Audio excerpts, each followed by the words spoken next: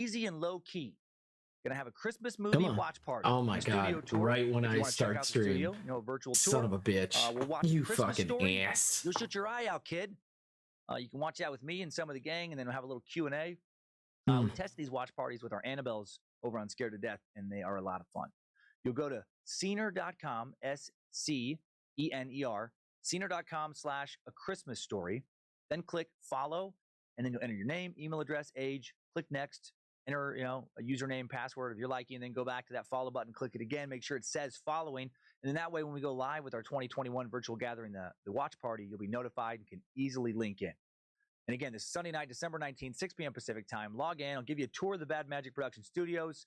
Watch a movie together. You can hop in the chat room, talk to your Bad Magic friends from Scared to Death, Is We Dumb, and Time Suck. Then after the movie, Q&A. And again, it's free. Just to thank you for being a fan of what we do here. You do have to be an Amazon Prime member to watch this particular movie and either buy it or rent it through Prime for $3.99. We make nothing off of this. It's just the way Scener works. So somebody isn't just, paying for a movie and then just showcasing it for a bunch of people and charging them or something. When it gets closer to the dates, I'll put the link, Scener.com, Scener.com/A Christmas Story in the episode description. So early happy holidays and Hail Nimrod. And now let's get weird, meat sacks. This is a cult unlike any other we have covered here before. Man, they became so much more powerful and dangerous than any cult we've looked at so far, committing more murders, overall acts of violence against non-cult members. Truly a terrifying organization at the height of their powers. Shinriko was an especially dangerous doomsday cult / militarized terrorist group that formed in the 80s, has thankfully been a shadow of its former self since the mid-late 90s. The rise of this strange religious movement made possible by, of all things, Japan's capitalistic prosperity. A generation of questioners, disillusioned with the corporate and consumerism-driven life of their parents, found what they thought were divine answers, but really were nothing more than insanity and one power-hungry man's insatiable act. A bunch of horrible shit to Koreans, forced the women into sexual slavery during World War II for many years. It's like in the U.S., like if he applied to Harvard, and only to Harvard, no backup plan. That's confidence. How are you? He would have been you? accepted. Maybe he would have been content to be a lawyer or a doctor, and I wouldn't be talking about him now. Early rejection, so often a part of a cult leader's story. I think Charles Manson, he wanted to be a rock star. He'd have never formed a cult. The fucking Beach Boys would have hooked him up with a record deal. Young David Koresh, he wanted to be a rock star. Actually briefly moved out to Hollywood. And then found out that no one thought he was as good on guitar as his buddies back in Texas. He headed back to Waco. Young Tony Alamo, he wanted to be a big pop star, cut a few records. He did okay, but not well enough for him to actually tour. Can you hear me, go? Yeah, I can hear you. He clearly wanted to be a rock star. Oh, okay, never mind. I thought it muted you or some weird shit on my end. Psychedelic. How you doing? Literally. I'm doing good. Do you want me to get off the VC or am I okay? You're okay. I don't know why I would think that. Why would you think that? Sure. Never forget. It's your stream, not mine. Right. I know it's my stream. L. Ron Hubbard, he wanted to be famous. He wanted to be a famous the author. question. That didn't We'll work out. see. Then he wanted We'll to be see how it embraced and looks. heralded as a We'll star see how of it the looks. international psychiatric community. And those guys were like, no, fuck you. They rejected him So hard. let's Told the public, no, this see. guy's a lunatic. He's a quack. Where is And then it? he found Shade Scientology. Tones. There's that. Ambition plus layer. a failure to achieve what they initially set out And to where accomplish. is it? Here we are. Sends these power-hungry men towards cult leadership. Go to March 1975, after failing to get into Tokyo University, Asahara begins attending the let's see junior what's college, where he will receive no. training as an acupuncturist. It looks fucking terrible. Nothing against Noise acupuncturists. looks bad Feels too. like a serious step down Sugar from plum? doctor and lawyer No. ambitions. Like if you're an acupuncturist, No. Are you messing with filters? I remember always having that issue. I love it. So it helps them manage No. pain, reduce I'm anxiety, looking at etc., the tones. tremendously. But I don't think any parent has ever Have uttered you? a version of Do the you know what I'm following talking sentence. about? Or sentences, I guess technically. Good news. Dave med school. Kind of. Acupuncturist. Nope, that's never been said. Asahara now moved. It kind of depends on what kind of tones you're talking about, but I'm guessing like textures and stuff like that. Yeah. 730,000 people Just now. just borders the the regular old area of, tones. Fukuoka,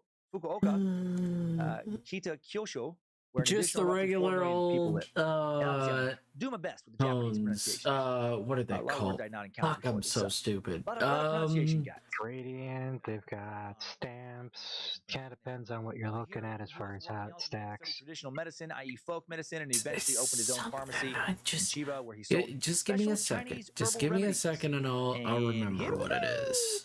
Here's where Or you I'm just gonna look it up. You know, I know more magical things other people know, Bill. Don't worry about it. I'm just harassing you anyways. Like to take I traditional know. medicine. You know, shit you buy at stores that probably where also is sell a lot of it? crystals. My wife Lindsay loves this shit. Well, good for you. History. I think a lot of the herbs and elixirs sold these places do History, have utility. and then we can work hand in hand for sure with modern medicine.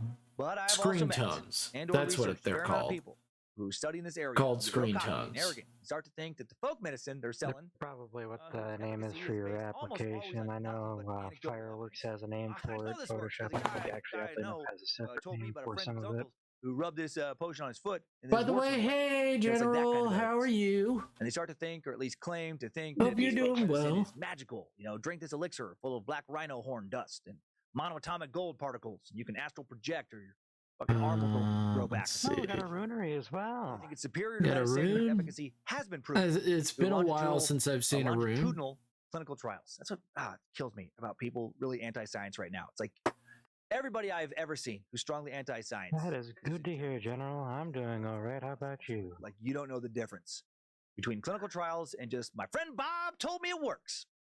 And then you got, you know, the classic snake oil salesman, con artists, tricking desperate people into buying some root, some tea made out of some leaf they claim will destroy your brain tumor or knock out your MS. And it's super fucked up.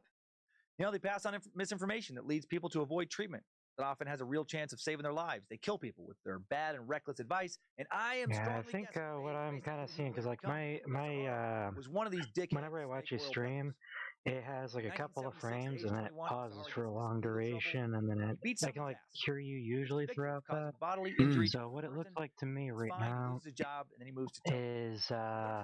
pretty much like you've got your own like little texture on one layer, and you're just doing like overlay or something like that. Is how it basically worked for me on GIMP. Yeah. But I actually posted to your identify you. You know, Discord, blind student, like in your DMs, what it looks like to me right now. You kind of got into the blind school, like why you didn't get more. Maybe like, well, I think Asahara fucking smacked me around. But yeah, you're talking like the stuff you're putting in her hair, right? 1977, Asahara marries a girl he met in college. Yeah. Tomoko Ishii. I mean, to fudge around all the time with that stuff. When they got married. I don't know. What do you think? Because a lot of manga uses it, and I'm like, should I? I mean, it looks fine. The shortcuts, it kind of depends. Sometimes it can actually be used almost like your coloring book. You'd have like one or two, and you'd have it in a room. I've seen people where they pick a texture that they want on something. So like you might have some of the bricks intermittently would have the same texture, for example, as her hair, just for kind of an odd textural thing. But texture can be hit or miss on a comic. If you put too much in, next thing you know, everybody's just able to only see the texture. Is the cult of QAnon not big yet? I hope not. No compounds, no known leader, so we can still hope. Yeah, I think it's enough that it's not too exaggerated. Asahara borrows money from her father to open the Matsumoto acupuncture clinic.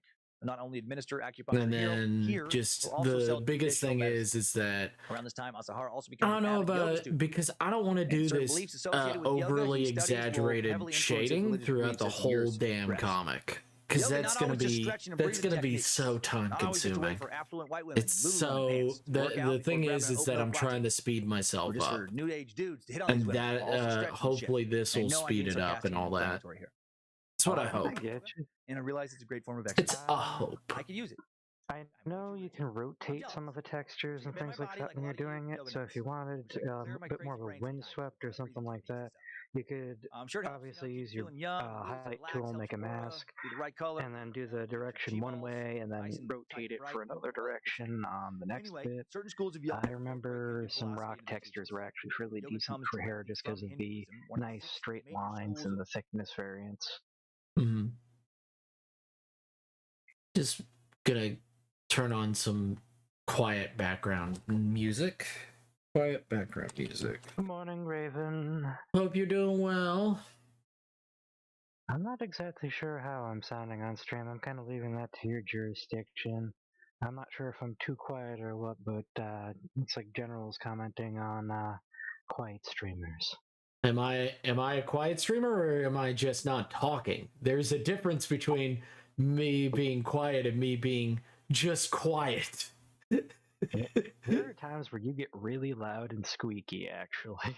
Yeah, exactly. There's times when I get real loud and I'm like, oh, so sorry. Don't pay another auto insurance bill. So sorry. So sorry. Don't ban me from the server, I didn't mean it.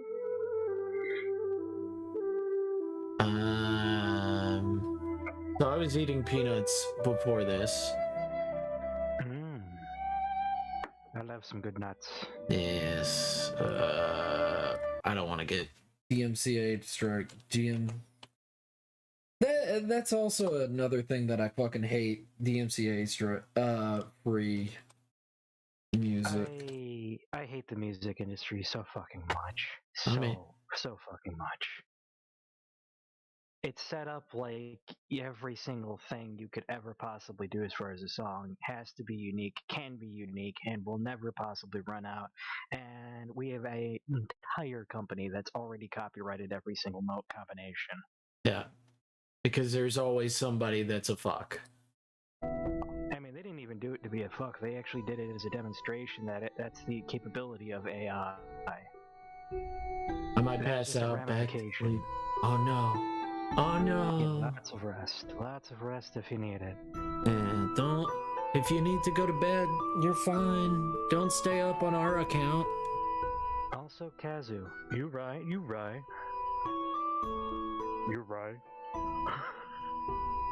I don't want to go full Markiplier and piss somebody off. Why would Markiplier piss people off? Low voices carry really well, and it is obviously about 1 a.m. over here, which means most people are sleeping. Oh, well, I didn't know. I had no idea. It's actually one of the biggest reasons why I'd always know my brother was pissed off, because he was so low and so angry and so loud. You could hear the slam, and then you'd hear the low grumble of his orcish grunts.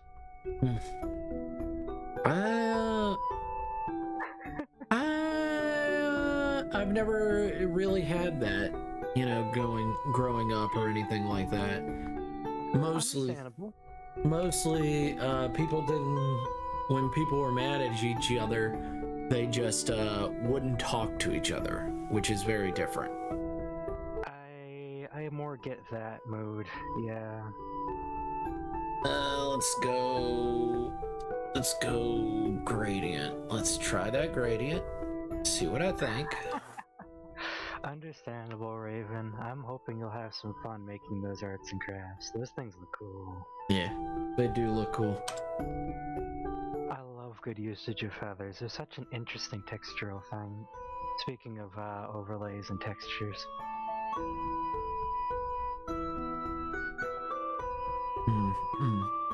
Now, theoretically, you actually should be able to make your own textures, or I've already forgotten what those were called for that.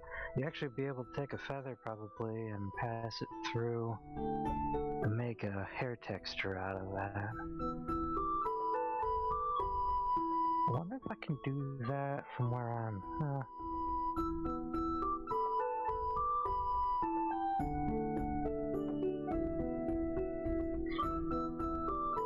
I'm not too familiar with your program. I probably shouldn't make something to screw it up.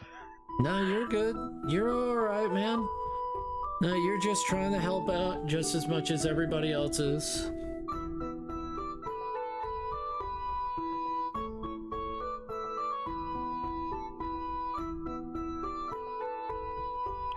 Absolutely hate that, General. I did that myself earlier with music. I was listening to some very, very nice music. It was rock and roll, and then I happy anniversary, purple heart, deaf. purple heart, confetti ball, confetti ball. Thank you, Heathen. Thank you. Goodness, that's some tasty kindness. Thank you. Thank you so much. By the way, if you didn't know, Board is is talking right now. Just wanted to let everybody know that's who's talking right now. You mean you can't split your voice into two different people simultaneously? No. Oh. I know. I know, so sad. Get good scrub.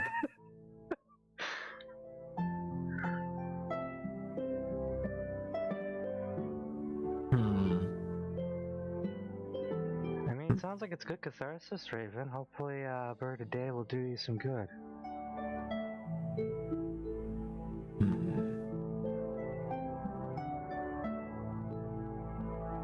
Good morning, Even. Is it heaven? Even? It's always even. It's even. Yeah. I just like to make sure. Yeah. I might have to ask again in the future because I'm actually complete garbage at names. Oh, speaking of, hello, Enter Joke here, as well as a bubonic plague. Wow, that's a name. Double check. Yeah, I haven't. Not to be paranoid, I always check the names. That's not one I've checked yet, so let me just make sure. That's a great fucking name, though. Not a bot. Welcome in. Well, thank you so much, everybody. I'm so sorry that I'm trying to pay attention so much to this. I apologize. An artist doing their job? That's unheard of. I know. It's something that's most unheard of. A wizard is never late. They arrive exactly when they intend to. Yes. Especially considering they have teleportation spells, you might not even want them to. I know. Imagine having a meeting with a wizard and he teleports into you. Yeah, that would be fucking terrible. Well, he arrived when he needed to, not precisely when he needed to. Might have been a millisecond off. No, I'm not thinking of it like a horror like Cronenberg monster. I'm thinking like a female wizard and a male counterpart, and just being like, "Where is she? Oh, hello. Why, hello. Oh my." Or even like an orc invasion. They're just sitting down at the table, like, "All right, let's have you out the." Where the? Oh. Oh. Bonus loot. Oh, goodness gracious. My mind went to very, very silly places. I'm sure they were very silly and possibly involving a gutter. Yes, involving many gutters. Oh, man. That is the question. What if I turned my series into Yakuza game? Oh, Yakuza? Yeah. Wait, you said your comic? Yeah. You mean like mafia whackings everywhere, the Trinity just gunning No. people down? No. Like the game. You silly man. The game. Why would you think your mind is like, yeah, you know, like the real Yakuza? Huh? Wait, are you talking? Isn't it like a GTA style game? No, it's a fun beat 'em up. Have you never actually played the Yakuza series? I have not. Ah, that might be a series you need to look into. I know I've seen memes for it. I've definitely seen it. I've just never played it. That's a nice dress. Let's see. Let's do this. See if that. Ooh. Possible gutter, possible. Does your brain frequent the gutter? I can't imagine. I know, and it's so weird. Oh man, I'm probably missing a lot of things. By the way, hope work, if you're going to work even, hope it doesn't suck. Welcome in, GoPause. Thank you, GoPause, for coming in. Do apologize. Hope your day is going well. Hope your loved one is doing well. Hope your partner is doing well. They're always invited here, just like everybody else is invited. I keep hoping my missus and roommate will be interested enough to join, but no luck so far. I might have to use force. No, it's fine. No force required. No. No. fine. It's fine. No. They're good. You know.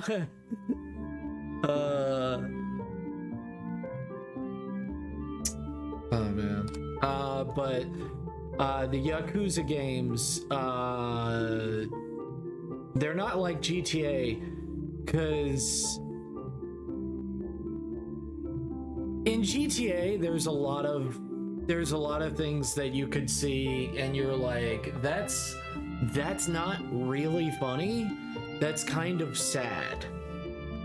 Oh, that's in real life. Yeah, where in Yakuza, that's really funny and very sad. Let us laugh. Oh, so even more real life. It's no. There is one mission where if you do well at bowling, you do very well at bowling, you will get a financier for a mini game, for another mini game. You'll get the grand prize of another financer that helps you out to get special things. To get so, a grant foundation, got it. Yeah, it's a chicken named Nugget. I collected all of the Koroks in Breath of the Wild, so that wouldn't be the worst thing in the world I've gone through. Right. No, I'm just saying that's how ridiculous, and that's considered a normal thing. In Yakuza 0, you help out a guy named Miracle Johnson in his latest pop music background singing, and you help him by beating up the extras while they film it. Huh? That's almost a reference up until that last statement. I'm pretty sure of it. Yeah, it's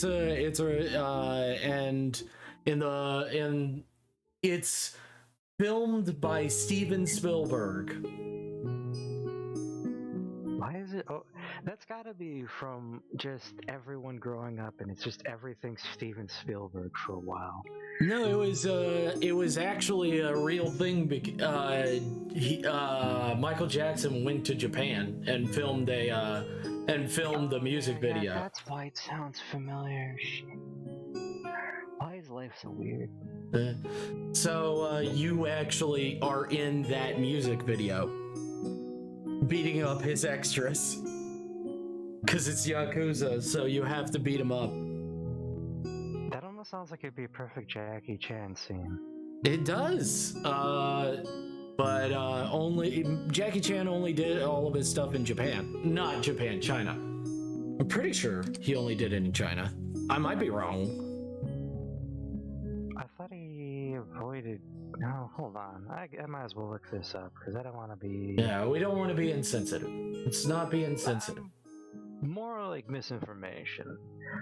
Also, that's understandable, even.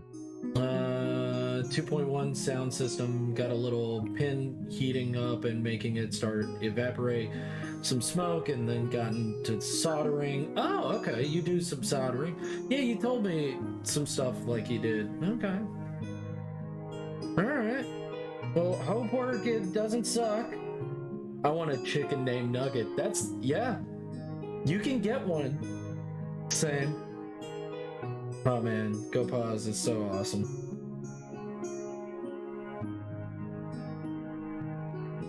Oh man. Yeah, it does sound badass, General. Almost as badass as this comic is gonna be. Hey, General, it's technically not recommended, but you could technically use a Pringles can as well, but do be warned, somebody's probably gonna hack your shit if you boost it that much. Yeah. Oh, I've been looking at... That's more for the boosting aspect, yeah. I've been looking at off-the-grid living. Right, it's so nice looking. It's so nice. It's so nice. To a man-made lake, I'd be willing to. I want to set up So nature can kind of come in. I want to whistle to the birds, something. I mean, it sounds just lovely, you know? Just sounds just so lovely. I want to channel my inner Disney princess.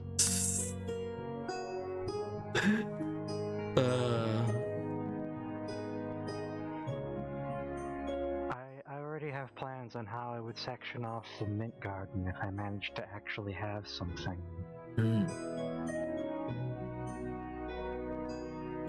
That's and a clay forge. Get a kiln set up. I don't think it's too much. Yeah, I just don't want it to be too much where it's too strong, but I think it looks good.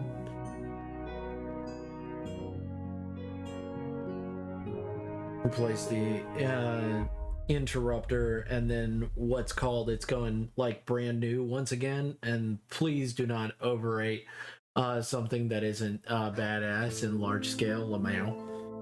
Oh, using screen tones. Nice, yes. I mean, not everybody can weld. I basically know somebody who used to rip capacitors out with their bare hands and get acid burns. It's not for everyone. It is not for what? No way. What? It's not for everyone. Oh, sorry about that. I understand that's a novel concept, but it turns out some people are just not safe enough. Wow. Just wow. How go ahead. Dare? How dare? Go on. To answer the question earlier about Jackie Chan, apparently according to Variety.com, as of last year, Jackie Chan has long been one of Hong Kong's celebrities who most frequently prominently engages in propaganda efforts for the mainland ruling Communist Party, but he recently took his public devotion to the Chinese regime to a new level. Apparently he said he wants to be a Chinese Communist Party member. So he is very much so pro-China, regardless of your viewpoint of them. Yes, which is sad. Yes. Here's the thing. I'm gonna say it. I am pro-China. I'm not pro-Communist Party. I like the Chinese people. I feel very bad about a particular incident where if it was my own channel, I would risk getting banned, blurting it and freaking as loud as possible, because I remember reading about an incident that involved tanks and mashing people into paste, and I'm very pissed off about that to this day. Yep. No, I agree. I agree that and no one will ever fully be committed to that. No one will. It is very disappointing that money is what drives people. But I'm just saying. I mean, I guess I can get banned in China. You know, it's not that taxing. Oh well, I get banned in China. Oh well. Fuck the Chinese Communist Party. Well, in that case, I was talking about Tiananmen Square. I always knew, and I remember reading at some point in time the specifics of it, but I just don't get it. Mm-hmm. No matter what country, that's not something you do to your citizens. Nope. Oh, wow. Treating your citizens with respect and love? Man, what are you? I know. Novelty concept, right? Didn't work for, let's see, Carolius Magnus, who created from Old Latin, New Latin, and improved the school system so they could communicate with the turnip farmer down the road. Yeah. Turns out hanging the dude wasn't actually improving education. It's crazy. You can only make yourself so much taller with rope. Man, that's real sad. It's real sad. Have you ever seen Sayonara Zetsuba Sensei? Which one is that? It's an anime. It's quite interesting in my opinion. Like interesting, like haha interesting, or huh? This is going to sound bad, but one of my favorite things about it is at least one of the artists is bald and wears glasses, and when you're watching the first episode and many, many others, you'll see variations of him just happy and laughing as the censor bar over naughtier bits that may occur in the show. So anytime it's a pair of panties, you just see him laughing in a static icon that's rolling around censoring her.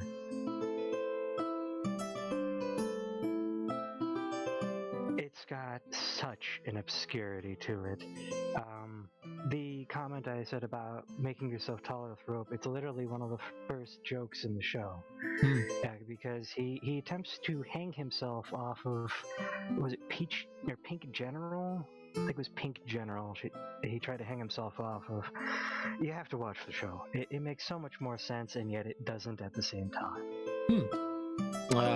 One of my favorite animes slash mangas is only the anime is the Cromartie High School. It's not the one I've seen, actually. I'll have to take a look at that. Cromartie High School should be free on YouTube. It's funny.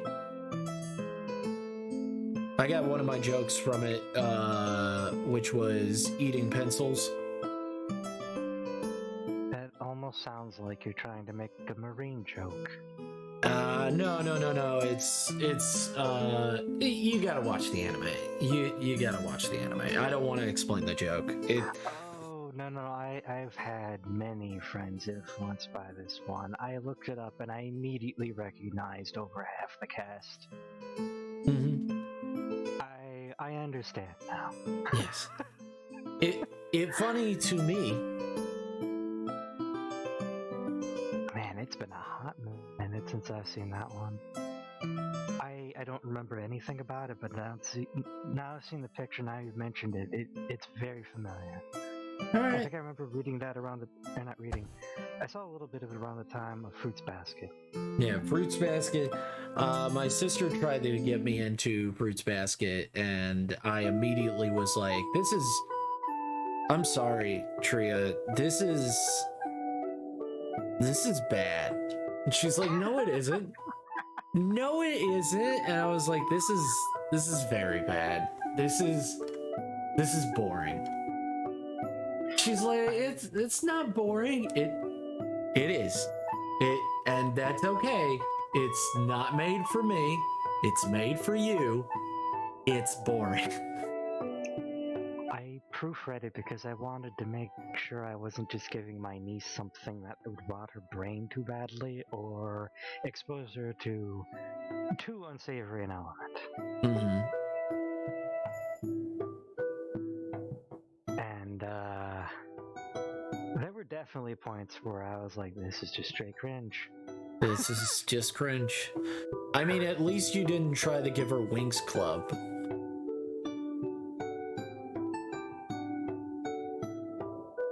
Trying to remember actually what kind of comics I got back then. Yeah, Shigeru Soma is one of the characters I was initially worried about actually when looking up Fruits Basket because he's a bit of a horned dog. Oh no, I know what you're talking about with Winx. Yeah, no, I saw that shit and I'm like, what the hell? No. No. It's so bad. And here's the thing, people do shit on the newest on that anime, that not anime, that cartoon. What is it called? You've heard of it, right? It's the one that Crunchyroll made. High Guardian Spice. I think my brain just farted. I apologize. That's okay. It's alright.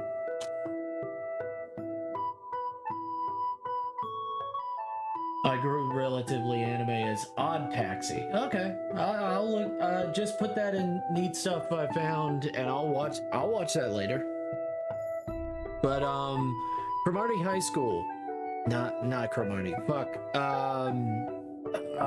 God damn it! What was I thinking of? High Guardian Spice. High Guardian Spice was made by was made by Crunchyroll.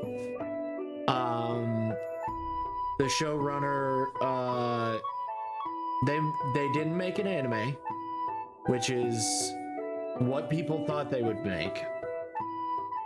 They made a American TV show, cartoon show.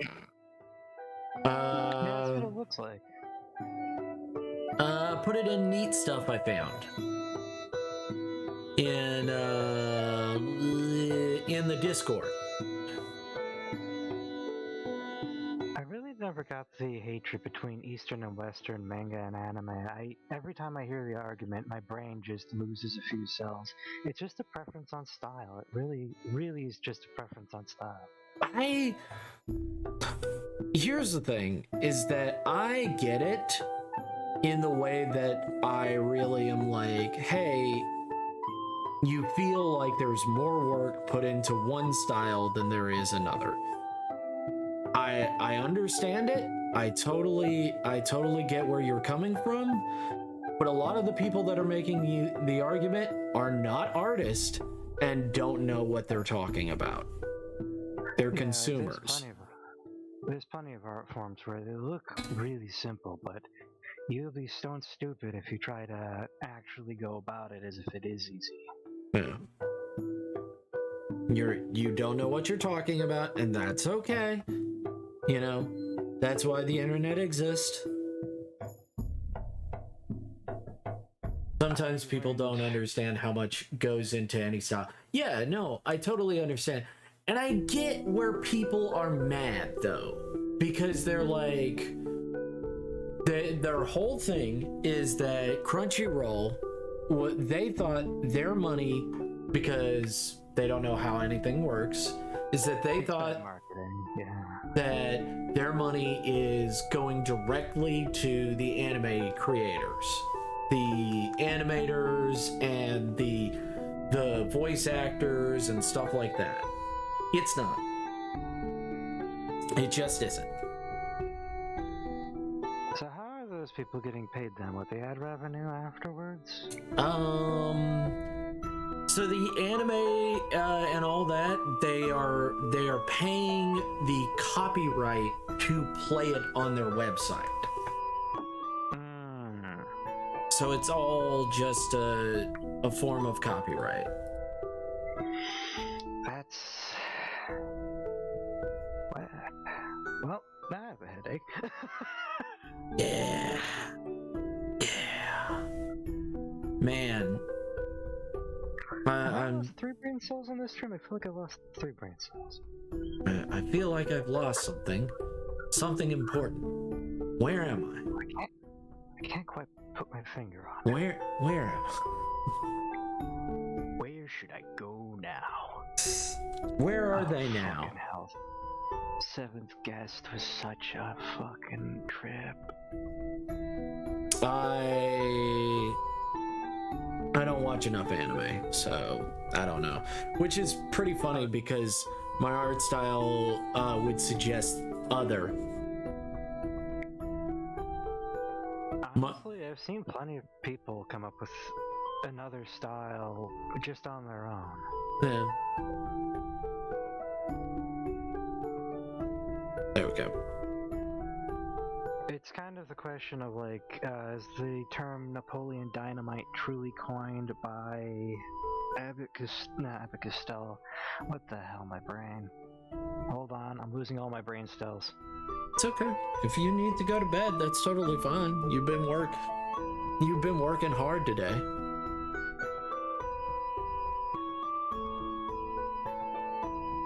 I don't think that's why my brain is so stupid right now. Elvis Costello. The term Napoleon Dynamite was used as a movie title, but since the 70s or so, Napoleon Dynamite was also used by Elvis Costello.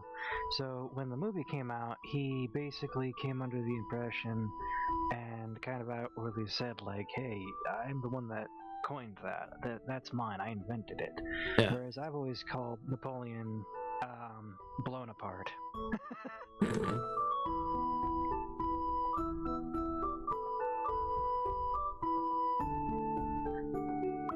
I had a history teacher that didn't realize I was making that pun. Disappointed me. Disappointed me. I don't watch a lot of animes nowadays either. So, the biggest thing is that High Guardian Spice, people thought they were going to make an anime. They did not. They made a very American-looking show. And it's also not interesting, and the creator of it, one of the main creators of it, had some very disparaging tweets. Why is it always fucking tweets, I swear? Yeah. I mean, tweets are so minuscule and stuff like that. And all they ask is like, what do you think? Maybe you want to take that back? Like, you know, like a lot of people these days understand a tweet does not mean that's your whole fucking existence. You want to take it back? 30 characters. Yeah. Do you want to, like, or like try to expand on it to be like, hey, this is what I actually meant and stuff like that? And her response was, I was Tumblr pilled.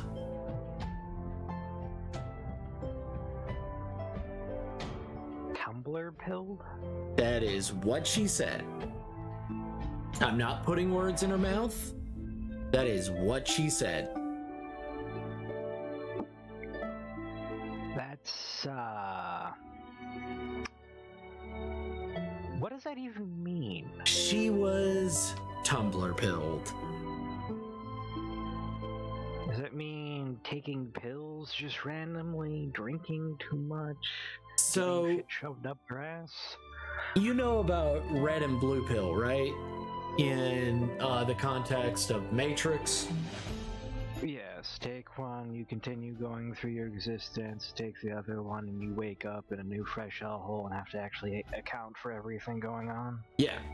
So basically, now they've been using that for political maneuvers.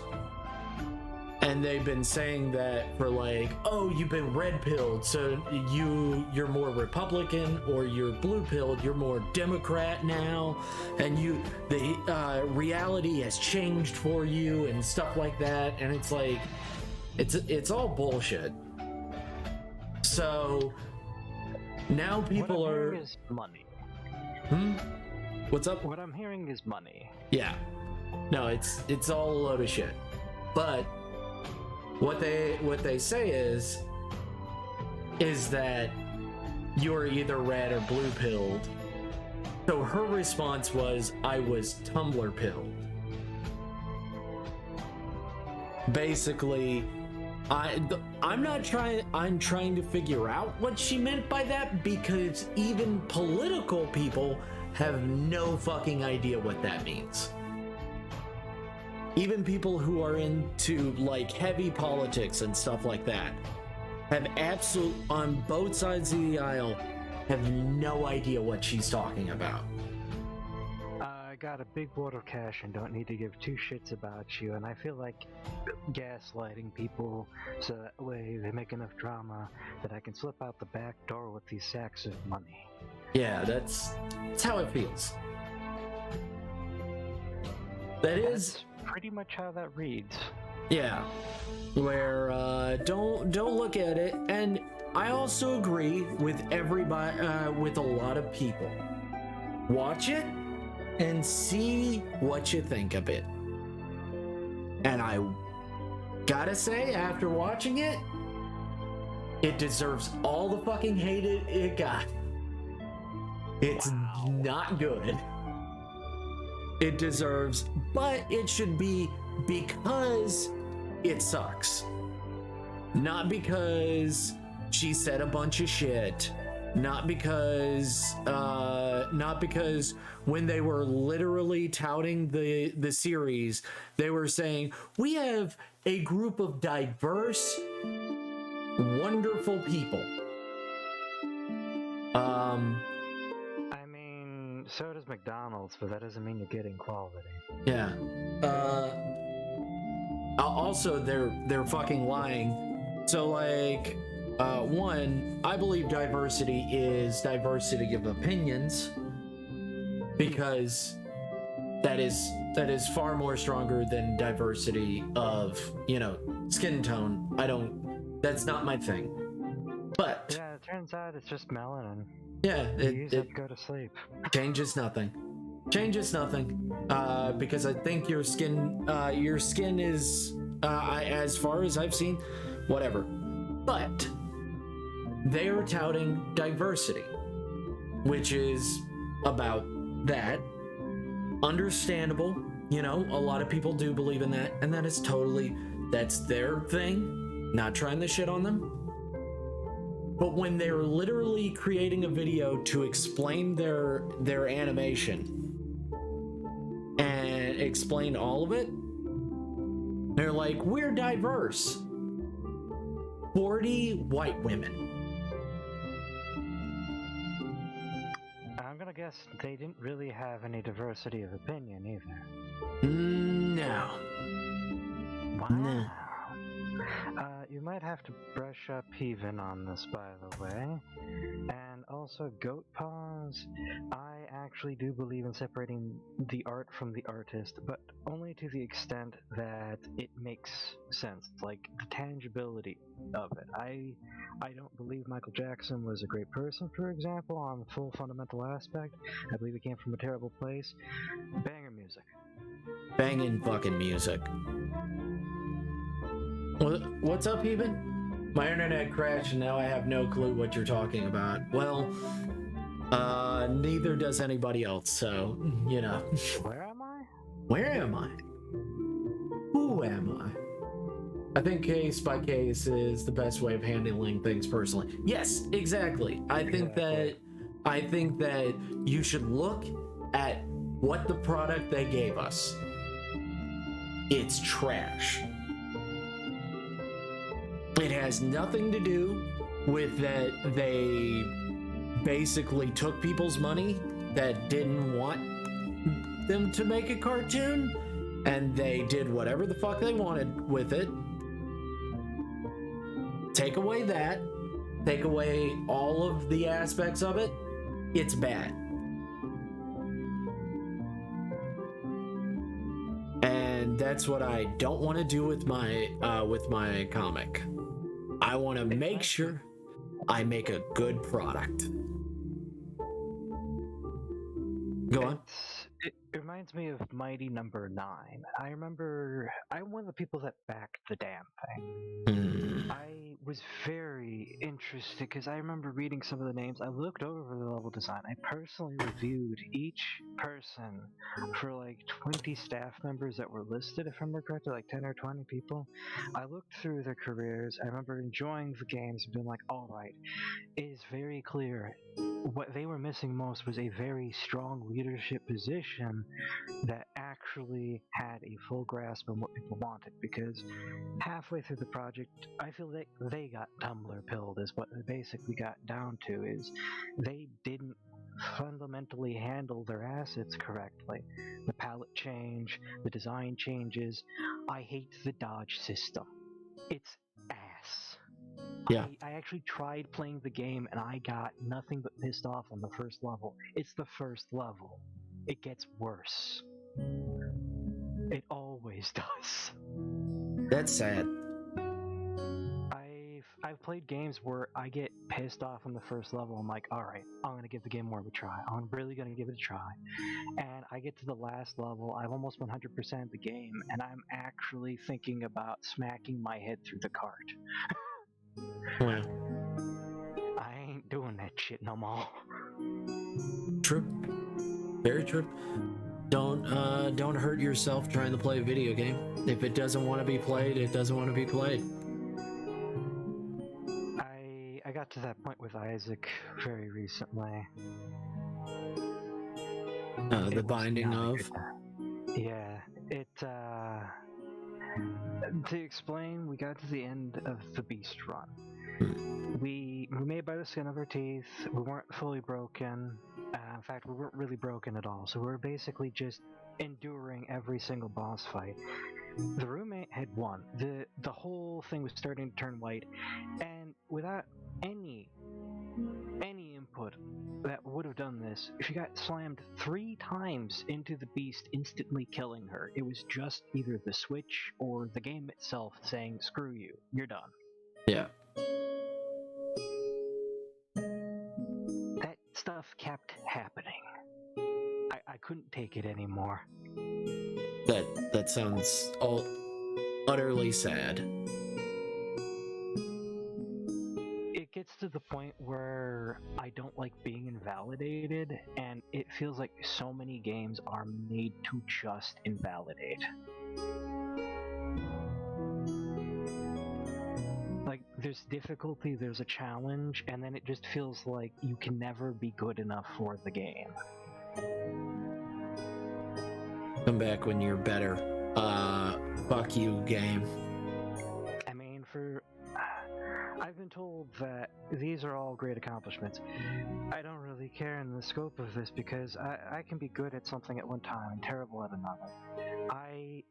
Super Metroid at the beginning, I got Ridley to leave. Most people don't understand you can make Ridley leave by doing enough damage. He will change colors and do the same sequence, but it involves not getting to, it's about 37 hit points I think for Samus, or he has to be almost full red, and it takes minutes. I managed to no-shot his ass out of there. I managed to beat Artorias in Dark Souls, 8-Ball Seraph in Armored Core 2 Another Age, which I've been told is worse than Artorias. I've beaten Dark Souls to the point of New Game 1 or 2, and I'm not doing that anymore. I understand. I hope Heben doesn't feel like we're leaving her out of a conversation. Is she still there? Hopefully she is. It's like a Dash Con as a cartoon for Goat Paws. She said, okay, that's fine.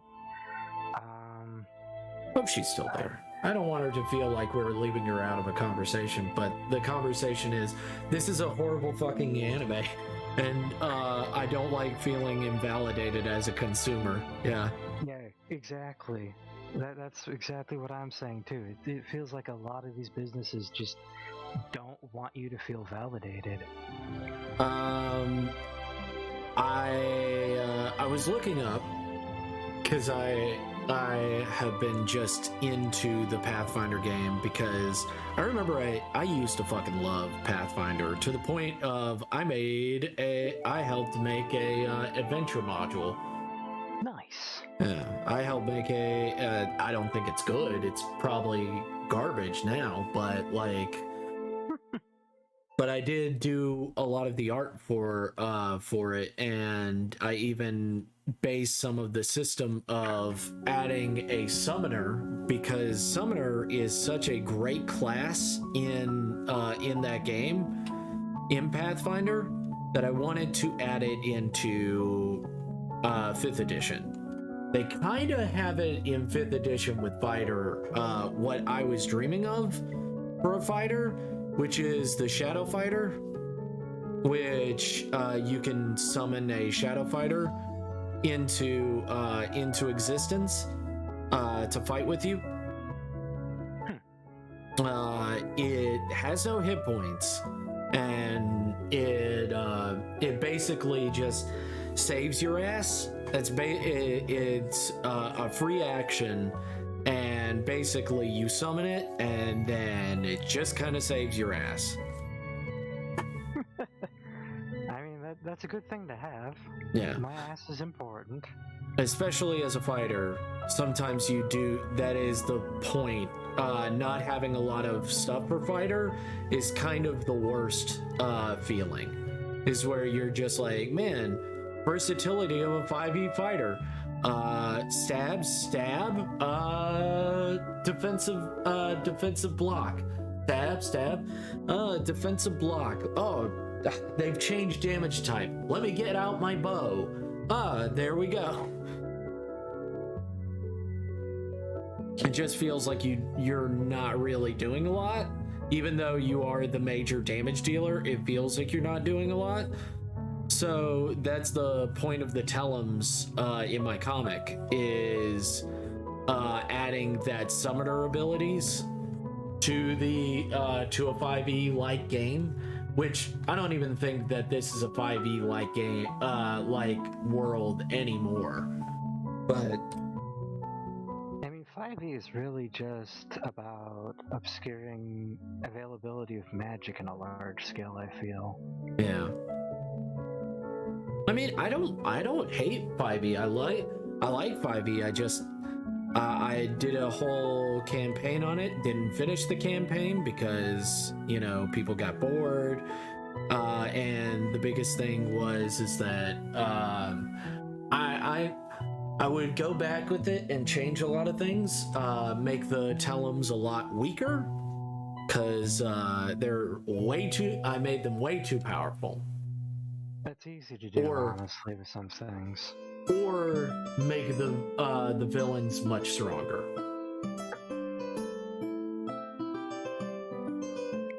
It's very easy to get balance thrown off. And sometimes it can come from just the absolute dumbest shit. I've given people in D&D campaigns like, it's a god tier weapon, you can't possibly and it's gone. And it's gone. Like, I'm like, okay, let's try a CR this, and it's like, oh no, they defeated it. I've thrown a CR16 at a level 7 player, and it got its fucking ass kicked. It was completely situational. I'm never gonna forget it. Yep. So they rolled so many freaking 20s. Yeah, and then you have some people that are just like, oh man, I can never roll when I need it to actually mean anything. And I'm like, oh yeah, then I wanted to create a system where it saved 20s, because that's just something nice to do to the players, because there's so many times when you roll a 20 and you're like, oh man, you know, that 20, but it would have been great, you know, while fighting and stuff like that. So like, I give them a boon and stuff like that, and then you give them an inch, they take a mile. It's like, oh man, great. Cool, I give you all these companions. Now I've got to wait till you roll all of their damage. Great. Oh man. It's like you're going to the shadow realm, that's Jimbo. Right when it started, and you just see a long list of sins you didn't realize could possibly bite you in the ass, and yet here we are. Yeah.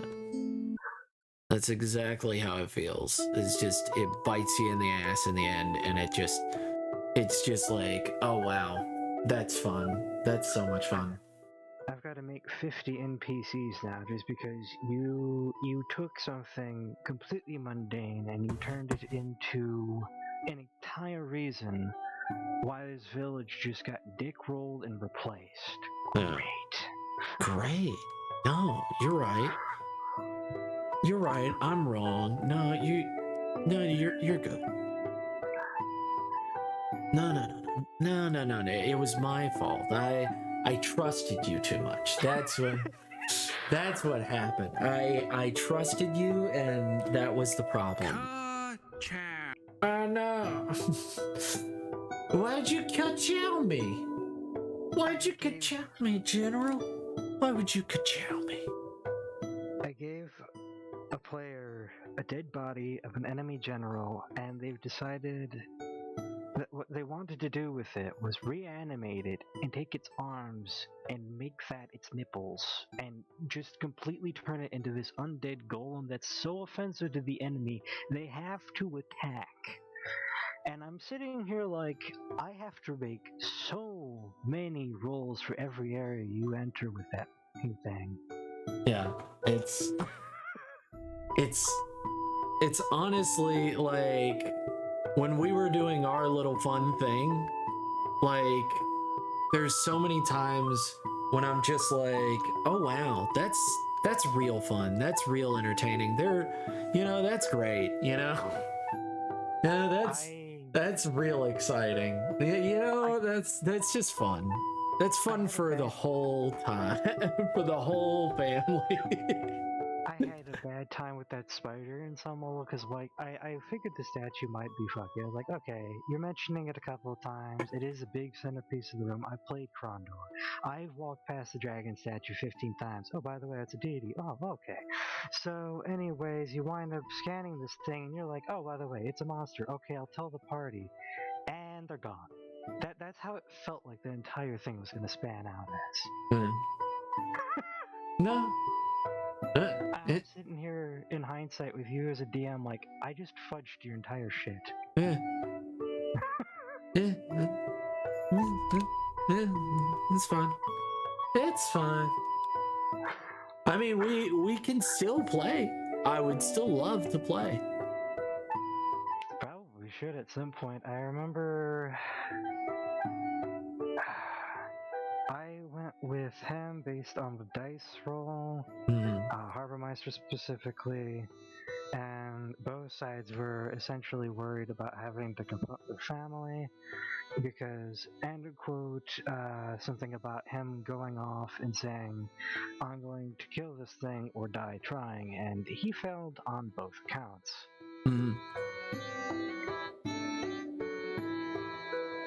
Yep.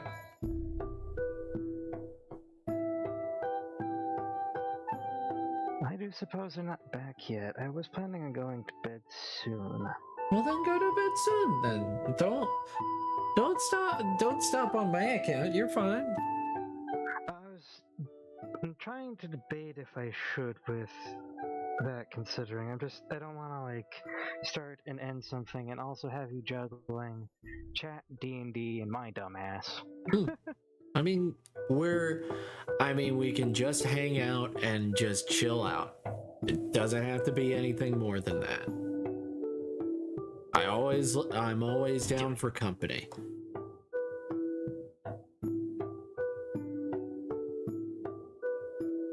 I mean, I do suppose it's been quite active both in chat and in, I suppose, voice chat with me being an addition. Yep.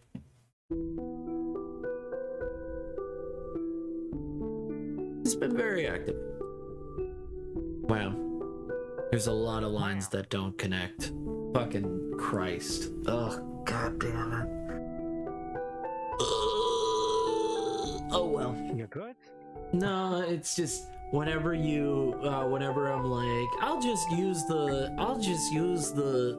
fucking magic wand tool, and then I'll grab all of. Oh no. And it's gone. Oh no. Ka-chow. Sad Kerchow. Sad ka-chow.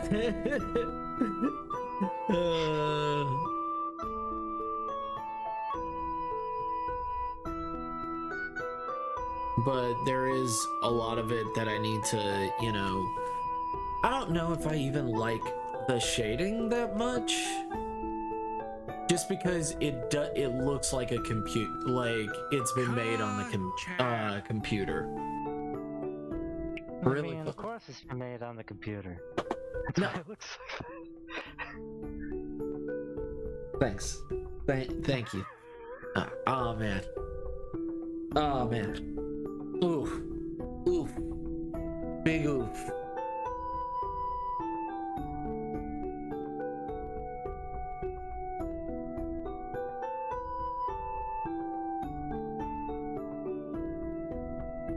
I just wanted to have that feeling of being ink and all that. Like, I don't want it to look like a early 2000s manga.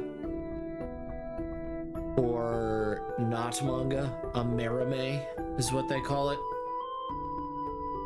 I mean, people are gonna call it that in general anyways, regardless. I've seen people call... I literally had a complaint on one video game. It looks like Super Nintendo graphics.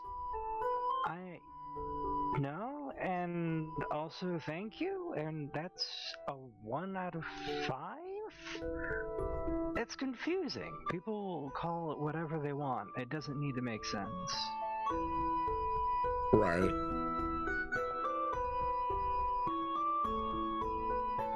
Yeah, exactly. It is literally just animation. It's just style. It's just style. Yeah. Anime, I understand. I just want it to look like a manga in some cases. Like, actually get that feeling of being like... The top of your fireplace looks like what you're trying to go for then. Yeah. Like a actual manga that you would buy and stuff like that. And it's separated correctly, which I love. So I'm just trying to get that feeling. I mean, half the argument about sub versus dub is a matter of preference of style once again, because a lot of people don't necessarily like, for example, a lot of American voice actors will be more tone inclined as far as like mood inclination, things like that. Some cultures are very monotonous. They don't really change their tone at all. They like Japan. Japanese people tend to be a lot quieter. I would be considered loud in some demographics because of how I'm talking right now. Yeah. That's half the argument right there. Yeah. I mean, agreed, it is half the argument, but like the biggest thing is that I do want to give off that feeling of like that thing that you buy at a actual store. Like, that's what I'm trying to evoke. When you pick it up, that's what I'm trying to evoke. And I think I'm getting there. I think I'm getting it exactly the way I want it. You're fine, Goat. Trust me. I've seen the dumbest shit for sale on shelves and it moves. I've seen the most intelligent shit on the shelf and it doesn't move. And I've seen the vice versa on both accounts as well.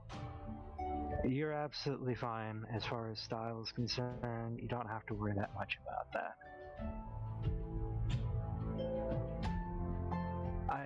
I've been personally disowned by my own fan base before, so it's just gonna happen if it's gonna happen. You've been taken away from your own fan base? I'm sorry, man. I used tweening one time. What's tweening? It's a shortcut to animating in Flash where it just maps in between 2 points and uses the math.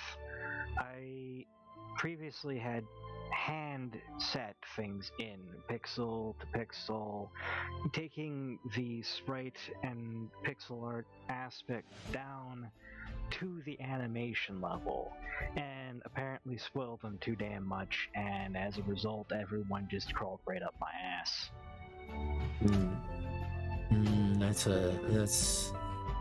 That's a bit of a conundrum right there. Having ass crawlers. It really was overblown for what it was, and I actually did sit down and redo it, and I highly doubt anyone would have actually known the difference. The only way I could have actually avoided their critique was to just not make the animation I made, or to have completely animated it differently. From the very beginning. Frame difference. Yeah. I was just doomed to fail because they decided to throw me under the bus. That's really what it got down to. Your demographic right now is not going to do that to you, from what I can tell. Not to talk behind everybody's back when they're not here. It's just more...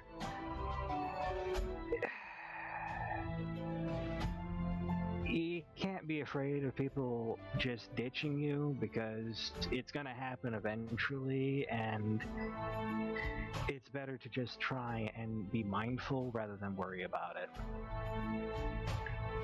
And that's where I see and hear what you're talking about, but I don't see particularly why to an extent. I could see maybe the hair and the dress, for example, maybe being a bit of a texture overload as far as the preset, just because it's right next to each other.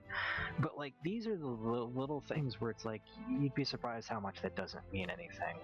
Oh, also, hey Martha Undead. People hate you for twinning. Oh, sorry to hear that. You lame. That lame, you got hate for that. Yeah. Hello, Moss. How are you? My name is Goat. Hope you're doing well. I'm not sure if they've been in the chat before. I don't think they have. No, that is the first time chat from the viewer. Oh, well, thank you for coming in. Thank you so much for coming in. I was actually just in the other tab verifying that that was a user, not a bot, and came back to find them having posted, so double positive in case you were worried. Hope you're doing well. Do appreciate you coming in and letting us hang out with you, and we'll try to entertain you as much as possible. My good friend Board, he is a mod for me. For how long? I don't know. For when he fully gets bored of it. Once you get enough moderators, or you have like enough to where I don't feel like I'm necessary, probably. I just don't want you to be flat-footed. Oh, well, thank you so much. I'm making my own comic right now. I'm making my own comic and I'm working on the second page. This is the first page, which I think looks very good. And the chimney looks very nice. Yes. The chimney definitely does look nice, and then when you do this, looks just as nice. Because I'm trying to use those gray and black tones in a way that works well. Good contrast always goes a long way. It's my favorite part of shading at points. Some art just looks so bad, I have to remind myself it'll look good when I'm done shading. I love that every artist has a different opinion on that. Some artists are like, your line work should be the best, and if it's not, you fucked up. It should already look completely done before you do any shading or coloring. And I'm like, I've seen people play things upside down and have been told it's stupid, and they've been popular for it. Yeah. I remember people put a fucking can of soup in the fucking Louvre and consider it art. No, I don't give a fuck what people think. Toilet as well. Yeah. You all always be need. You all always be need at Boardbird. You always be needed. I'm gonna sell it. Hopefully when it's hard copy, I'm gonna sell it on Amazon. But it's going to be free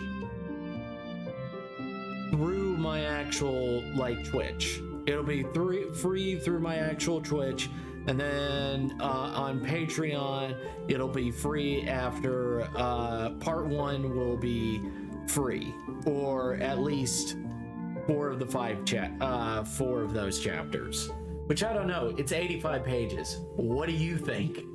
Do you think, how long should it be free? That's 85 pages of writing, and this is just 35 pages of the first chapter is literally 5 pages that I've written. I mean, it depends on your approach, because just like line art, because I've seen comics, I've seen art styles where there is no line art, period. It's just use of textures and colors to convey everything. You could actually do the same thing, fundamentally speaking, with selling as well. You don't actually need to sell. You could just have ads. You could bring awareness to something like a product or something else of that nature, you'd be surprised the number of things that you may like that were actually just a marketing ploy. Right. No, I completely agree. But I'm just trying to think of, like, what could I do? What could I do? Because I might want to sell it, but also I do want to get, in the age of digital things, I know the capitalist in me says, you know, you need to make money. But the artist in me is saying it should be for the people. That's almost where I feel like you have the benefit of being an artist where you can do the commission work, but then I know your aspirations, so realistically your problem isn't a matter of marketing as much as it is a matter of fiscal management versus time management. Yeah. And how you want to get that fiscal, because ultimately you're just going to run out of time. By the way, thank you, Moss Undead. Thank you so much for coming in. Thank you for following. You don't have to. That's very sweet of you.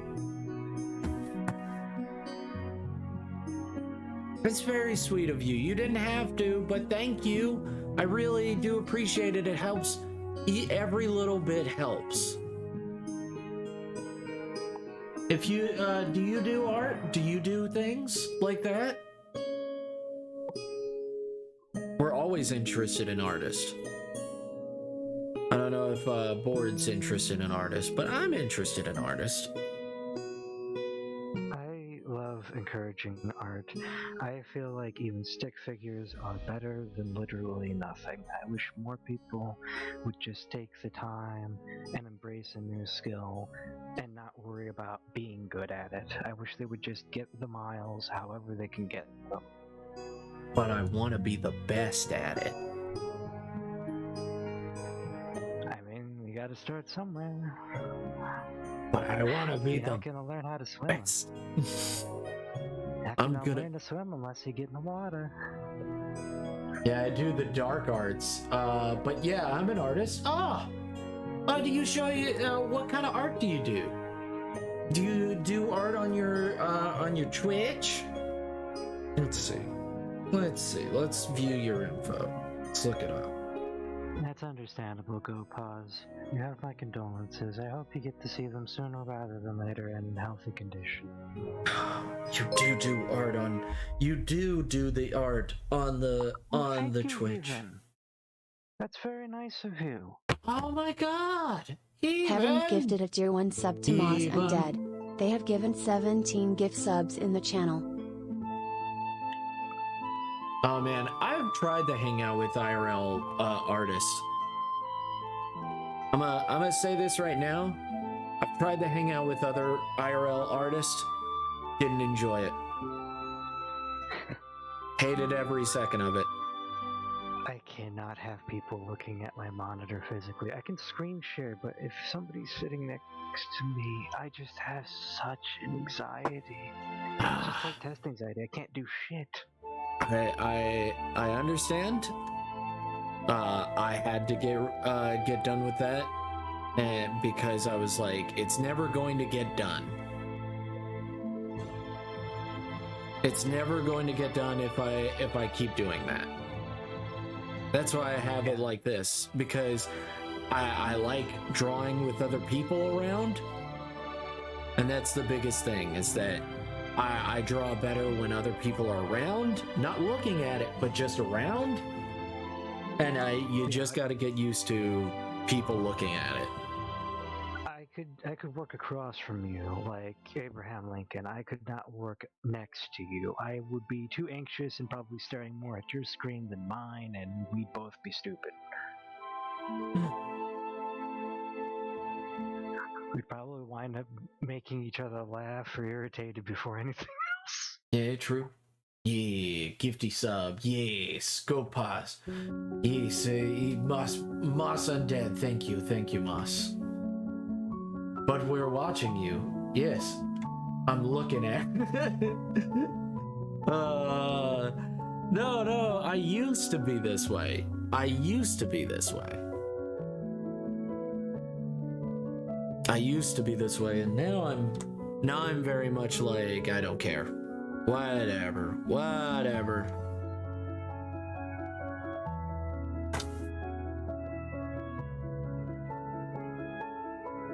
See, for me, I don't mind people looking.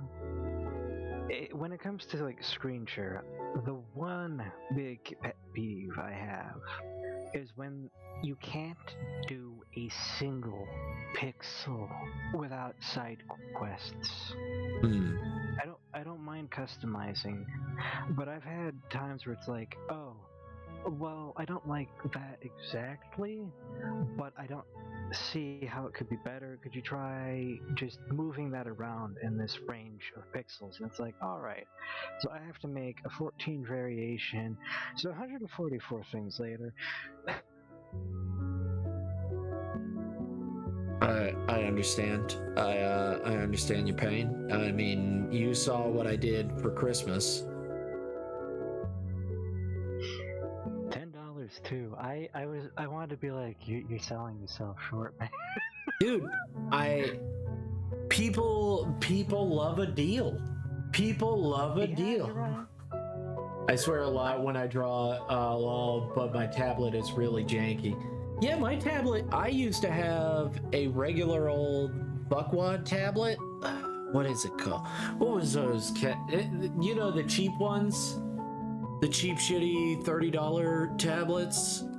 What are they called? Fuck, I forget the name of the company. They used to be... I know use Wacom. Yeah, it was a Wacom. And it was so janky. Well, now they've become a better company and stuff like that, but it was so fucking janky. I literally I had to fix lines every second. So like when I drew a line, it wouldn't be a line like that. It would be like that. It would come out like that, and I had to fix it. It's very funny. I have so many mice that just do me dirty with shit like that. It's they doing you dirty. I almost always wind up with a mouse that clicks like 7 times every time I press the button. I hate it. I do so much clicking. You see the amount I type, I click too. Yeah. Oh my gosh. Go pause. I feel your pain. I'm gonna tell you this right now. You gotta buy a new tab. I'm sorry. You could get the professional one that I got. The one that I got before, the all-in-one. Heaven's got it. She bought it for herself, and then her son promptly stole it or took it. It do be like that though. It do be like that.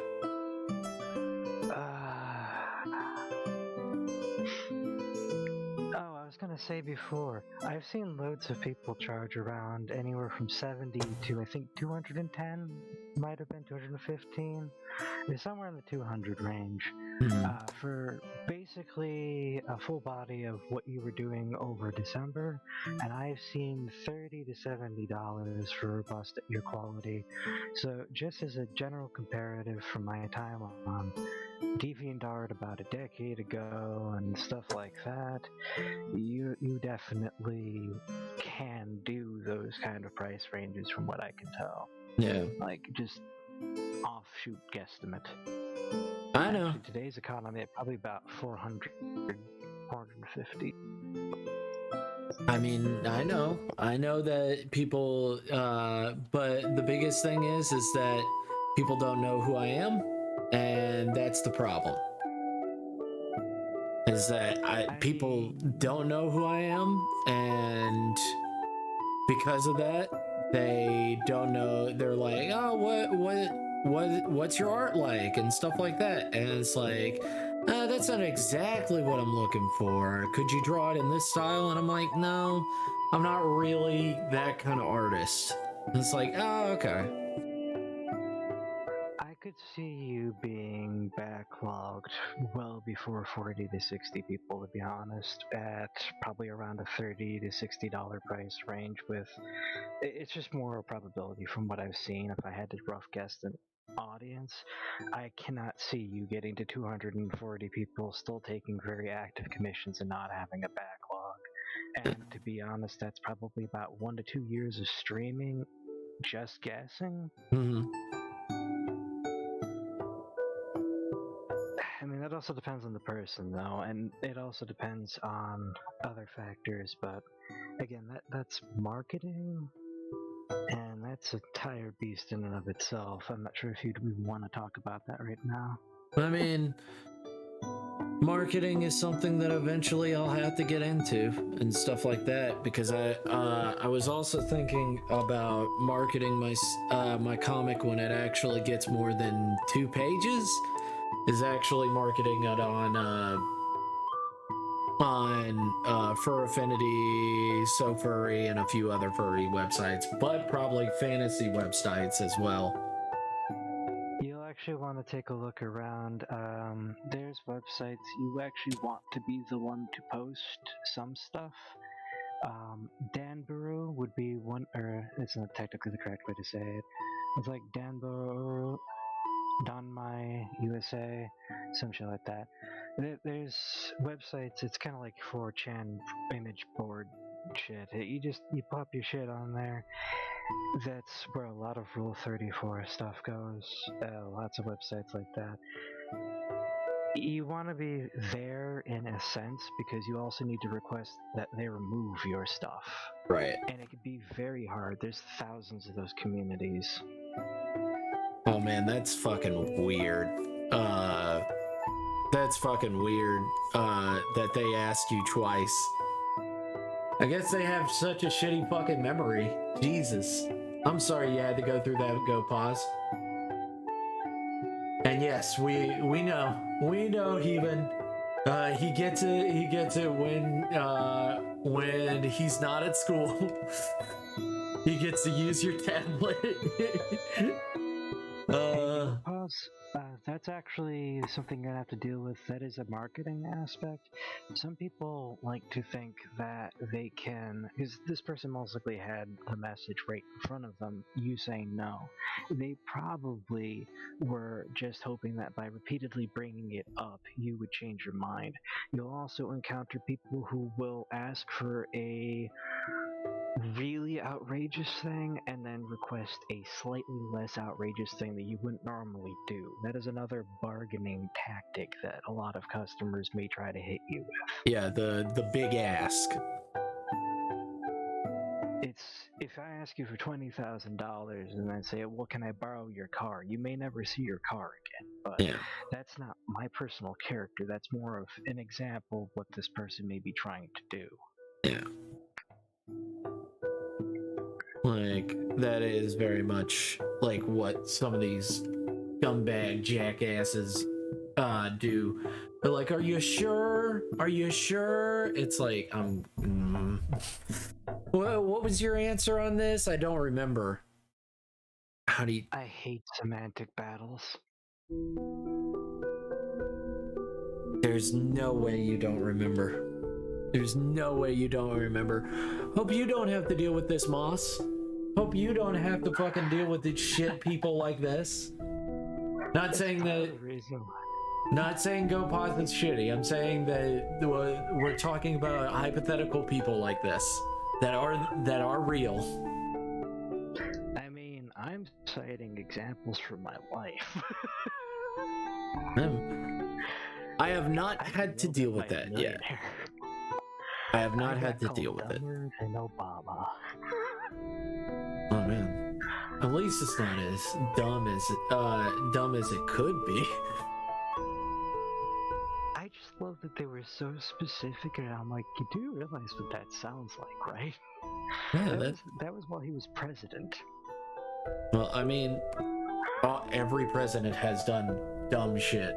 It's like,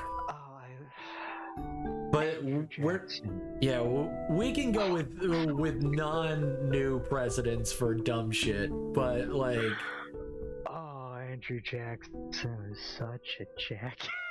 Yeah, he was, but also he beat the shit out of his assassin, which I think is pretty funny, and also kept the French Quarter of New Orleans. Alright, so dude got into a horse race gamble. Mm-hmm. Oh. Lost. Oh yeah, that's what. Oh yeah. Gets pissed off. Doesn't have to do this, but gets in a duel with the dude. Gets shot in the chest because his gun jams. Mm-hmm. Fixes it. Shoots the guy back, and this is before he became president. They never removed it. Yep. Still was inside of him. Almost apparently died, or at least there are rumors he might have almost died the day he was inaugurated as a result of the party and how wild it got. There are still implications he got stupid wild that day. I love it. Alright, perfect press. And one of the worst... No. Remember what he said when he left office? They asked him if he could change one thing, what would he have changed? And he said, I would have shot John C. Calhoun on the spot. John C. Calhoun was his vice president.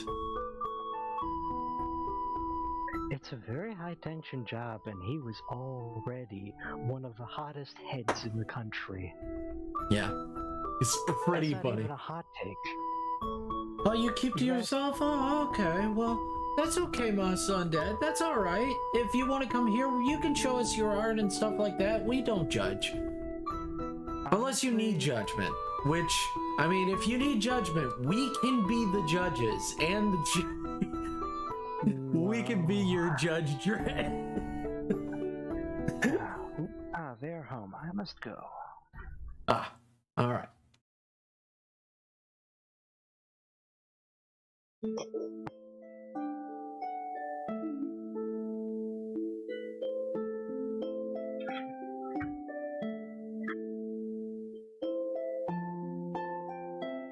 They're home, so he must go. So it is just you and me and me and you guys. Hope you guys are doing well. Hope everything's been going good. I'm glad that you guys are hanging out with me, chilling out with me. Now we get to listen. Hinduistic thought. Did you know that? I did not. A lot to get into here, but spiritual yoga is essentially all about clearing your mind and achieving a mental and spiritual state of balance or imbalance creates bondage. Have you ever thought of getting merch made of your OCs? I have thought. Through yoga, I have thought of it. Tension from your body, from your mind, and you focus on the idea of a higher self, higher consciousness, life or light you can achieve through sustained effort, some semblance of nirvana, a state of self-realization and total liberation from all the sufferings, and you squeeze your power crystals tight and you float or something. And when you're totally liberated from bondage, you can levitate and teleport, and you can shoot Street Fighter 2 Hadouken energy blast out of your hands. Oh, you get Hadouken! Gosh dang. Kidding, of course. I wish you could fucking shoot Hadoukens. I'd be doing yoga right now. Terms like chakras get thrown around, you know, in this school of thought. You got to align your chakras through meditation and yoga. You got 7 centers of spiritual power in the human body. That's your chakras. You know, cue spa music, lay out the amethyst. Like traditional homeopathic medicine, yoga has a ton of value. But also, some people take this shit too far. I would love to. And will literally I would love like meditate until to make meditate. Products for everybody. I would love to make products. I mean, you've seen my main characters. 1982. Have you? Arrested for selling fake Have you seen my main Told character? you, Have you guys seen? He's fined $2 Oh man, bucks, you guys briefly might thrown in not jail. have seen Convicted of my fraud. main His characters pharmacy yet. and acupuncture clinic go bankrupt, and I'm sure his father-in-law was fucking furious. Yeah. Broke and searching for answers, he joins a small new religious movement now called Aganshu. This movement Yeah. is based These in ancient two. Buddhist teachings, but also adds elements These of two Hinduism silly people. and, for funsies, European doomsday prophecies. Ha! Fuck yeah! Aganshu was created in 1954. Its popularity rose when it became an official religion in Japan in 1981. Asahara got sucked in, became a devoted member. Aganchu inspiration for, starting his own cult. Aganchu is still around with an estimated 300,000 members. Appears to be relatively harmless, but kind of. I would love to make products. I just don't know what people would want. I'm getting a bunch of Artist Alley merch made by Vogress soon. I'll let you know how it goes. Bet your characters would look cute, make cute charms. I hope so. I hope they would make cute charms. Frankly, a little hard to understand. Like a lot of these cults, they remind me of the Game of Thrones Lord of Light priestess and her followers. Holy shit, is that actress? Carice Van Houten. Super hot, by the way. Hail, Lucifina. Aganchu introduced Asahara to the prophecies of Nostradamus. While he was a member of Aganchu, he claimed he had an awakening of Kundalini. This is the concept of mystical yoga. Kundalini, when one unlocks cosmic energy at the base of the spine. What you do cons? Open the fuck up. Yeah, pour what I do cons? If you want it clear. What? And this all sounds totally legit, not at all crazy. You just all need to. What you do cons? Energy through stretching. I'm not sure what you mean. If your hamstrings are loose enough, do I do cons? No, I don't do cons. Powers your spine, and you can do all you get. I've never done a con. Into all this meditative breathing, and I don't know. I guess if you meditate enough, some Nostradamus doomsday prophecies start to make sense in this cult or something. Not long after joining up with this NRM, Asahara tells his wife Tomoko that he's having a religious crisis, and then he leaves to go to India to explore his spirituality for 3 fucking years. She was clearly a very patient woman. I bet his father-in-law literally wanted to kill him. If someday I have a son-in-law, and say, he abandons Monroe to go find himself in India for 3 years after they have a kid, after he loses fucking business money I loaned him, I'm going to actively root for his death. In one of his later sermons, Asahara said, one day I stopped fooling myself altogether and thought, what am I living for? Is there anything absolute? Does true happiness really exist in this world? If so, can I get it? I did not realize at this point that what my soul was looking for was enlightenment. But I couldn't sit still. Urged by such relentlessness, I started a blind search. I'm awake. It was an intense feeling. It was a faith. So I left my wife to take care of our children. She can figure it out. And I abandoned all my responsibilities. I plan to start within the next year. Sorry about that, Mrs. It's home, and I don't want to broadcast people without the permission or try juggle multiple verbal communications. It's okay. I didn't know you do convention. It's yeah. 1982. I love your line art, dude. To find answers to all his questions. While living in India, he meets the Dalai Lama and he studies yoga at Buddhist temples. You always wanted to do cons too? Basically, the man. Buddhism. Same dude. I have. That's cool that you do cons. That's cool. That's cool. I just. I mean, I'd probably do cons just for the Artist Alley, but I just. Next year, get his pick taken. I don't want to just go there. Well, it's business. I'd be going there for business. Obviously, we're in the same picture and everything. Not for pleasure. Because I have gone to a few conventions and it's fun for the first 5 minutes of looking at everybody's costume, and then it's boring as fuck. Fuck yeah. That's when you know your head. But an Artist Alley, making money, it would be nice. I get why he would change the name later. I mean, Divine Truth does sound like a cult. Hello, boards, Mrs. Hope you are well. It sounds like work has was dead, save for the last minute orders, like they do. Yes, the fun one. Circle of Divine. I volunteered for 9 years, but yeah, I'm only gonna go for Artist Alley. That art hustle, yeah. Begins to gotta make that money. Cult. He knew what a disillusioned seeker looked like because he was one. Asahara founds a new yoga school, a publishing house to recruit followers. Not clear where he got that initial money to start all this up, but based on his pattern later, I'm assuming he got his first followers to give him all their money and assets. 1985, Asahara returns home to Tokyo, and the famous image of Asahara levitating begins to circulate around in the media. The photo appears in the Japanese version of the occult magazine Twilight Zone, a magazine where he will advertise to recruit followers. This gets Asahara on the public radar. It attracts some nerdy recruits, often educated in tech, sci-fi geeks with good jobs and a decent amount of assets to hand over to him.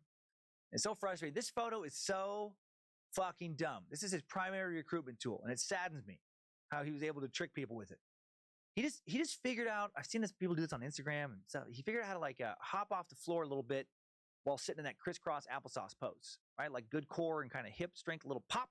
You pop off the floor, and he had the camera go off on the right time, and he sells this as like, I'm peacefully levitating, and his face is grimacing, his hair's all over the place, he's clearly moving quickly. But he tells people he's just levitating peacefully, got his chakras all aligned right, and sadly people buy it. I guess if you really want to be tricked, you're just going to be. That's what I just think about more and more as I get older. If you just want something to be real badly enough, you'll see evidence where none exists.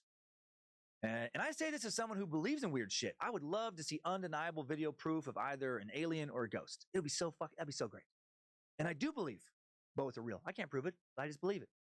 Not going to bore you with all the reasons why now and distract too much from this story, but while I've seen some videos that are maybe of UFOs or ghosts, I think they probably are. Understandable. Go pause. Yes. Bet my life on. Thank you for the well wishes. Yes.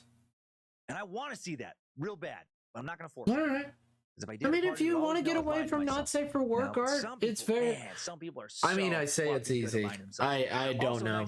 Everybody's different. When he was wandering I don't know if it's easy or not. I personally. I don't know. I just. I don't know. I've never gotten into it. Some vision never shows up like, hey, buddy, I need you to keep the toilet clean. I've never thought too much about drawing it. No. Just keep it clean. I've thought about it a lot. I just not thought about drawing it myself. Darkness and create a kingdom of Shambhala, a utopian society for obvious reasons. A spiritual kingdom, heaven on earth. And every time I draw it, I'm like, it's hidden. Might be in the Hollow Earth or something. Nobody knows. This mythical land, that Shangri-La was based on is Shambhala. Oh boy. Carb draw, hey. Wink, wink, nudge, nudge. Know what I mean? Know what I mean? New agey shit. He knows about chakras. I sucked into not safe for art, work art. Not safe for artwork. Deems him an important spiritual leader, God's chosen warrior. To help folks out. It's not the not safe for work part as much as I wish I were doing horror and not. I mean, come on. You got pictographs? He couldn't even get into the regular military. Take pictures? Yeah, wink, nudge, nudge. You know what I mean? Know what I mean? It's in the first row. I don't know. Working on safe for work and not safe for work. Not safe for artwork. That's terrible. So frustrating. This damn spiritual shit works. So disheartening in moments that the world is full of so many spiritually gullible people. People just ready to be, taken in. Good, Eric. I hope. Levitating. And this is part of their body of proof for them being a spiritual leader. I don't know. How about you ask them to fucking prove it? Levitate again, you phony fuck. I wish those blind kids he used to pick on would have ganged up on him back at that school and beaten him to death when he was a kid. Asahara announces his vision in an interview for a Japanese New Age magazine, right? Talks about his meeting on the beach with this god, and more people are now drawn to him. Man, anyone excited by that interview to meet him, they're fucked. When you seek out a dude who says he met some god of light on the beach, welcome in, Carbs. How so, Carbs? Already set in your mouth. What's going on, Carbs? He can't lead you. Like holding hands? Because that's lewd. That's so lewd. Oh man, I have a picture of that right here. I've got the lewdest piece of artwork. Hold up. Give me a second. Of course, the Himalayas. Give me a second. Be on some random hill. Spiritual home of the Tibetan Buddhists. There we go. So important to mystics. Got some real lewd art right here. Why do people automatically attain spiritual credibility in the eyes of so many when they see? I got some real lewd art right there. He was in Tibet. Of my characters. I don't give a fuck. Right there. In my eyes, that doesn't make any less crazy. It's pretty lewd. Up the mountains, down the road from my house. Pretty lewd, guys. On fucking Huckleberry Ridge. Pretty lewd right there. Believe in some weird, crazy shit. Shoko means bright light. Asahara means field of hemp. The plant symbolizes connection. His new name, not just cool sounding like I joked about earlier, it's powerfully symbolic. He is connecting you to the light, to heaven, to nirvana. Asahara now grows out his hair and beard. Just so it doesn't take up the whole damn screen. I gotta grow that shit out like Jesus. And he starts wearing traditional Hindu robes. Cult leader robes. Fuck yeah. Scandalous. How dare you show that, goat? I'm not just saying too lewd. Not in the Hollow Earth, by the way. Technically, my surrealist psychedelic monster art isn't really safe for work either, but in our museum kind of way. Don't king shame me. Thank you, Mr. Brightlight Hempfield. That's my Thank you, Mr. Grow Light Weed Farm. In 1987, Guru. I streamed the other day, and people who I knew like 3 years ago when I went to school found my stream, and they basically hate rated me and got their whole Discord of like 30 people to flood my Twitch chat. And being a small streamer, I don't have mods. Damn, Carbs. Shit. Giving street sermons, teaching yoga. I'm so sorry. Former member said that this time, he seemed pretty cool. Asahara was used. I'm sorry you had to go through that. Passionate. They could feel a charismatic power emanating. I'm sorry you had to go through that, Carbs. Also around this time, Asahara begins becoming dissatisfied with the what a bunch of dicks. Yeah. Bores him. The scriptures a little bit, and a little bit. What a fucking bunch of dicks. What the fuck is up with? What's wrong with people? I've never had hate raids before. People dissatisfied with traditional Japanese life. I don't know. Maybe. I don't know. I just. He's gonna fast track that shit. Like I've never had hate raids, so I'm like, it's never happened to me. But I'm like, I know it happens to people, and I'm like, what? Bullshit. Ain't nobody got time for that. It never happens to me. You could hate raid me. Become a grasshopper or fucking cow or something, and then work your way it's through. It's not like I want you to hate raid me, Baka. Some shit called psychic development exercises. I'm kidding. I'm just trying to make a bad situation better with jokes. Because that's all I have. Really make up whatever the fuck you want, since none of that has ever been proven to work. In some spiritual teaching pamphlet books he wrote at this time, Asahara now starts claiming that he is Jesus. Okay. He's Jesus in physical form, and better. Yeah, no, he can time travel. So keep the complaint reports. Yeah. I mean, most hate raids happen because of your tags, typically furry tag and LGBTQ, but this was a hate raid because they knew me IRL. I ain't the best mod on the planet, but yeah, that shit is why I'm here. Of course I could. Yes. Why would they hate raid me? I'm not going to. I'm so lovable. I'm so vulnerable. Might change the present in terrible and unexpected ways. I'm so vulnerable and open. I used to have my full sight, but I went back and fucking it's like that. It's like that comedian. What's his fucking name? He's like, you could do whatever to me. You could spill hot soup in my lap, and I'd probably apologize to you. Now you do it? Well, then now go back and save my son, you fucking asshole. Henchman, please show this person out and silence them. Oh, no. But Carbs, I don't know why they would do that to you, though you're a wonderful person. Don't let other people put you down. The biggest thing is that, or family has a lot of people are going to try to hurt you and try to put you down, but their words mean nothing compared to what you feel about yourself. Yeah, you've got to, because they don't have to live with you, you have to live with you. And you'll find that inner strength and inner beauty is something that's very difficult to find and very difficult to hold on to. But if you find that inner strength, that inner core strength, you can be yourself, and it doesn't matter what people say. Like if my sister became a psycho cult leader like that, I'd hate it because I love her. And I like to spend time with her, and I value our relationship. But I have a few cousins whose relationship I would be willing to people do suck. It would be fucking great if they became cult leaders. It'd be so fun to talk about. Also, in the late 80s, Asahara is teaching the works of 16th century astronomer, fellow con artist Nostradamus. Many thought predict the world would end in 1999. She's come up a few times now. We sucked that guy ways back, episode 40. And we learned that he did not predict shit. You throw enough vague predictions against the wall, and a few of them are bound to kind of vaguely stick. Yeah. Asahara would teach shit. A lot of people like that. Levels of consciousness.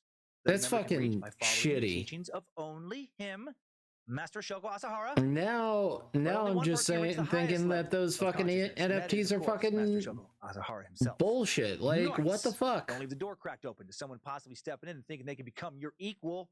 That's a good way to like. What the fuck is all this shit about? Asahara did believe in reincarnation, again. But if you followed his teachings, you stretched, you fucking breathe right. It's your art, and they NFT you. That's fucking stupid. Like, fuck these people. Clairvoyance, awesome. Fuck them. I'm sorry that you have to go through that. Well, I hope that you can at least come in here and enjoy yourself here. Be yourself. And fly around rooms when he wanted. Hopefully that this can be a positive part of your life. Oh my god! While you're here, so much that you would grow to hate it. You might think like, no way, I would love to see somebody fly around the room. For a little while, I'd obnoxiously do it. You'd eventually hate it. You'd be like, dude, stop! You keep knocking all the papers on my desk when you whiz by. Quit! You just spilled coffee on my keyboard again. You fucking flying dick. And then sometime around 1987, Asahara becomes fixated on the Hindu god Shiva, the god of destruction, the god whose primary role it is to destroy the universe in order to recreate it. So that's not good for Guru Nightlight Edible Bag or whatever his name is. Asahara now starts to preach that salvation can only come after Armageddon, and only for those who are part of Am. You have to get the world destroyed to achieve salvation, to have, your fucking Shangri-La. Members could only be saved if they got to a higher state of consciousness by following his and only his teachings in his major religious treatise. Hard, I know it isn't optimal, he describes how the world but I trashed an earlier account I had because I managed to gain a stalker. Might be an idea.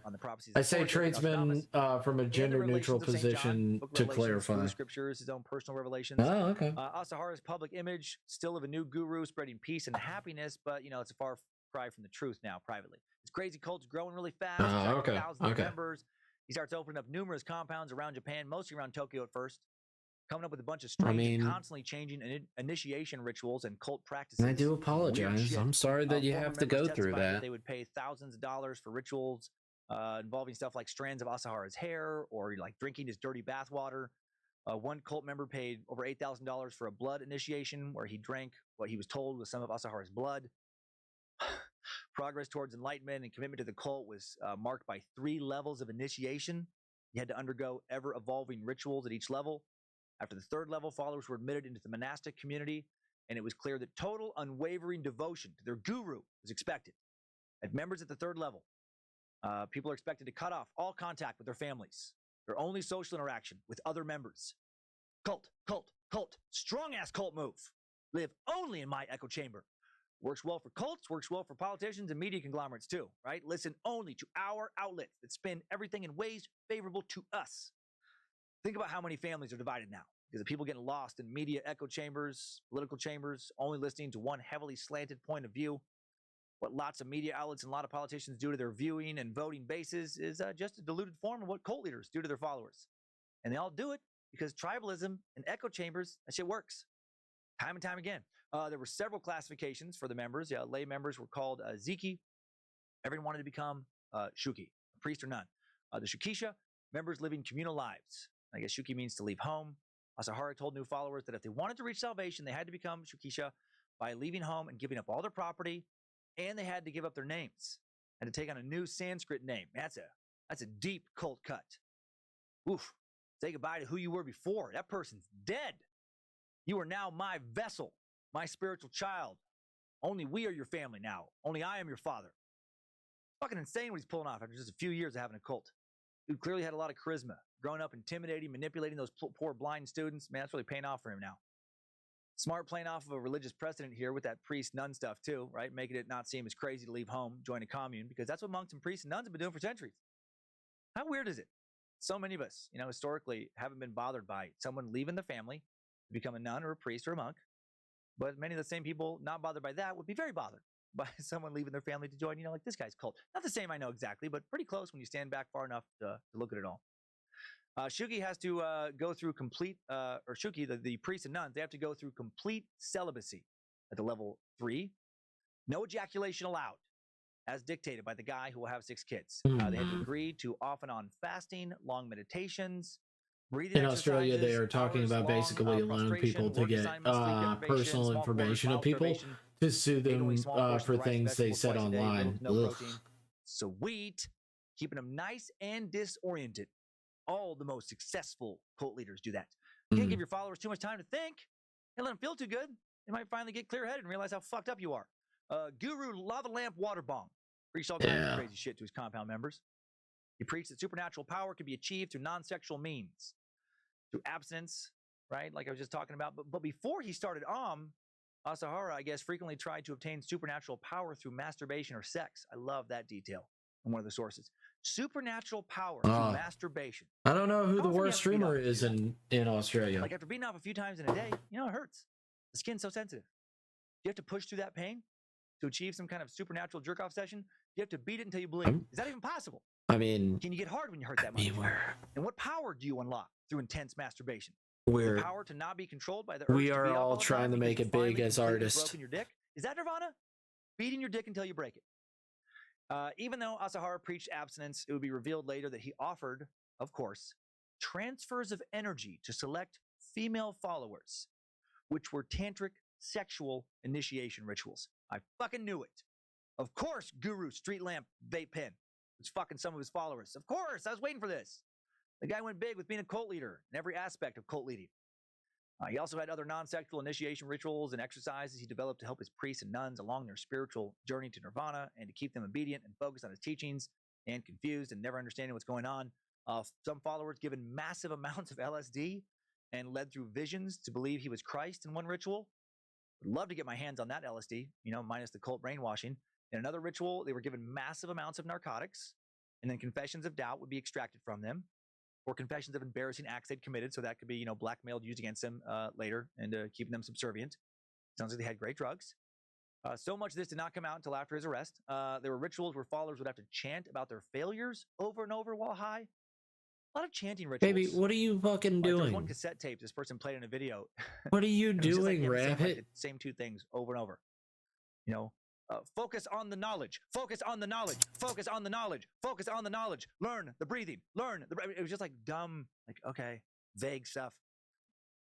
Other cult training exercises consisted of immersion in hot or cold water, being hung upside down for long periods of time, long periods of dangerous solitary confinement. During some initiation ceremonies, devotees were locked in a small box, literally buried alive with limited oxygen for over 24 hours. And there's rumors that, a fair amount of people died from this. And then they burned them and hid the bodies. This torture was justified by a need to overcome any bad karma a new member could bring to the group. Now you got to put them in the box, or they can bring their karma in. Didn't you read page 673? Come on. September 1988, one disciple was bound and hung up by his legs as part of an initiation ritual for way too long, and then he was dunked suddenly in freezing water, and the shock killed him. His family filed a police report assisted by a lawyer, and then that lawyer disappeared forever. Weird. Asahara explained the death by saying that the boy died because he shed his earthly body under his guru's guidance so that he could be reborn. Only one of his followers considered leaving him over this incident, and that person was quickly dealt with. That's when you really have control, when you can fuck and kill followers with little to no consequences. Asahara, he has to feel like a god now. I mean, I'm in the VC, go pause. So I'm getting goat, and it's squeaking sound that's either crickets or a fan. Oh no! I'm sorry. I'm sorry. Threatened to go to the police, and in response, he was strangled to death and his body burned as well. How wild is this story? And it's going to get so much wilder. I'm sorry. I'm sorry. Above Shuki, above the you're hearing a fan. I apologize. And then there was the Satoshi. Above that, that would be the computer, I guess. The 5 sacred grand teachers were Ishi, Hisako, Asahara's wife, Tomoko, Ashara is his third daughter, Hideo Morai, and Fumihoro Joyu. Guru LED light Fat Blunt, he held the title of Sanshi, revered master. Cult was getting so many new members by the end of the 80s. They established a recruitment division called the New Followers Agency. This agency distributed pamphlets, gave street sermons, taught yoga, herbal healing, meditation classes. They recruited at computer stores, bookstores, noodle shops, even made broadcasts on Russian radio. No. They used psychedelic and mind-altering drugs as part of their recruitment process. Gotcha. Your LSD dealer is trying to pull you into a cult now. They also use brainwashing techniques like sleep deprivation, isolation on new recruits to confuse them, pull them into the cult. Most of the followers still came from universities and good jobs. They were young people, often in their 20s, from academically pressured backgrounds, who, as we talked about earlier, under extreme pressure from their families to prepare for their careers or to continue in their careers. And the cult promised them an escape from the trappings of that life. Not all the members were wealthy or educated. Many working class members also recruited to be construction workers, military soldiers, etc. Yes, soldiers. Building an army now. A lot of stuff going on. They even had animators. Created their own animations to present a public image of peace and happiness and fun. To present propaganda. At its peak, will have tens of thousands of members, including numerous rich and powerful people from Tokyo. By 1995, they'll have roughly 50,000 members. Interestingly, will end up with 3 times more members in Russia than in Japan. The group recruited scientists, technical experts to develop weapons from Russia, also successfully infiltrated law enforcement and the military in Japan and possibly Russia. Armed recruiters targeted individuals with skill sets that fit their agenda, which was becoming more and more centered around bringing about the end times. Asahara's inner circle obtained lists of Japanese self-defense force members, tried to recruit them. They targeted officers from the 1st Airborne Brigade, other special ops divisions. While Japan did not have a large army, they did have that well-trained defensive force I mentioned a while back. They recruited between 20 and 60 former military members of note. These former soldiers, once trained only to protect Japan, would later participate in domestic terrorism. Recruited police officers, employees of the Prime Minister's office in order to get access to classified information there. They targeted business owners in tech and weapons production to produce their own military technology. It's fucking crazy how well they were able to sell their insane vision. Their theology, based around Asahara being, the man the gods had tasked with cleansing the earth and creating Shambhala. Asahara got all these followers not only to dedicate themselves to him spiritually, he got them to hand over their personal assets. He was a fucking dark wizard.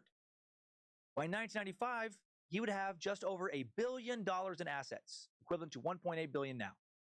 Another power cult leader move here. Really darkly impressive. I hate this guy, but he was very good at being very bad. He's almost peaked now in his cult leader powers. Almost completed the full checklist. Just needs to mobilize his army into violent action. Not allowing followers to remain in contact with friends and family members, not also part of the cult. Check on isolation. Giving followers too much to do, not enough to eat, so they're always a little tired, hungry, confused. Check on continual confusion and distraction. Establishing your presence as the undisputed leader by making it clear in teachings that no follower can attain your level of enlightenment, that you're God and the reigning alpha male. Forbidding followers from ejaculation while you fuck their wives and any other members you want. Check on rigid and oppressive hierarchy, where you are the undisputed leader. Forcing followers to sign assets over to you.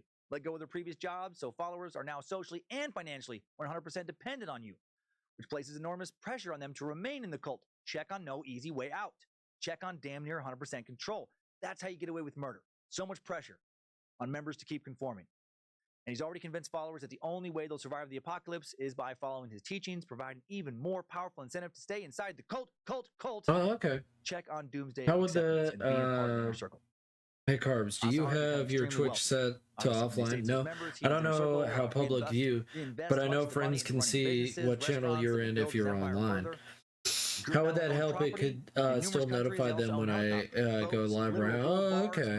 I'm not worried about someone raiding this channel with me in it. Worst case, we'll just pull the plug for a minute, I reckon.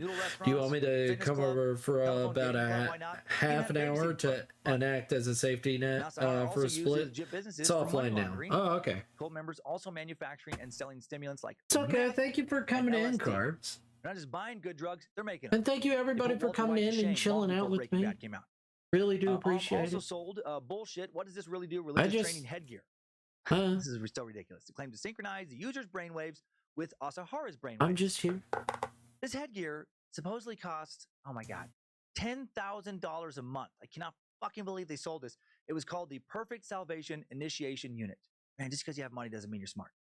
Unreal. This thing looks so dumb.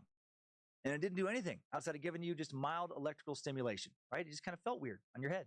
And it convinced people. It was making them smarter. Hey, my brainwaves are lined up with fucking crazy asses brainwaves.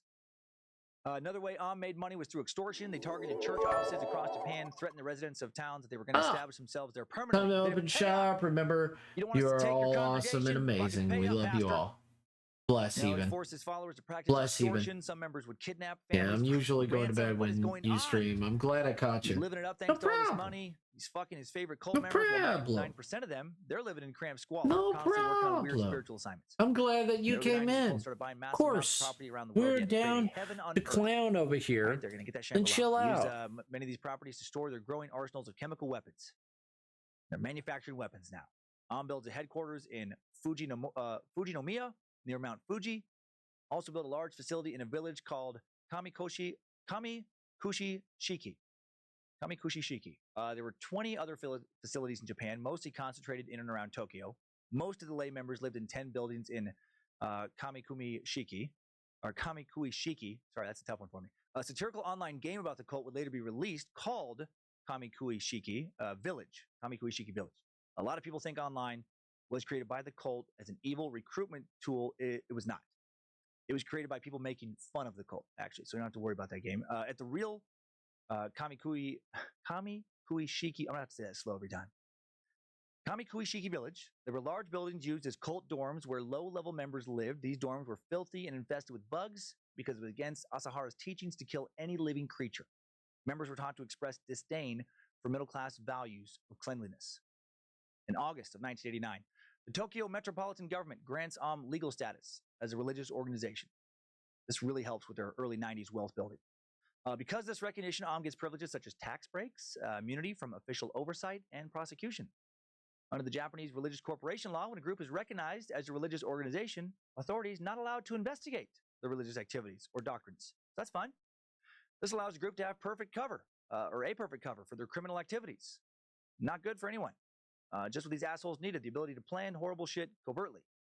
This law was inspired by similar U.S. laws regarding religious freedom, which have historically allowed cults here in the U.S. to get away with all kinds of dumb shit. But also probably worth it, thanks to the freedom these laws protect for many other people not doing anything wrong. Anyway, in Japan, this law was created in 1947 during Allied occupation as a reaction to previous religious persecution from the Japanese government. After put in their application to become a religious group, they began an aggressive lobbying campaign outside the offices of the agency, even lobbied politicians to put pressure on the government to approve their application. After they got approved, their net worth would grow from $4.3 million to over $1 billion in just 6 years. Man, makes me want to turn Bad Magic Productions into a religious institution. I mean, we do have some gods. El Nimrod, come on. Membership also rose after this recognition. It went from a few hundred in the mid-'80s to 10,000 in 92, up to 50,000 by 95. By 95, they build. It's always good to see you go pause. Yeah, you and Larry both stream pretty late, but that's all right. That way I'll have someone to raid when I finally get my stream going. Hell yeah, go pause. Hell yeah. Scientology claims to have anywhere from 4 to 10 million members worldwide, but recent reports by investigators. I'm gonna head out now. Fingers crossed that they don't make a second account when I stream later. Crazy that the Agreed. Church of Scientology would lie. The real number seems to be between 50,000 and 200,000. Thank you for the thank you for the bits, guys. You guys are too sweet. You guys are too nice. Than the incredibly powerful Xenu of Scientology mythology. Fucking suck it, Xenu. Hail Nimrod. Scary to think that was on track to be so much bigger than Scientology. Man, so much more dangerous and destructive. Some say that got their status because they infiltrated the government with their members. Feeling boosted by this new status, Asahara now started calling himself Holy Pope, Savior of the country, and Tokyo's Christ. Yeah, I love that all the success has not gone to his head. He's still as humble as ever. All this wealth and power, still not enough for Asahara. The power he got, the more power he got, the more he wanted. Now he wants to literally rule the world. Asahara is becoming more deadly as he becomes more powerful, which I guess just makes sense. Beginning in late 1989, ramps up the violence further. Families of members say their children are kidnapped, physically assaulted when they try and leave the cult. Few groups start popping up in response to these attacks. Then members of these groups become targets for assault and harassment. Some of them disappear because they're murdered. It's very scary. Makes the Church of Scientology look like a benevolent organization. On November 4th, 1989, a lawyer and his family were kidnapped is a very bad person. The lawyer represented families attempting to get their children out of the cult. Tsutsumi Good Sakamoto was a lawyer and human rights activist and very vocal in his opposition to the cult.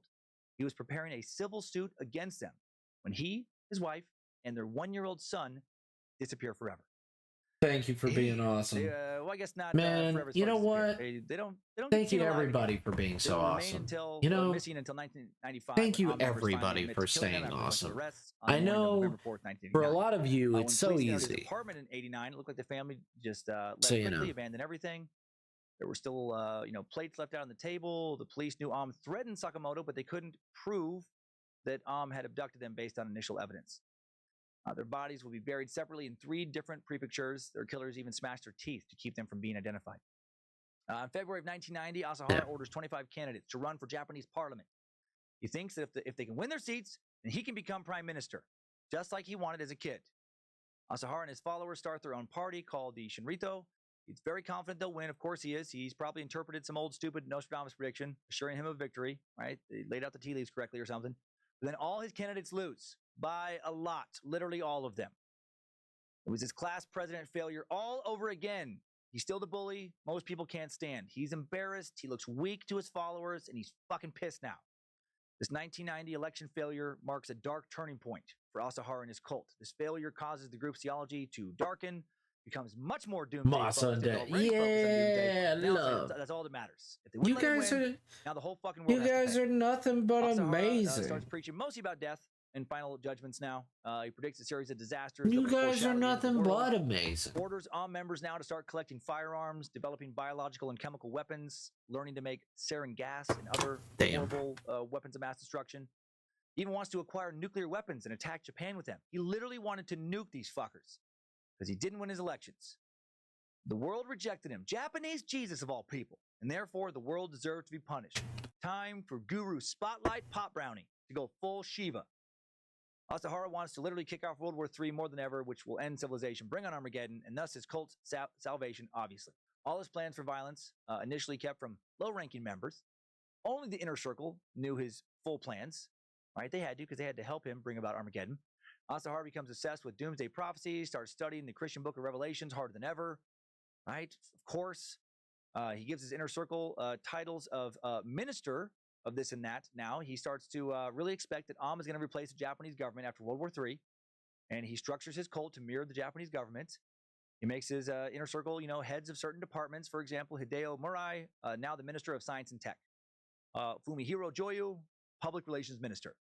Masamami Tsuchiya, Chief Scientist, and so on. They have 24 organizations. They're taking themselves very seriously. Asahara has a household agency that provides security and medical care for his family. Has a department run by his 11-year-old daughter, Reika Matsumoto. No one knows exactly what she did, but she'll later lead the cult briefly. Asahara continually preaches now that the end of the world is very near. Followers, they're only the ones that are going to survive the apocalypse. He predicts the world will end in 1996 or 1999 or 2003. Revelations, fucking tricky to understand because it's crazy, not written well. Whenever it was, 99, 96, 2003, he knew that the U.S. would bring on Armageddon. All right, it's past my bedtime and my boyfriend probably misses me downstairs. It was fun hanging out. Don't forget to critics. Yes, you're right. Poa is when someone kills another person, not in a bad way. You're right. But just to transfer their consciousness. You're right. To be reborn one step closer to nirvana. It's a nice loophole. You're right. It's not even a poophole loophole. It's a regular old loophole. No. Murder? What? We're not murdering anyone. We're speeding up their reincarnation process to help them achieve nirvana faster. If that's what you mean, we're helping people. Why can't you see that? What a fucking great way to rationalize murder. No, I'm not a cold-blooded murderer. I'm a helper who pushes people along their reincarnation Have a great night, Go Pause. I wish you and yours health wonderful dreams. I wish everybody wonderful dreams. I always wish everybody a wonderful dream. Stupid songs, the melodies are never incorporated. But here's the lyrics. I'll try my best. I will Poa all wrongdoers. I will do whatever is required for salvation of the world. I will practice complete Vajre Oya, Vajre Ana. I will not stop from this practice even if I die from it. I will practice Vajra Ona without a care. Now, as the Bible explains, Armageddon is finally approaching. It must rhyme better. Especially Raven. She's been having a shortage. Oh yeah, she just needs good dreams. I will Poa one evil, two evils and more. Poa is world salvation. Poa is virtue. Practicing Poa will lead me to the highest world. Something like that. Vajra Ona is a form of esoteric Buddhism, by the way. Only the best dreams for you, Raven. Because they're good and they're faithful Buddhists, they have to kill everyone in the world. That's all. It is unreal how far they openly took things. They're handing out pamphlets now, essentially saying that they're going to kill everybody. They make the Westboro Baptist Church look like a bunch of fucking friendly cupcakes. March 2015, a Japan Times staff writer named Masami Ito will publish an article interviewing 3 former insiders regarding how the cult was operating around this period. So glad he did. It offers a very personal window into all this madness. Ito interviewed Hiroyuki Nagaoka, Nagaoka's son, and cult lawyer Taro Takemoto. Nagaoka's son asked for his name to be kept private, so he'll be referred to as N in this article. And here is what Ito reported, putting a little mood music behind this piece. N joined in the fall of 1987. He was a college student in Tokyo studying Indian philosophy. He read a few books published by Am and was surprised by the cult's progressive ideas. He was immediately captivated by Guru Asahara. He studied Am's teachings and took part in some of the yoga classes. He then also participated in a 10-day madness camp where participants were forced to undergo severe training that tested their physical strength. He became desperate to be a member and devoted himself completely. He was a university student on a budget, but he made donations as often as he could. He even skipped meals in order to donate money. Mind control is sort of like magic. Anyone is in danger of falling into that trap. Made it seem like you were free to make choices, but in reality, you were being guided toward those choices. And would achieve a prominent role in the cult, representing in the media. His father would get very angry about this. Dreams of cuddly kittens, plucking birds, tasty food, and warm snuggles. Oh, bloody hell. So that squeaking was my game. I forgot about running in the background. My ass is so dumb. We thought we were connecting on a spiritual level. We believe we are connected in our past lives as well as the future through reincarnation. I didn't have a good relationship with my dad at that time. I was taught anything he said was evil nonsense. She's streaming. Himself to do anything Asahara wanted, and worked in the political campaign to get Asahara and 24 members elected to parliament. He ate 1 meal a day and barely slept. One morning after passing out from exhaustion, he woke up with amnesia. He didn't know who he was or what was.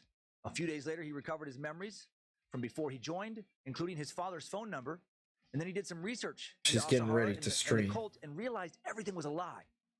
I was the son of the chairman of Victim Support Group. If I had stayed, I would have either been killed or forced to become involved in the sarin attacks. Hiroyuki Nagaoka is the reason his son was able to escape. He stood up to the leaders and tried to help other parents. He was attacked with VX nerve gas several times in retaliation. Together, he and N have helped 30 people leave Hiroyuki noticed something strange was going on when his son started asking for his inheritance. He found a piece of paper in his son's room pledging to give all assets to Holy Master Asahara.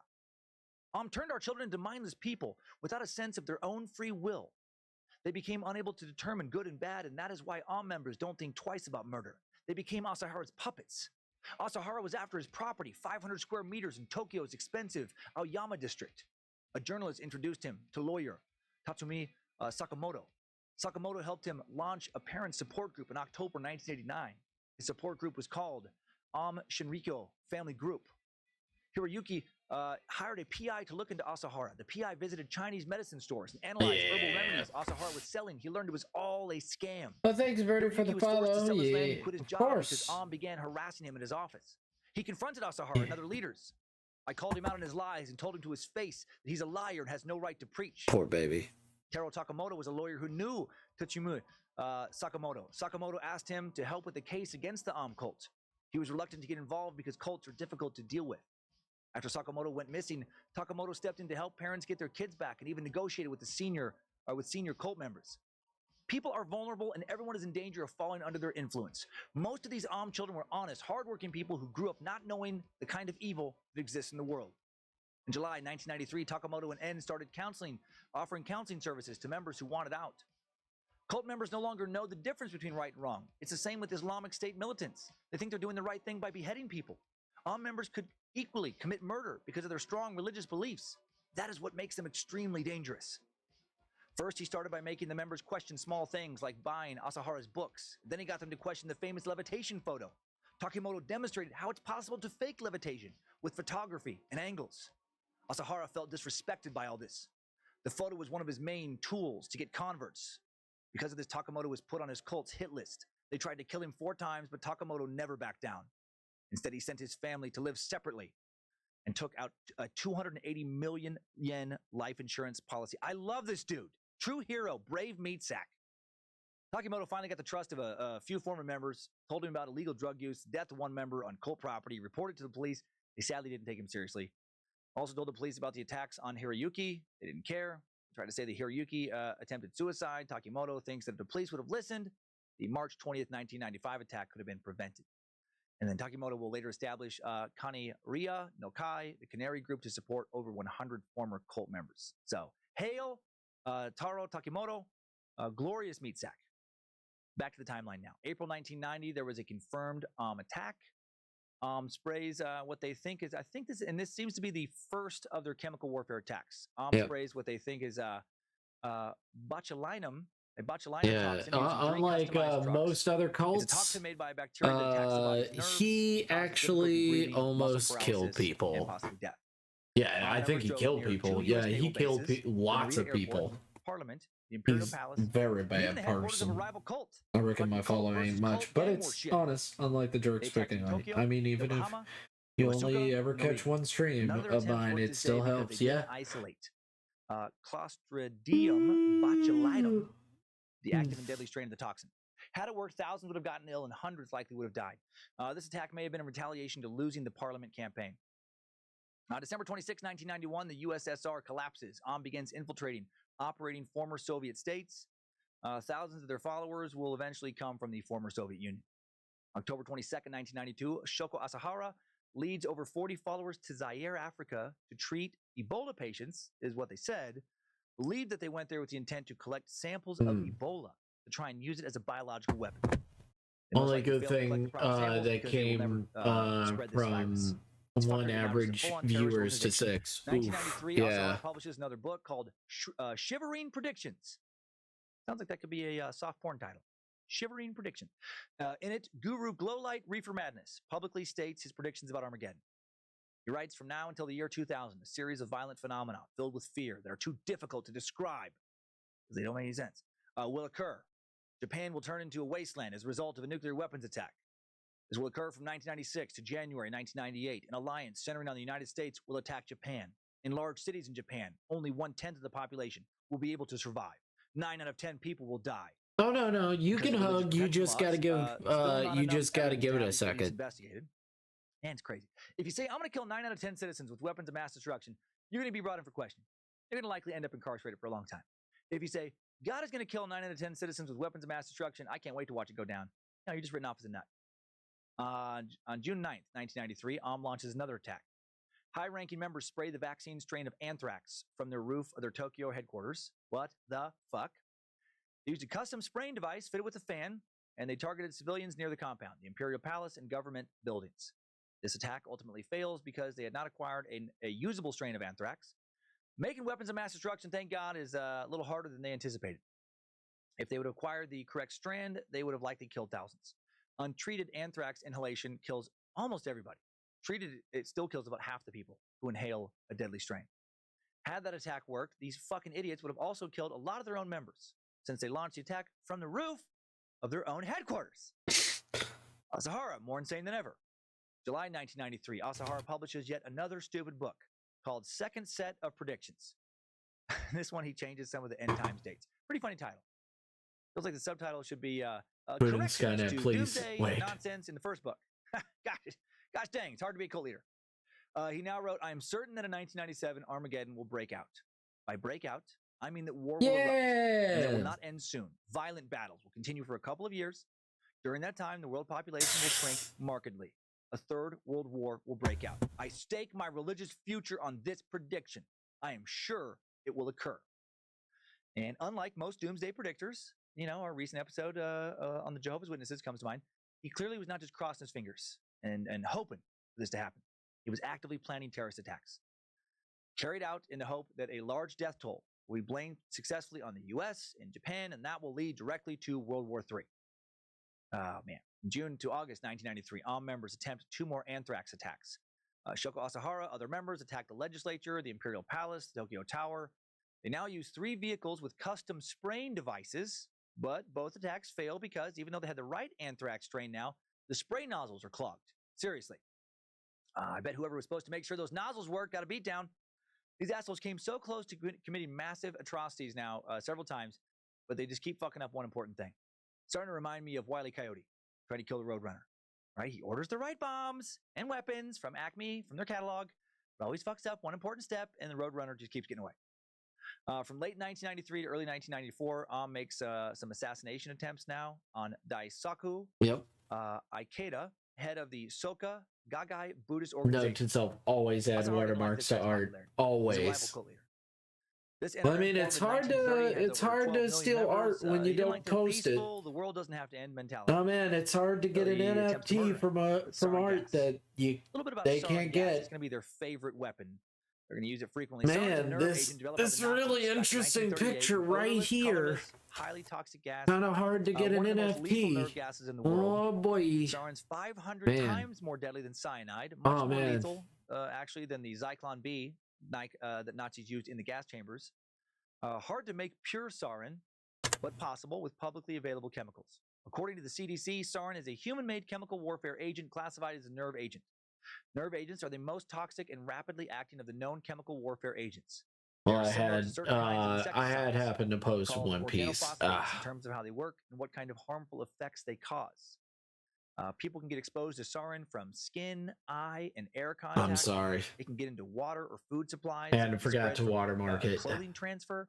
Symptoms start after just a few seconds.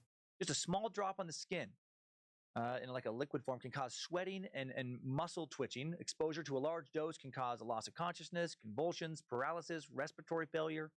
Symptoms include runny nose, watery eyes, small pupils, eye pain, blurred vision, drooling, excessive sweating, I don't know how to watermark. Chest tightness. I don't know how to watermark, though. Nausea, vomiting, abdominal pain, increased urination, confusion, drowsiness, weakness, headache, slow or fast heart rate, high or low blood pressure. Just fucks you all up. Recovery is possible, but only if you're exposed to a small amount. Sarin works by deactivating. Acetylcholine, a neurotransmitter, without the proper enzyme acetylcholine, will constantly stimulate nerve cell receptors. Acetylcholine will build up, causing excessive twitching, possible paralysis. If the lungs get paralyzed, then you're probably going to die. The best way to get sarin off of you is to take off all your clothes, hose yourself down with water as fast as possible. You may also be able to get an antidote if you're close to a medical facility that can block acetylcholine receptors and protect your muscles from overstimulation. Sarin banned by the Chemical Weapons Convention. More than 190 countries participate in this convention. Very scary shit. And it's the weapon of choice for Law enforcement does not know how the cult tried to spread the gas with their first attempt, but the second time the group uses a radio-controlled helicopter and a vehicle equipped with a sprayer. This is like some James Bond villain shit. During this, the first attempt, they got scared off by people following them. The second attempt, they experienced technical difficulties. The little helicopter crashes, and catches on fire and doesn't work. Back to the Acme catalog. These idiots go. On April 27th, 1994, Asahara gives a public sermon from his Tokyo headquarters. He said that his group was attacked with gas by Japan and the U.S. With the poison gas attacks that have continued since 1998, we are sprayed by helicopters and other aircraft wherever we go. The use of poison gases such as sarin were clearly indicated. The hour of my death has been foretold. The gas phenomenon has already happened. Perhaps a nuclear bomb will come next. Nice! Tried and true way to get your followers to go to war with you. Convince them that the enemy is already attacking you. They're trying to kill you. So now you're not the aggressor. You're defending yourself from acts of aggression that have never actually happened. May 9th, 1994, members attempt to murder Taro Takimoto, the man who rescued his son and others from the cult, that we just talked about a little bit ago, by releasing sarin into the ventilator system of his car. He experiences mild symptoms of exposure, but no serious injuries. June 17th, 1994, attacks residents of a neighborhood in the city of Matsumoto with sarin gas. They use a heating pot to vaporize the gas and a fan to spread it around. The main motive for this attack is to target 3 judges who lived in the apartments of the neighborhood where they plotted the attack. Other civilians were, nearby. The judges were overseeing a fraud case against the cult, and they just wanted to delay the ruling. And this attack, sadly, was successful. In total, there were 7 fatalities, 144 serious injuries, 126 other people who experienced some symptoms of exposure. An 8th person will later die from the effects of sarin in 2008. They will suffer for 14 years before dying. All 3 judges survive, but they are injured. After the Matsumoto attack, Asahara convinces his cult at the end of the world. God, it's so soon now. Now it's right around the corner. Faster than previously expected, and they have to expedite the process. Now sets up a fucking factory to produce AK-47s. They actually make a bunch. They steal plans to build tanks. Oh, God, from a military contractor. They began extracting uranium from one of their Australian properties to make nuclear fucking bombs. Anyone who dares to disagree with any of this or tries to leave the cult is now executed. I mean, poet. They're poet. They're pushed along the path to nirvana. They will not risk someone snitching on them. Between Matsumoto and their later Tokyo subway attack, at least 9 of their own members are murdered for dissent. These psychos write 2 songs, more songs now, about their sarin attacks. They don't translate real well. The Song of Sarin the Magician. Great title. Song of Sarin the Brave. What is happening? Here is Sarin the Magician. And again, don't know the melody, but the words are, it came from Nazi Germany, a dangerous little chemical weapon. Sarin, sarin. If you inhale the mysterious vapor, you will fall with blood coming from your mouth. Sarin, sarin, the chemical weapon. Not a great song. Not a very fun, happy song. They're so fucking crazy. Soren the Brave, not a better song. In the peaceful night of Matsumoto City, people can be killed even with our own hands. The place is full of dead bodies everywhere. There, inhale, Soren, prepare, Soren, prepare, Soren. Immediately, poisonous gas will fill the place. Spray, spray, spray. Soren, brave Soren. I bet these fucking lunatics sang this shit with gusto. Just doing some more POA. Just doing good deeds. Just poisoning innocent people with smiles on their faces. Just helping Shiva. Just helping out Guru overhead fluorescent lights, hash pipe. On September 1st, 1994, suspected to have attacked towns in the Nara prefecture. 231 people across 7 towns. Oh, no. Also, just wondering, what canvas size are you using? That's a good question. Experiencing symptoms. Say, gas does smell like mustard or burned rubber. Some people compare it to. On September 20th, 1994, let's see. Members Change image resolution. Shoko Higawa, a journalist who was writing critically about the cult. Shoko accused of kidnapping and murdering I just want to know the resolution of this picture. He was a human rights activist, / lawyer who went missing along with his wife and 1-year-old son. These perpetrators release phosgene gas now through Shoko's mail slot while she's sleeping in her apartment. I don't know. Attack, but suffers adverse effects from exposure. I don't know off the top of my head. I think extremely toxic if you inhale enough of it. I think I'm using the standard. Sprayed with FX gas. More dissidents. So they bring them out to an unknown location and they spray them with a human-made chemical warfare agent. 16 by it's 16 by 9 with a resolution of 16. No, again by I don't think that's right. On the door handle of his car. What am I using? Retaliating against him. I'm using 10 by 9. I think that's what I'm using. It's 10 by 9. Again shortly afterwards. No, I'm not. What am I using? Do his drink that toxin, but this fails because he didn't have the right strength. They will again try and fail later. 11 by 8? Attempting to kill Takamoto by squirting hair oil with VX gas into a keyhole he frequently used. I'm surprised they didn't eventually just say, just fuck it, just get a gun. But you know what? Bullets would have probably bounced off the chest of that Superman motherfucker. Standard. I love Taco so much. Takamoto, badass dude. Things get crazier in October of 1994 during one 3-month period beginning in October of 94. Resident court position. Dr. I think it's Hayashi administers more than 600 electric shocks 6 by 10. 130 followers. He shocked them so frequently and powerfully that afterwards some of them forgot which cult they were in, what the guru was called, even their own names. Why is he doing this? Because Asahara 6 by 10 an army of zombies. I think that's what mind control experimentation. That's going on in the background. Shrug. It's been a bit. The brain and following Asahara's instructions, they're trying to achieve mind control. He wants to create a realm of zombies that will always follow his every command. Glad zombies finally showed up in this episode. I felt like this suck was light on zombies. On November 28th and November 2nd, 1994, attempts to murder Noboru Mizuni outside his home in Nagano Ward, Tokyo. Right? They tried to kill him twice. Members attempt to spray him with VX. Mizuno had been assisting dissident members of the cult by offering them shelter, helping them with a lawsuit to get their money back. Luckily, these attacks fail. December 12th, 1994, members attack Tadahito Hamaguchi. A member jogged up next to this fella, stabbed him in the neck with a syringe full of VX. He was allegedly spying on the cult. He immediately becomes sick and is pronounced dead 4 days later. Towards the end of the year, Asahara moves his prediction for World War III up again, now to November 1995. Finally, the Japanese government is very concerned. He's trying to speed things up and help his prediction along by instigating the war. They're worried he's planning an attack. U.S. President Clinton and 17 other world leaders are scheduled to gather in Osaka for the annual Asia-Pacific Economic Cooperation meeting from November 16th to the 19th, 1995, and Japan hires extra security to protect these leaders. No attack happens. So back it up here. January of 1995, I skipped ahead a little bit. The cult's monthly paper prints articles with both anti-American and anti-Japanese sentiments. Asahara now predicts Clinton's assassination, calls Japanese government officials black-hearted aristocrats who sold their souls to the devil. There were other lists of officials who may have been assassination targets. goes public also with anti-Semitic beliefs in early 1995. They issued a 95-page publication rambling about Jewish people being a hidden enemy.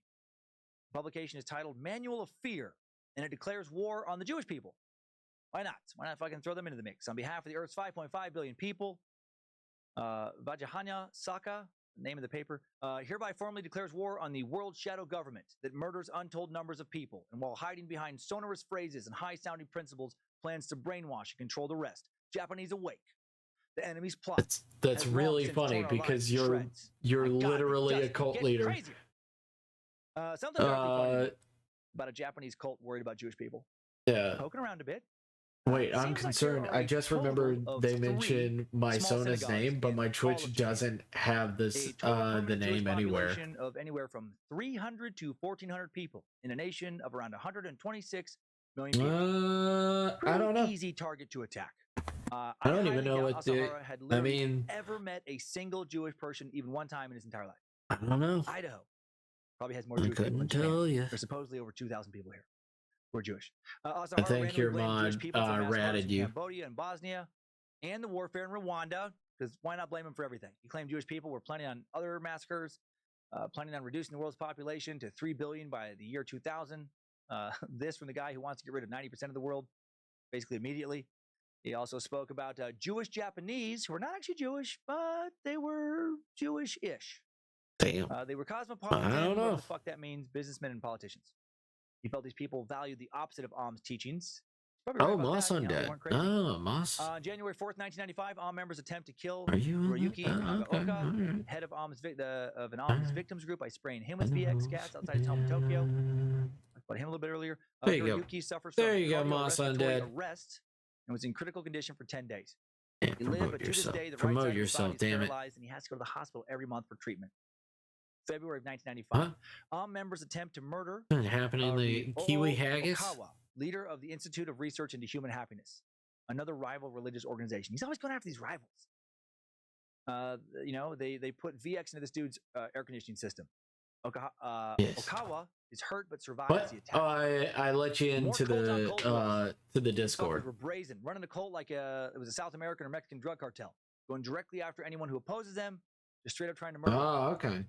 The Institute for Research into Human Happiness, now known as Happy Society, still alive in Japan and classified as a cult. They claim around 11 million members, more likely around 30,000. They're doing some Scientology. I'm not as active as I should be on my own Discord. Thank you for not being a mod. Board is very active on there. Outspoken critics is the son of their leader, who was like, he's very nice, very sweet. Back to Ahm's timeline. March 2nd, 1995, one Ahm member illegally purchases gas masks, military equipment from a U.S.-based military surplus company. These materials will be most likely used in the upcoming March 20th attack. March 5th, 1995, passengers on a subway in Yokohama complain of headaches, sore throats. It's a place to hang out. No one dies, but 11 people sent to the hospital. They asked who made my PNG tuber, and I told them they must have looked up their Twitch, found their Trello link, and saw the ref sheet. Tokyo subway these are fucking psychopaths. They plan to release botulinum toxin. Why are you wasting your time? The toxin with water, so the that's the biggest question that I have. It's like, for being such assholes, why are you wasting your time so much? March 20th, 1995, the day of their most infamous attack. This will be the worst terrorist attack in Japan's modern history. The subway attack happened at 8 a.m. during the morning rush hour. In Tokyo, millions of commuters travel on the subways each and every day. The Tokyo metro area has over 37 million people living there today. Back in 1995, over 33 million, the most populous city in the world, known for having one of the busiest subway systems in the world, making it a perfect target for terrorist attacks. The morning of March 20th, 1995, 5 bags filled with liquid sarin put on different trains, 5 attacks on 3 train lines. All the trains headed to Tsukiji Station in central Tokyo. At the same time, 5 Ahm members dropped their bags of sarin after puncturing them with sharpened umbrella tips, right? They synchronized their watches or some shit. Same time, they drop their bags, puncture them with sharpened umbrella tips, again, James Bond villains, and then flee the train station. A getaway car awaiting for each man. The first alarms go off just 2 minutes later, 8:02 a.m. Subway officials stop all the lines, unfortunately trapping people inside while trying to figure out what the hell is going on. Trapping people inside with the gas, making the effects of sarin worse for them. Some commuters, they do open them a little while after that, a few seconds later, whatever. I don't have the exact timeline on when they opened them, but it was within a minute or two. Some commuters run out and they bring deadly gas with them now on their clothes and spread it to others. Paramedics who initially tried to help also injured by sarin. I only clarify that because I wasn't sure if it'd be easy to presume since I'm a mod on this end. I mean, just a few seconds. It's just you do whatever you want, man. I'm glad that it's very active. The fumes coming from the bags vaporized as soon as they hit the air. I have no clue what they have against me, but if they're willing to go through all of that just to ask me what the Sona's name was Hage. Were those who came into contact with the gas, trying to help others who were hurt. 2 brave subway employees died when they tried to dispose of 2 of the bags. About 6,000 people were directly exposed to the gas because they couldn't get out of the subway fast enough that morning or encountered someone coming out of the subway. Luckily, the sarin that made, not actually pure sarin. Thousands, probably tens of thousands would have died if it was. One witness account of this attack comes from Toshiaki Toyota, a deputy station master working that day. At 8:12, he's told there was a suspicious object on a train that had arrived at the station. He got reports that people were seen dropping off packages on several trains, 10 or so minutes earlier. One man reported seeing a leaking bag and gas started stinging his eyes. Toyota and other subway drivers were trying to figure out what exactly was going on while trying to remain calm and professional. Toyota saw a trail of spots that looked like oil on the ground. He and his coworkers attempted to clean these spots with newspapers.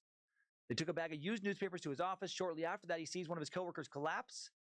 The whole coworker rushed to the hospital while Toyota stays behind. Then he begins to feel the effects of the gas. He starts shivering while he tries to write a report of the incident. Then he soon is unable to write because he's shaking so violently. He takes his clothes off, washes his face, and then collapses. Wakes up later in the hospital. When asked about the 2 coworkers that helped clean up the sarin with him, the nurse told him they were dead. Toyota knows that his decision to take off his clothes and wash his face saved his life. The first confirmation that the gas was sarin, given by a doctor who made a public service announcement later that day. Hiroshi Morita, a resident of Matsumoto, worked the front lines of that June 1994 attack on those 3 judges. So he knew about sarin gas. When he heard what was happening, he called, faxed hospitals in Tokyo, just as soon as he saw it on the news, gave first responders instructions for how to treat sarin victims, and his actions likely saved hundreds of lives that day. The March 20th attack killed 13 people, left at least 5,500 injured, 17 taken to ICU, 37 classified as severely injured with muscular twitching, GI problems, etc., 984 slightly injured. Many others experienced effects later on after the attack. There were over 1,000 total injuries reported. 4,460 people went to the hospital. 668 via ambulance. 4,000 went by foot or taxi. Almost 3 decades later, victims continue to suffer from the effects of the attack. I really want to restart my push to 50 followers, but some people, I might have to because I won't be able to make my Discord public to my stream because I personally know they have a bunch of fake accounts that allow them to raid Discord channels. Is underway. March 22nd, 1995, Tokyo police raid compounds. They raid the offices in Tokyo and the lab headquarters from Australia. I won't come. Village. Okay, I'm gonna go do drugs, sell drugs to orphans. Thank you for your support, guys. Oh, okay. Catch Asahara. Begins planning retaliation attacks now. I mean, Carbs, if that's what you gotta do, that's what you gotta do. I mean, if they're harassers that hard, I mean, I don't know what the laws are in Australia about harassment. In 1998, most of Japan's large cities suffered major damage in a war between the U.S. and Japan. Then the Japanese economy will collapse. Japanese assets will be lost. Reviving the nation after this collapse is one goal of our salvation activities. Listen, everyone, we had nothing to do with that horrible subway attack, but you should get used to shit like that. Because Armageddon's at hand. Wake up! I mean, really, you're wasting your time looking for us. Why arrest us? By the time we go to trial, the U.S. is going to be bombing the fuck out of Japan. The economy's going to collapse. God's wrath is going to be upon us. Also, check out this cool song I wrote called Sarin the Magician. It came from Nazi Germany, a dangerous little chemical weapon. Sarin, sarin. If you inhale the mysterious vapor, you fall with blood coming from your mouth. Sarin, sarin, sarin, chemical weapon. March 30th. There's nothing I can do. Tries to assassinate I don't know their addresses. That's what I need to be able to sue them for that sort of stuff. Ugh. I definitely look into laws for harassment. Yes, I'd look into legal options and viability. I mean, that's the worst part about the internet. It's so fucking hard to do that. I understand that. 2 transparent vinyl bags found in the men's room of the Shinjuku subway station. I totally get that. Sulfuric acid, the other sodium cyanide. Together, that would produce hydrogen cyanide. Another attempted large-scale attack. 4 people injured by the chemicals, but the attack fails. The bomb had enough gas, if it had worked properly, to kill up to 20,000 people. Damn. Because of all these attacks, Japan now, to this day, still has very few public trash bins. Seriously, if you've been over there, You've been wandering around looking aimlessly for a garbage can to throw something away. Well, you can blame Amish and Rikyo for not being able to find it. On May 11th, 1995, police officers surround another Am compound to search for Asahara. They find a hidden basement where other cult members are hiding. They arrest Masami, don't know how to say it. Not even going to try. Tsuchiya, the chemist who admitted to making the sarin gas. On May 15th, 1995, several people in the Yokohama subway affected by fumes, 10 to 20 injuries, 3 people hospitalized, another retaliation attack. May 16th, 1995, Asahara finally arrested. He was hiding in a little secret room in the Mount Fuji compound. He was hidden basically inside the wall. Dude was already living like a prisoner before he was arrested. Japanese Jesus, hide in the wall while police look to arrest him for plotting multiple murders. Why didn't he time travel? If there was ever a good time to time travel, it's when the police are trying to find you. How did his followers not think of that? After Asahara, and now nearly 200 cult members have been arrested, the rest of the cult dissipates, goes into hiding. The government seizes cult property. Most of the Japanese members will remain in hiding for years. With no leadership, a lot of foreign members, they'll move on with their lives. Asahara, Mr. Armageddon himself, Guru, Candle, Dimebag, now denies that Am is involved in the gas attacks. But several followers admit that Am was responsible for the gas attacks, implicating him in several major crimes. They tell police that Am had also committed several murders, other, numerous attacks. So he's fucked. When Asahara is first arrested, he says he couldn't have committed any of these attacks. He's helpless. He's blind. And he refuses to admit that he even told his followers to do it. He's not so committed to his hardcore Armageddon beliefs anymore. He's willing to throw anyone under the bus to try and get free. On the day Asahara is arrested, the Tokyo governor is the recipient of a mail bomb. Not harmed, but his poor secretary loses 3 of her fingers when the bomb detonates after she opens a package. They're still fucking attacking the government. Asahara's daughter, 16-year-old Reika, now becomes a new leader, or the new leader after her dad's arrest, continues the terrorism. She's believed to be responsible for that mail bomb and for organizing hydrogen cyanide bombs to be planted in Tokyo subways. Members justify their murderous actions by claiming that Asahara told them that they were being persecuted by the state and had to defend themselves. In June of 1995, the Japanese public television network puts out a story claiming they have parts of a confession from chief physician Fukui Hayashi, admitting the cult was planning to mail packages of sarin to the U.S. Now, Hayashi was to travel to the U.S. to receive the packages, deliver them. Police find out that the group wanted to attack New York in a similar way that they'd attacked Tokyo with another subway attack. July 4th, 1995, 2 transparent bags, more bags, a timer, a reaction device, found in the women's restroom of another Tokyo subway station. One bag contains sulfuric acid, the other sodium cyanide, right? They're trying to make hydrogen cyanide again. And this attempt also fails because the chemicals never properly mixed. They're fucking relentless. Next day, July 5th, 3 men become ill from fumes in the restroom of a Tokyo subway. Again suspected. Same day, another cyanide-producing device found in another bathroom of a Tokyo railway station. 1 person injured there. July 18th, 1995, cult member Offhand, Masami, looks like you need to be able to prove yourself. They're harassing you because of your personal characteristics, such as race, color, or religion. For that form of harassment, but not for cyberbullying. Asahara's sensational trial begins April 26, 1996. Ugh. Most of the other trials will not begin until the early 2000s. Asahara's trial will last 8 long years. An exhausting legal battle where the prosecution has a mountain of evidence to present, and the defense tries to fight Japan's seldom used death penalty. On September 30th, 1999, 4 years after their leader's arrest, Am members in hiding threatened to now launch an attack on the Takahara-jima nuclear reprocessing plant. They send their threat to a magazine, but the attack never happens. January 18th, 2000, the remnants of Am rename themselves. They are reborn as Aleph and publicly announce that they are going back to their roots as a spiritual group, and they renounce all violence. The new group is led by former public relations minister Fumihiro Joyu, who had been released from prison in December of 1999. He had only been charged with perjury. Some members of Aleph admitted that Asahara was the leader of the attacks and wanted to distance themselves from him now. They even set up a compensation program for victims. Aleph, still around and currently thought to have around 1,500 followers. Crazy that they want to keep it going. When the one man who built up literally all of their core ideology, their God on earth, proved himself to be a murderous fraud and lunatic. But they still want to keep it going. And it just made them sad to bring it all to an end. It's crazy how tenaciously some will cling to their fucking misguided beliefs. Doesn't matter if you cut the head off of some snakes, the body will just continue to fucking slither around, crawl in the face of any and all logic and decency. Aleph gains new members, engages in commercial enterprises, buys property, now under heavy surveillance in Japan and internationally. You bet your ass is. The government obviously, doesn't trust the left, and they put him under a 3-year surveillance period that they will just keep extending and extending to this day. On March 29th, 2000, the Japanese police report that armed members in hiding have gathered information about nuclear facilities in Russia, Japan, the Ukraine, other countries. Had cyber attacked computer security systems in other countries. What the fuck? There are few remaining members. Who knows how many are out there hiding, still trying to build a nuke and bring about Armageddon. Japanese police managed to confiscate their information before they can act. July of 2000, the Russian police arrest Russian armed members who planned to detonate bombs in Japan as part of a plan to free Asahara.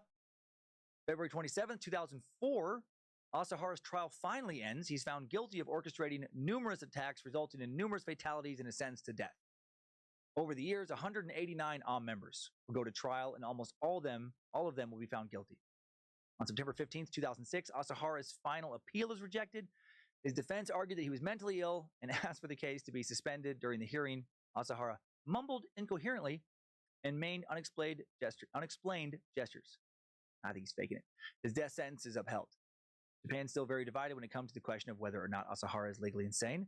Many think he was faking, like I do. Others think he was faking at first, but then eventually did have a real mental breakdown. And if he did, who gives a shit? Fuck him. I think if someone is this dangerous, insane or not, isn't it best for the world at large just to put him down? What would be the point of saving this miserable piece of shit? Err on the side of caution. Don't let his followers hold on to any hope that their precious leader will someday get out. Don't give him any incentive to keep trying to bust him out of prison or out of some asylum with more terrorist attacks. In March of 2007, a left splits into two divisions. Former AUM leader Fumihiro Joyu leaves to create another NRM, Hikari Nowa. He emphasizes a separation from AUM, but keeps believing a lot of the same old bullshit, invites people to come visit his new stupid cult. Remaining the left members, like Asahara's wife and a few of his kids, they continue to worship Asahara. Well, if they keep making dummy accounts. Contact with everyone, including his family. He now refuses to eat unless he's spoon-fed, starts wearing adult diapers because he now refuses to use the bathroom or bathe himself. Super fun for staff. We'll have to sometimes clean this piece of shit, who is now literally covered in shit and piss. He goes completely silent as well, refuses to talk, and he will live like that for the next 10 years. Just a no-talking, diaper-wearing fucking maniac. So gross, would be so sad if I was able to feel sorry for him. November 21st, 2011, after 16 years of other prosecutions and appeals, a total of 13 death sentences are now finalized. At this time, only 3 remaining former high-ranking AUM members are still on the run. Then in late 2011, Hirata Makoto, one of 3 those men, is arrested. The next year, on June 15th, 2012, Katsuya Takahashi is arrested, tried after being on the run for 17 years. He was the most wanted of the 3 because he was Asahara's bodyguard, one of the getaway drivers on March 20th. Received a life sentence for his crimes. Also in June, the last member, Kikuchi Nakoa, is arrested. Their trials could finally finish up and bring peace to victims and their families. In August 2012, Japan Airlines flight to the U.S. had to turn back after receiving a bomb threat from a left members. I thought they were nonviolent, demanding Asahara's release. March 2016, authorities in Montenegro expelled 58 foreigners for suspected association with AUM. Crazy, just 5 years ago. They were all gathered at a hotel they'd rented. 4 were Japanese, but the other 43 were from Eastern European nations. April of 2016, Russian authorities raid 25 AUM properties, make arrests there. July 6, 2018, 7 of AUM's top leaders are executed, including shitty diaper-wearing Shoko Asahara. Oh, fucking guru numbnuts. He's 63 when he dies. The executions take place at a Tokyo detention house. Early that morning, all the prisoners hanged, their bodies quickly cremated later the same day. The executions postponed for so long because the court wanted to wait for all convicted AUM members to finish their appeals. Those appeals finally ended in January of 2018. 6 members ended up sentenced to life in prison, 13 sentenced to execution. Japan has executed roughly 8 people per year since an execution moratorium ended in 2010. This was a heavy year for them. Officials do not give advance notice of execution, so prisoners only learn a few hours before they're about to die. That's crazy. Man, not knowing when you're going to be executed, what a mentally torturous way to live on death row. Japan hangs all their death row inmates and doesn't notify the public that they've been hanged until afterwards. Asahara's daughter, Reika, had campaigned for her father's retrial for years. She argued he never got a fair trial because he was mentally ill. She tried to visit him in prison right up until shortly before he died, but he never spoke to her, refused to see her. Man, I feel sorry for her. Raised by a father who brought her nothing but insanity and misery. The 6 remaining Amish and Rico members sentenced to die are executed and cremated on July 26, 2018. April 10th, 2019, Tokyo District Court orders Aleph to pay just over 1 billion yen to victims of the 1995 attack. A victims group filed for damages after Aleph failed to pay in 2009. After years of stalling, a decade of stalling, the court ordered the full amount to be paid immediately. Not sure if Twitch happened, sure if has anti-ban evasion, but they know how to get around that stuff. Our wild timeline today. Good job, soldier. You made it back. Barely. Ooh, art. Ooh. What Ooh. a tale, right? I hope my mispronunciations were not distractions for that story, because it's such a wild story. I have a few more thoughts on it. But first, one more quick sponsor break. The Circle of Divine Wizards, school for the mostly or at least kind of blind at Judo Institute. I love it. Today's episode is brought to you by the Circle of Divine Wizards, school for the mostly or at least kind of blind and Judo Institute. Is your child mostly or at least kind of blind, but they do still see a lot better than some kid who is, say, totally blind? Do they like to fight? Do they struggle with empathy and anger and are looking for a way to improve their self-esteem, potentially at the cost of another safety or well-being? If so, your child may benefit greatly from enrollment into the Circle of Divine Wizards, School for the Mostly Blind and Judo Institute. Our locations are secret, our instructors stealthy. We've infiltrated the staff at various schools for the blind, and now our covert employees can get you mostly or at least kind of blind child enrolled in the same schools as totally blind kids. Once inside, after initial one-on-one judo training, when no one but our trained staff is nearby, your child will be able to practice judo on live targets. Our staff will do fun things like yell fire to get the blind kids really moving about to stimulate and simulate some real-world brawl, for example, but with less risk of self-esteem crushing ass whooping, since, you know, these kids are totally blind. Your child will be able to practice any number of judo moves on these helpless children and feel the rush of endorphins and self-worth that comes from kicking so much ass, all with no risk of litigation, since these targets literally can't witness any of these attacks. By the time your mostly or at least kind of blind child graduates, they'll be able to see at least one thing very clearly: themselves, throwing life's obstacles around like scared blind children on a playground. Call 1-800-GO-AHEAD-AND-TOSS them around. That's 1-800-GO-AHEAD-AND-TOSS them around to sign up your child at the Circle of Divine Wizards, School for the Mostly or at least Kind of Blind and Judo Institute today. Very interesting sponsor. Asahara studying judo and beating kids' asses at that school for the blind is really going to stick with me for a while. And that was like the least crazy part of today's episode. And the world has no shortage of wild ass stories. Such a different type of cult. These assholes not content to just hang out on the compound, wait for the end times.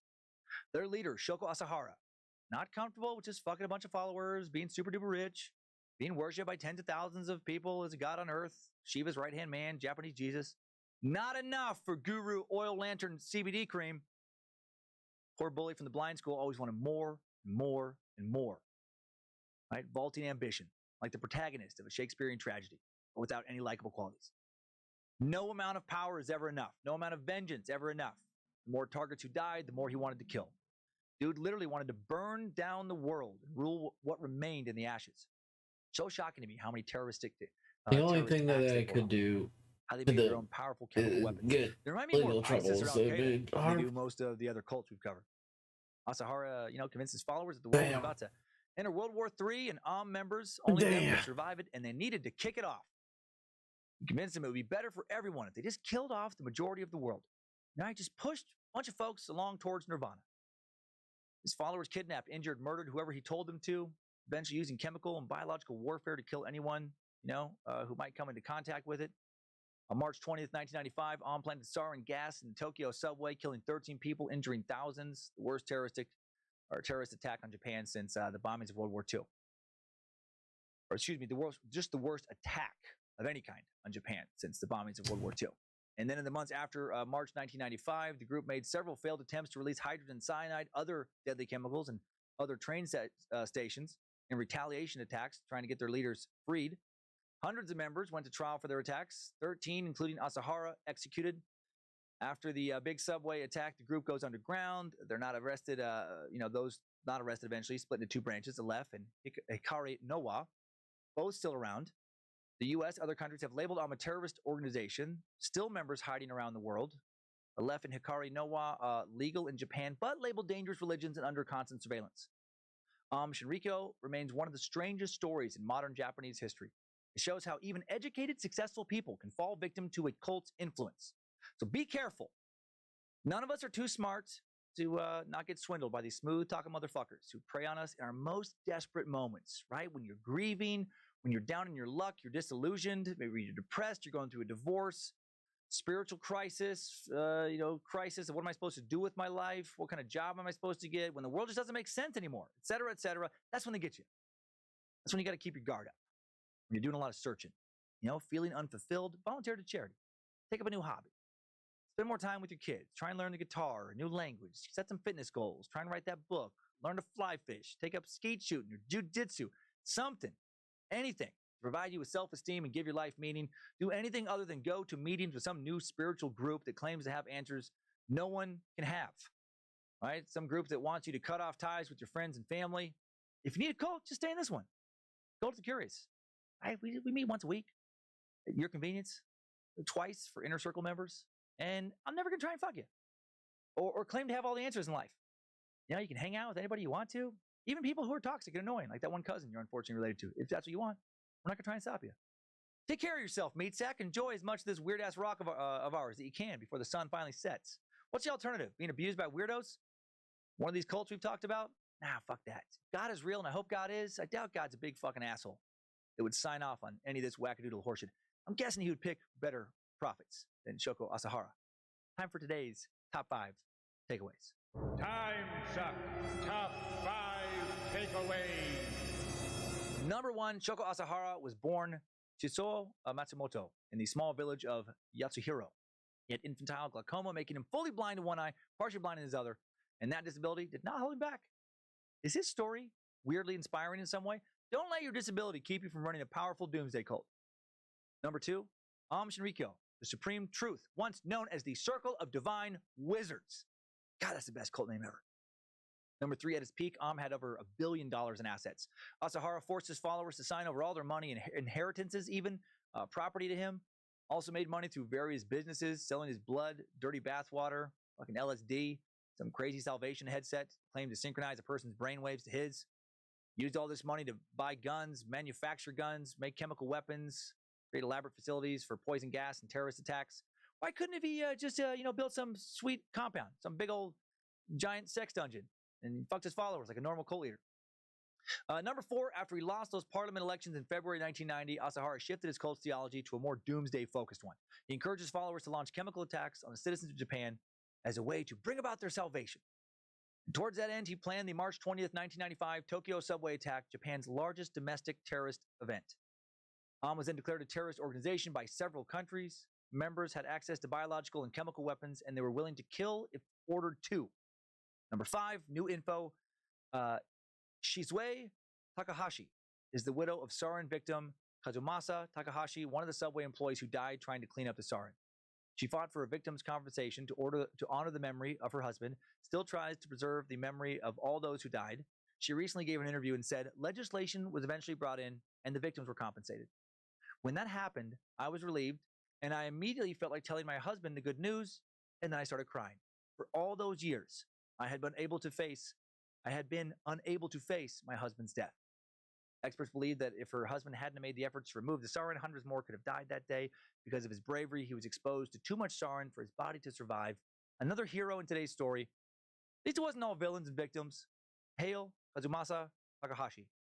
That's all for today's top 5 takeaways. Time's up. Top 5 takeaways. The Am Shinrikyo cult has been sucked. Thank you to the Bad Magic Productions team for all their help in making Time Sick every week. Hopefully we don't meet up with those cults. Hopefully they don't get onto Twitch. That's what we hope. We don't need cult members another as followers. Month is the Wildland Firefighter Foundation. Proud to donate $15,000 from Patreon, thanks in large part to our space lizards. Go to wffoundation.org to learn more. Now let's hop into a nice mix of science and wackadoodlery. It is Celebrity Clone O'Clock.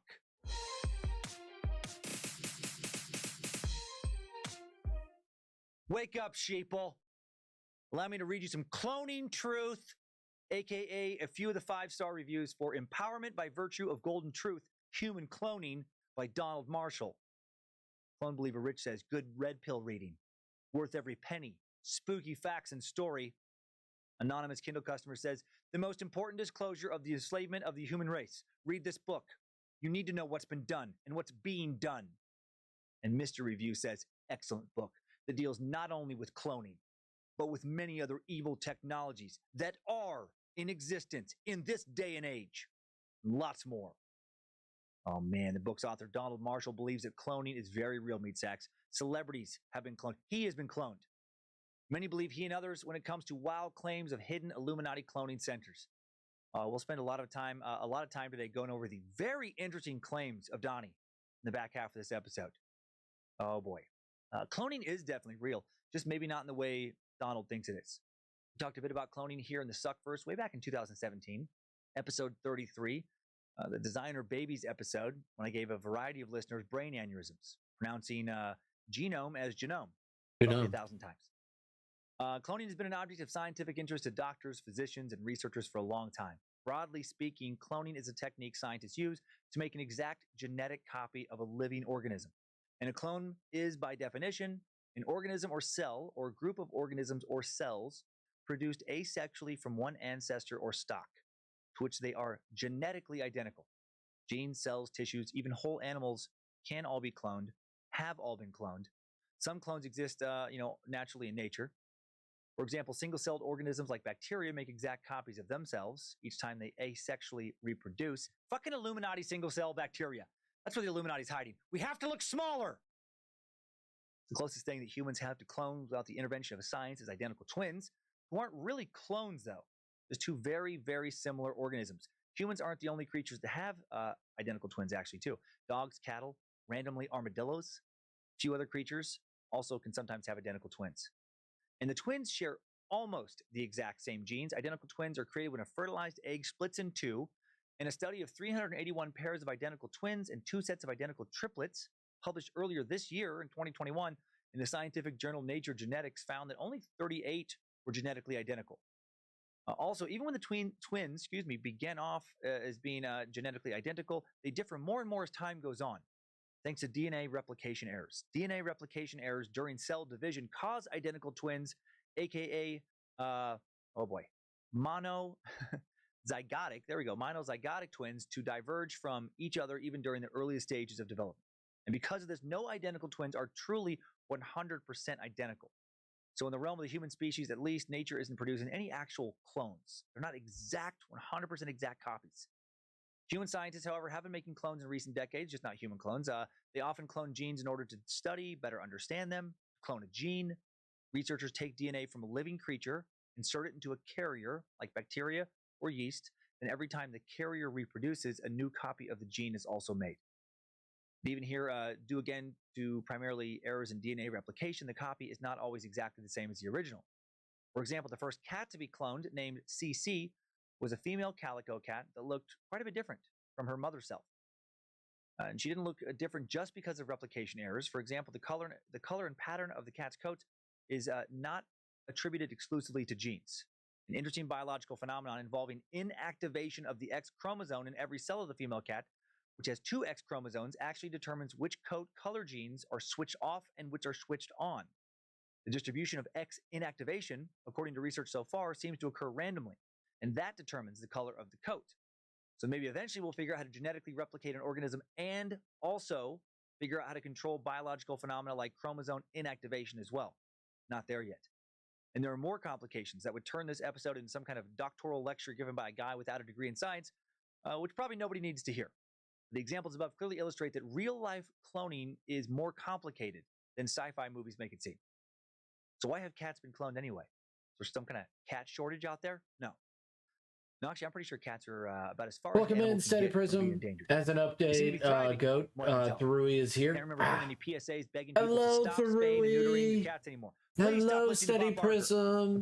Hello, everybody. Hello, everyone. 62 years old, by the way. That doesn't sound right to you because it's not right. He's 97 and he looks great for 97. But Moss and Dead drew something and it looks so good. Great for 97. Anyway, I should reply. Cat's been cloned. Looks so good. Mainly to learn more about the process of cloning so that maybe someday we can clone humans and also treat human ailments delicious. with some type of cloning. Oh man, I kept the caps on, the lock on. God damn it. I keep hitting that goddamn thing. The motivation seemed to be mainly that future humans can also see everything I write now is in all caps. Currently falls into two categories. No filters. Reproductive cloning. Reproductive cloning is no filters really whatsoever. For today's episode, we're going to look into both of these clone categories. Then we'll look into how some celebrities have, definitely dabbled in some odd DNA manipulation, like cloning their pets. Then we'll get into some theories about who may currently be a clone. No theories exist, to my knowledge, about Gary Busey being a clone, but maybe there should be. Maybe they cloned old Gare Bear too many times, and the copy started to get a little wonky or watered down.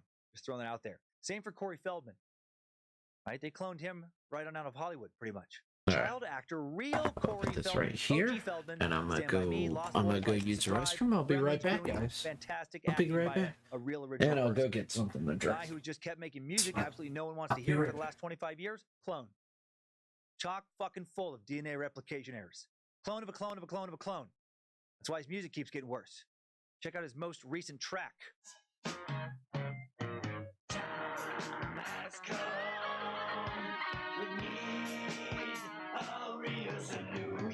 Silent screams, seize rockin' revolution. That was a little bit of Rockin' Revolution. Corey released it earlier this year in January, and I wish I was kidding. He will not be stopped. He will also probably never start taking actual music lessons. After having a lot of fun with clone theories with celebrities, then we're going to get into a timeline of major achievements in cloning.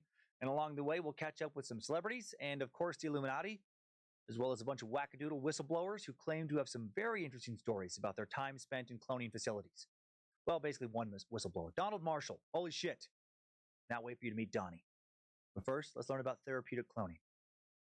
Therapeutic cloning, as you may already know, involves taking one super hot nurse and turning her into a small army of lingerie-wearing, very horny hot nurses so you can heal while also living out a variety of super fun sexual fantasies. I'll be right back. Gonna get something to drink.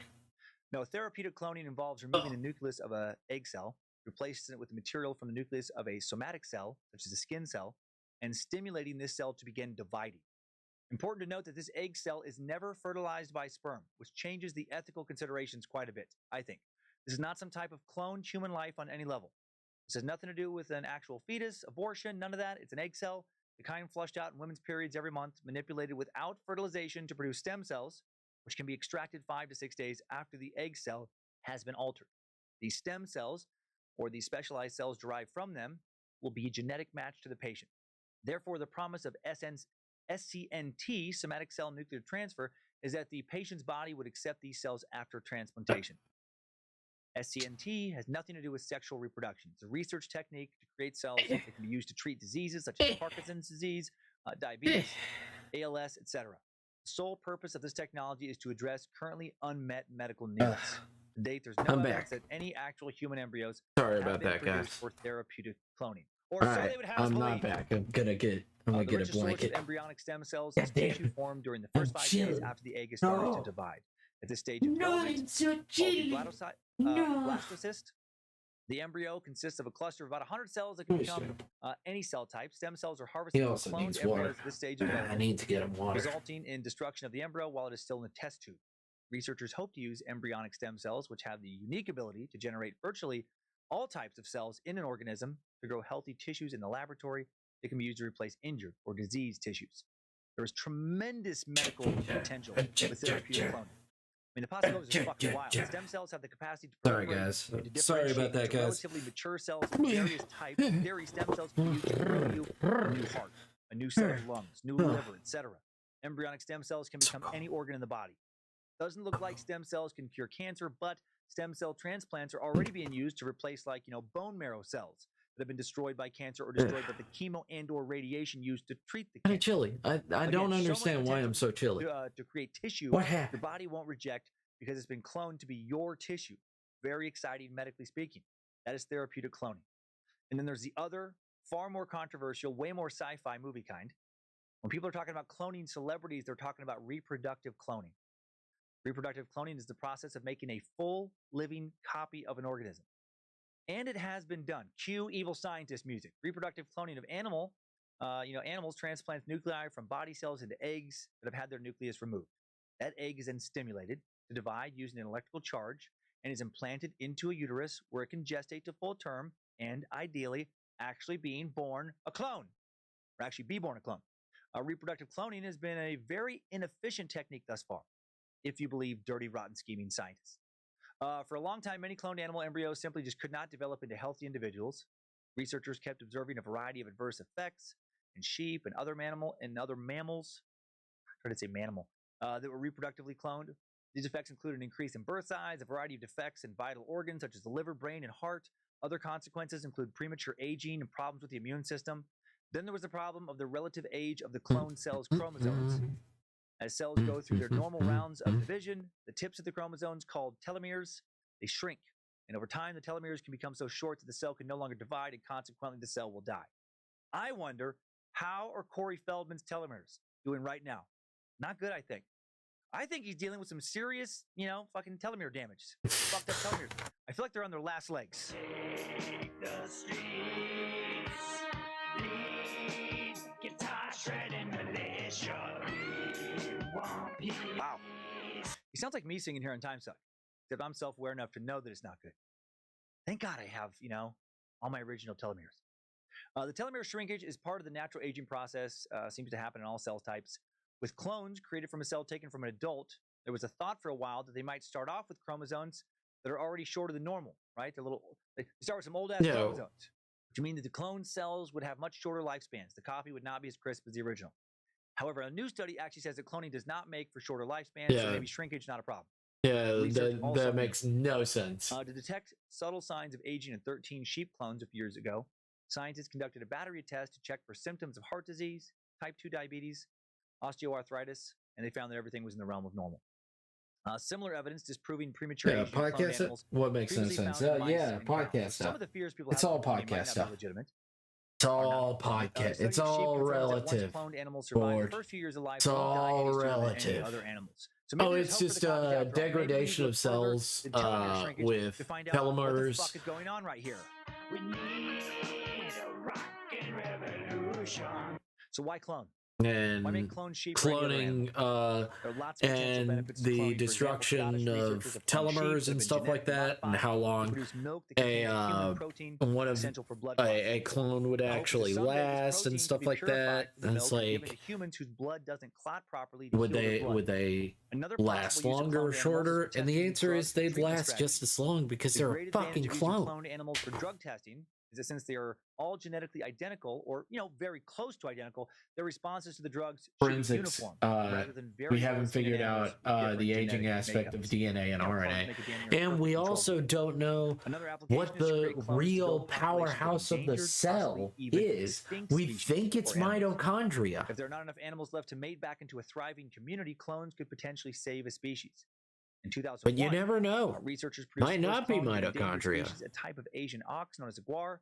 Sadly, the baby guar, which had developed inside might be little Thors living in your body, giving you the power and energy to keep going. I'm just saying nonsense right now because I think it's funny. Of DNA.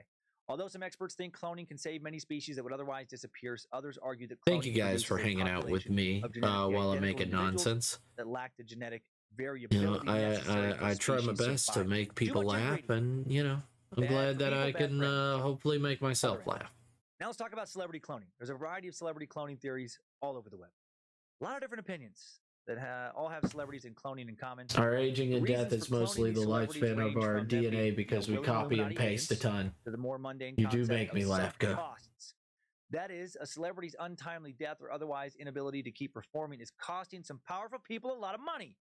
People who've invested a lot of money and time in these celebrities, and they want a return on that investment, so they replace them with a clone to keep making that money. Maybe I should clone myself a few times.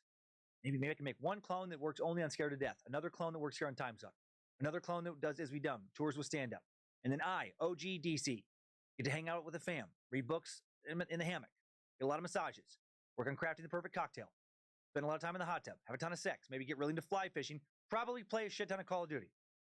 And if any of my clones start slacking, holy shit, will I fucking beat my ass. I will punch me right in my fucking face if that's what it takes to get me motivated. So what has led many of these celebrity clone conspiracists into stumbling upon cloning truths? Mostly cultural celebrity obsession. That's why we're here. We live in a society where some people love to obsess over the lives of celebrities. A lot of people. Think of the tabloid to the checkout stand, right at the grocery store, the pharmacy. Think of the massive social media followings of celebrities, the reality shows that delve into their personal lives, the stalkers who get arrested for convincing themselves they know these celebrities are destined to be with them. It's not enough for many just to enjoy someone's music or appreciate their work as an actress, find them attractive as a model, etc. They want to know what they eat for fucking breakfast, who they're dating, how the relationship's going, how well they're getting along with their parents. They want leaked sex tapes. They want to know what they look like naked, what sounds they make when they fuck. They want to know everything. A lot of people pay super close attention to their favorite celebrities, and some of these people are fucking crazy. And then when suddenly the celebrity doesn't look or behave like the person thought they, the person who thought they knew them so well thinks they should, look or behave, they get really suspicious. Instead of blaming the change or changes on natural aging, natural personality evolution over time, cosmetic surgery, people's opinions, interests, behavior do not remain fixed and unchanging from birth to death. Yeah. That would be insane if they didn't. These theorists point to a very I'm different about to head off to get some rest. Thank you for having me here, Goat. No problem. Y'all stay sweet, stay safe, and best wishes to Carbs Raw. I hope you're giving it. They've given up and they have lost interest. No rational person believes these clone theories. Yeah, I hope so too. Look, if you need to go to bed, bored, go to bed. Or unless a small get some rest. Thank you for hanging out with me. And all the other scientists. The amount of time you have. It would be so difficult. Thank you, everybody, for hanging out with me. I'm going to do it for 4 hours, and then I'm going to go to bed. Also, ethical concerns just about cloning humans. It's been 3 hours, human? What will be the legal and I want to status go of to 4 hours. I would think it would be the same. I got one more hour to work on this stuff. It'd be weird if we didn't. And then I'm going to go to bed. Test tube. No one wants your soulless, artificial ass running amok doing God knows what, since you're an abomination.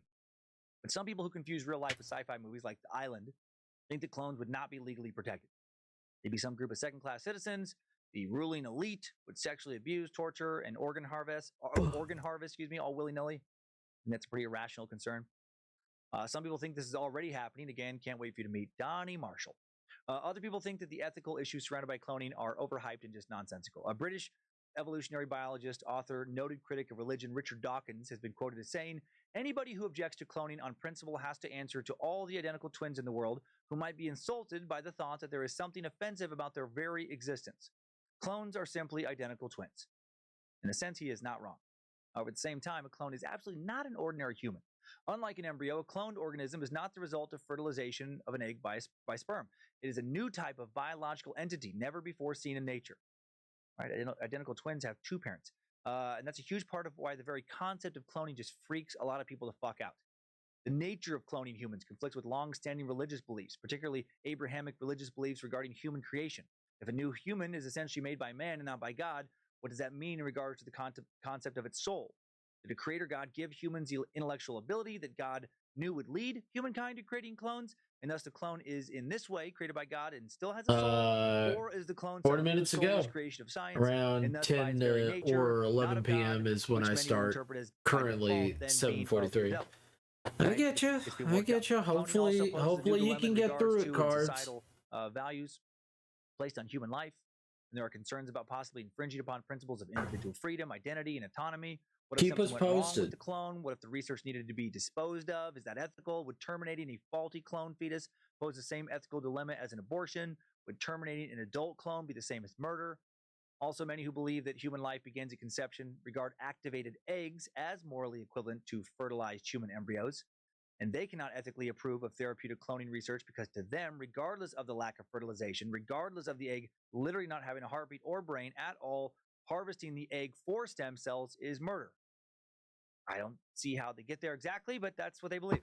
There are also those who question. So around 6 a.m. for me. Right to seek human eggs for scientific research. I've also done a stream at around 8 a.m. I mean, it's up to you. To a number that can be used in research. She must be given stimulatory medications. Don't be forced to do something because we just want to support you just as much as we can. Stimulation syndrome can lead to liver damage, kidney failure, or stroke. The surgery to retrieve the eggs also carries risks, such as dangers of general anesthesia, bleeding. Is it ethical to subject a woman to these risks for research purposes? What about the person whose cells are being cloned? Would they have the right at any point to ask that their cells no longer be replicated? What ownership would they have, if any, in their genetic lineage? Is it okay to murder Corey Feldman and replace him with a slightly inferior clone over and over at least 1,000 times?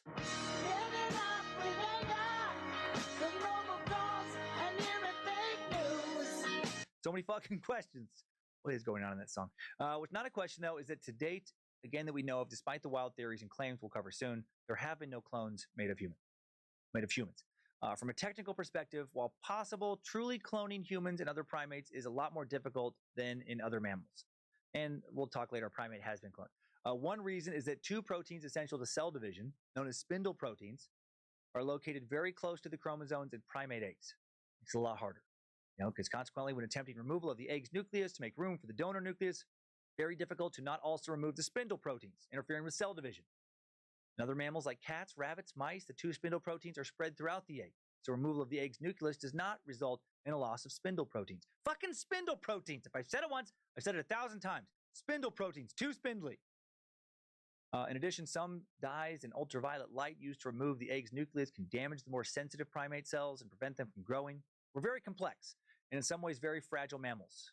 We're like a new, fully loaded car with all the bells and whistles, power everything, so many buttons, big touchscreen, so many submenus, so many options to make driving a better and more customizable experience, but also a lot more shit that can go wrong with higher mammals like primates. Now, putting all this science mumbo jumbo about how it's not possible aside, let's really now get into celebrity cloning. There actually is a real legitimate link between celebrities, specifically very wealthy celebrities, and cloning that is well established.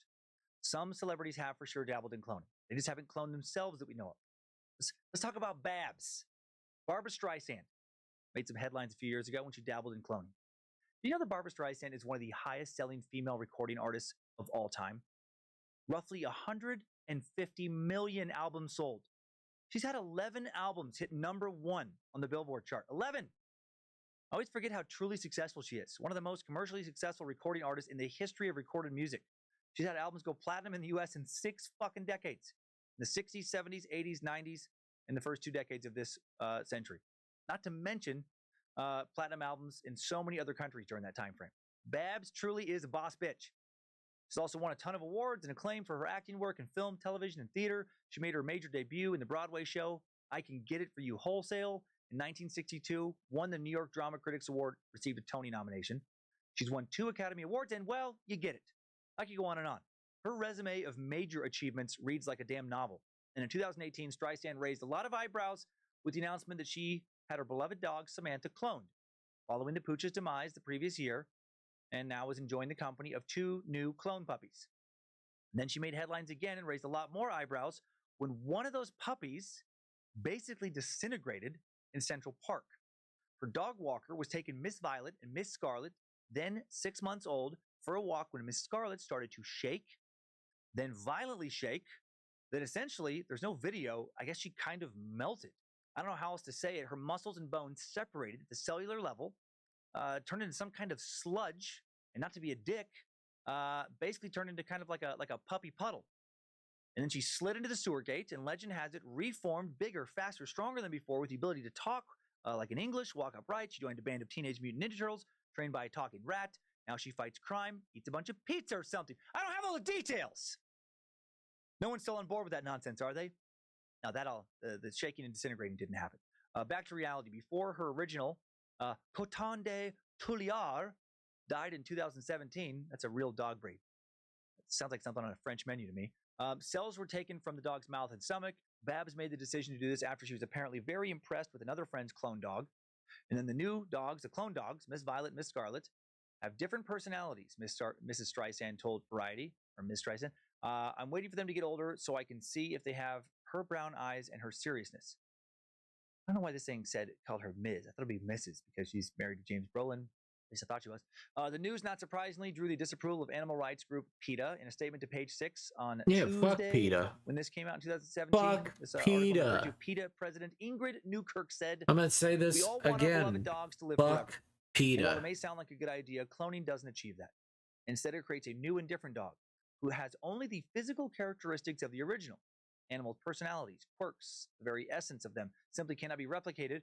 And when you consider that millions of wonderful adoptable dogs are languishing in animal shelters every year, you're dying in terrifying ways when abandoned, you realize that cloning adds to the homeless animal population crisis. And because cloning has a high failure rate, many dogs are caged and tormented. Yeah, cloning has such a high failure rate.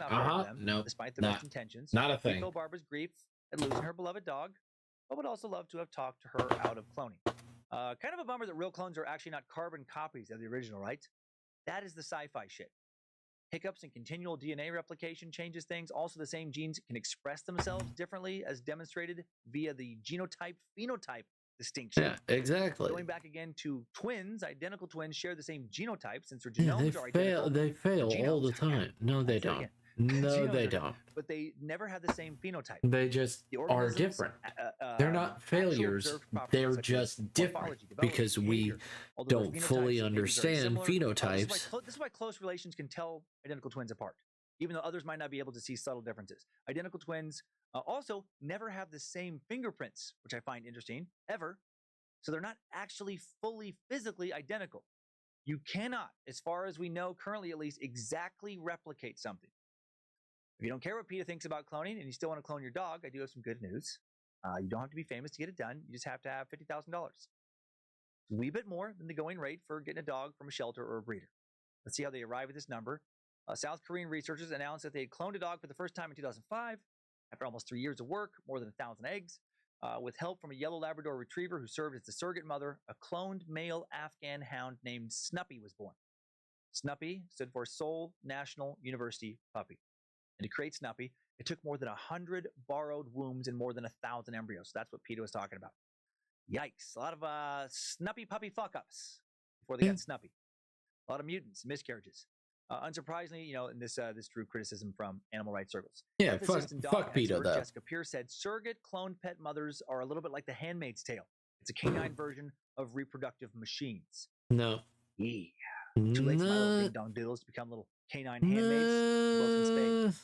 No, it's like the Handmaid's Tale. I mean, okay. Blessed be the fruit. All right. You're just quoting it because it's popular. Just random concerned citizens. A California company partnered with a South Korean lab and made plans. And also, the Handmaid's Tale is not real. It will never be real. And why would we? Have been born in South Korea. It's fucking stupid. It's filled with stupid things. I've never watched Handmaid's Tale. It's never interested me. $600 by 2015. Not my thing. Biotech was charging about $100,000 to attempt this process. Then some free market competition drove the price down. Biogen Pets, a company based in Texas, started charging. Might be a great show. For cloning. I don't want to watch it. Or $1,600 to merely preserve your pet's genes. Decided to take the plunge with Biogen. The process cost $35,000 for a cat, $50,000 for a dog, $85,000 for a horse. A representative of Biogen Pet said the first most crucial step is storing the DNA of your pet via our genetic preservation service. A veterinarian will take a 4mm skin biopsy from the belly area of your pet. The procedure is very similar to having a mole removed on a human body. We culture the skin samples, resulting in living cells, all of which contain 100% of the DNA of your pet, and they can be frozen indefinitely. Reports and information on Biogen's website suggest the cloning process generally takes about 60 days. Biogen's president, Blake Russell, owns a stallion cloned from the DNA of a racehorse champion. Does the cloned stallion win in any races? Does not seem to be. Taylor fit the original, won 20 of his 40 career races, finished second 11 times, third once, retired with $1.3 million in career earnings. Pure Taylor fit. The clone has not won shit. Clones, again, not exact replicas. In addition to Babs, fashion designer Diane von Furstenberg and her husband Barry Diller.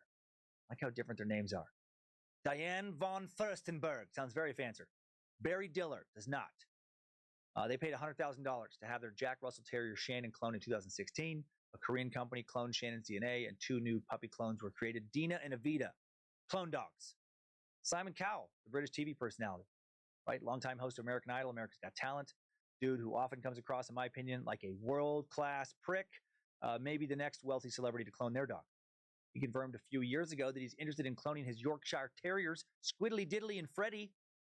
Speaking in 2018 to The Sun in the UK, Kyle said, I'm 100% cloning the dogs, all of them. We've thoroughly looked into it, got all the details, and I can prove to you I'm going to clone them. There was documentation. It seems like a fucking dick in print, right? Just the way he talks. Yes, we're cloning our dogs, and there's not a damn thing you can do about it, is there? Think you can stop me? Try it. Try and fucking stop me. Clone my dog. I'll have you arrested. I'll have you killed. Then I'll have you cloned, just so I can kill you again, you fucking twat. Don't fuck with me. Next interview, please. Another way celebrities have publicized cloning has been talk of who owns their DNA. Did you know that it can be possible to copyright your DNA? It's not, but people have been trying. Some wealthy lunatic, in theory, could get some celebrity's DNA from grabbing a piece of the gum they chewed up and spit in the trash, or from shaking their hand, and then they could have a clone made. And then I guess wait 20 or so years for the clone to grow up and hope it acts kind of like the original. It looks almost exactly like. Seems like a lot of fucking work for not much payoff. This hypothetical had some people worried, and in 2005, a California company started offering celebrities the chance to copyright their DNA to prevent unwanted duplication. Andre Crump, president of the DNA Copyright Institute of San Francisco, said a lot of people are going to want to clone people they admire. So that's why they did this. For high-profile individuals worried they might fall victim, DCI began offering to record their DNA fingerprint, check that it is unique, store it, and register the pattern with the U.S. Copyright Office for $1,500. Get the fuck out of here. I'm going to say right now, if you want to clone me, go ahead. Good luck raising young me. At least a 50% chance that clone me ends up in prison. But then this company went out of business because, unfortunately, DNA cannot be copyrighted. This is nonsense, said Stephen Barnett of the University of California, Berkeley. Okay, now let's look specifically at claims of certain celebs being cloned. Now we're getting out of the science into the wacky. Hope everybody's doing good. One of the biggest clone Thank stories you for of late revolves hanging around out. punk pop singer Avril Lavigne. Avril Lavigne, Even though the it's real very Avril, quiet, OG Avril, born on September it's all 27, fucking 1984, in Bellevue, golden. Ontario. Up in Canada, city of around 50,000 on the banks of Lake Ontario, about 200 kilometers from Toronto.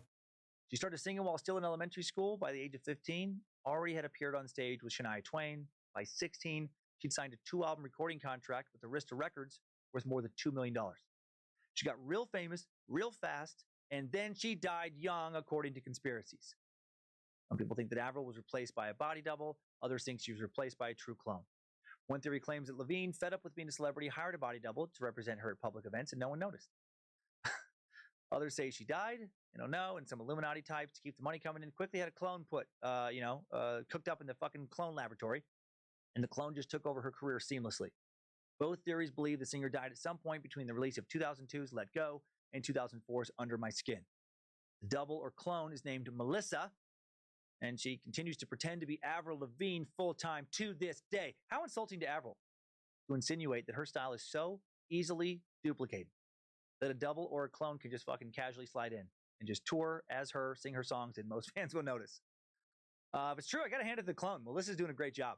While Under My Skin didn't duplicate the sales of Let Go, which sold over 16 million albums worldwide, it did sell over 10 million, and the next album sold over 7 million, so fucking great job, clone. As we'll see with other so-called clones, a gap between projects, just 2 years between the release of an album in this case, can lead to a lot of people speculating, about what's really going on. Because those people don't understand how life works.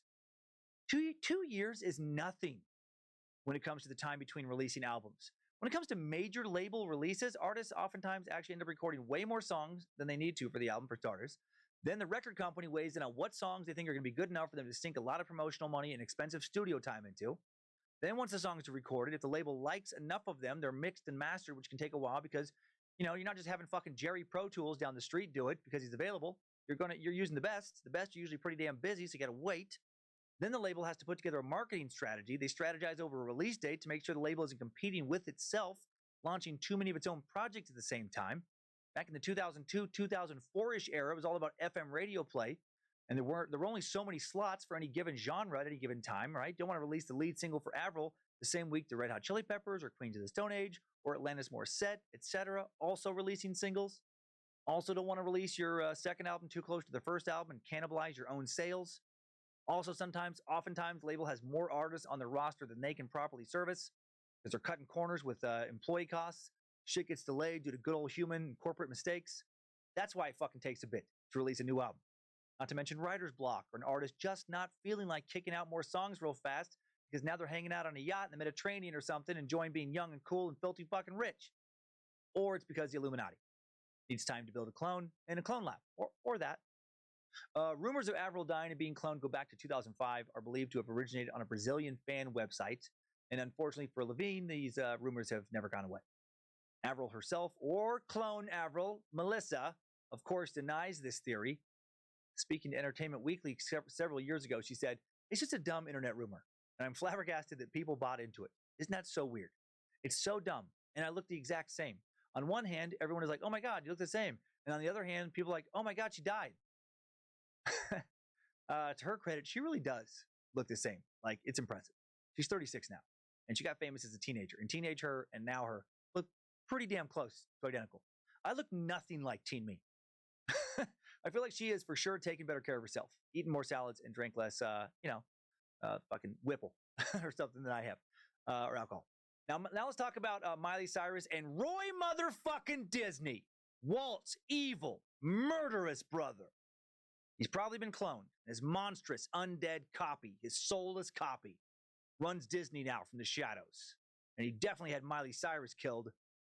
Back in 2010, some actually do think Disney, the company, not Roy, had Miley Cyrus killed and dumped her remains in the California desert. Two possible explanations for this. One theory states that in the months before her accident, Miley leaked nudes, smoked salvia, and wrote in a song that she was, quote, hot, egad. To save its brand, its wholesome image, Disney was left with one option: to murder her. That theory doesn't seem very believable, since Miley got way more controversial after 2010. Released more nudes, way more sexual songs, and performances. I mean, shit got pretty wild during the 2013 MTV Video Music Awards when she grinded on Robin Thicke and seemed to try and set the record for most pelvic thrusts in one award show. It doesn't seem like Disney accomplished their mission there.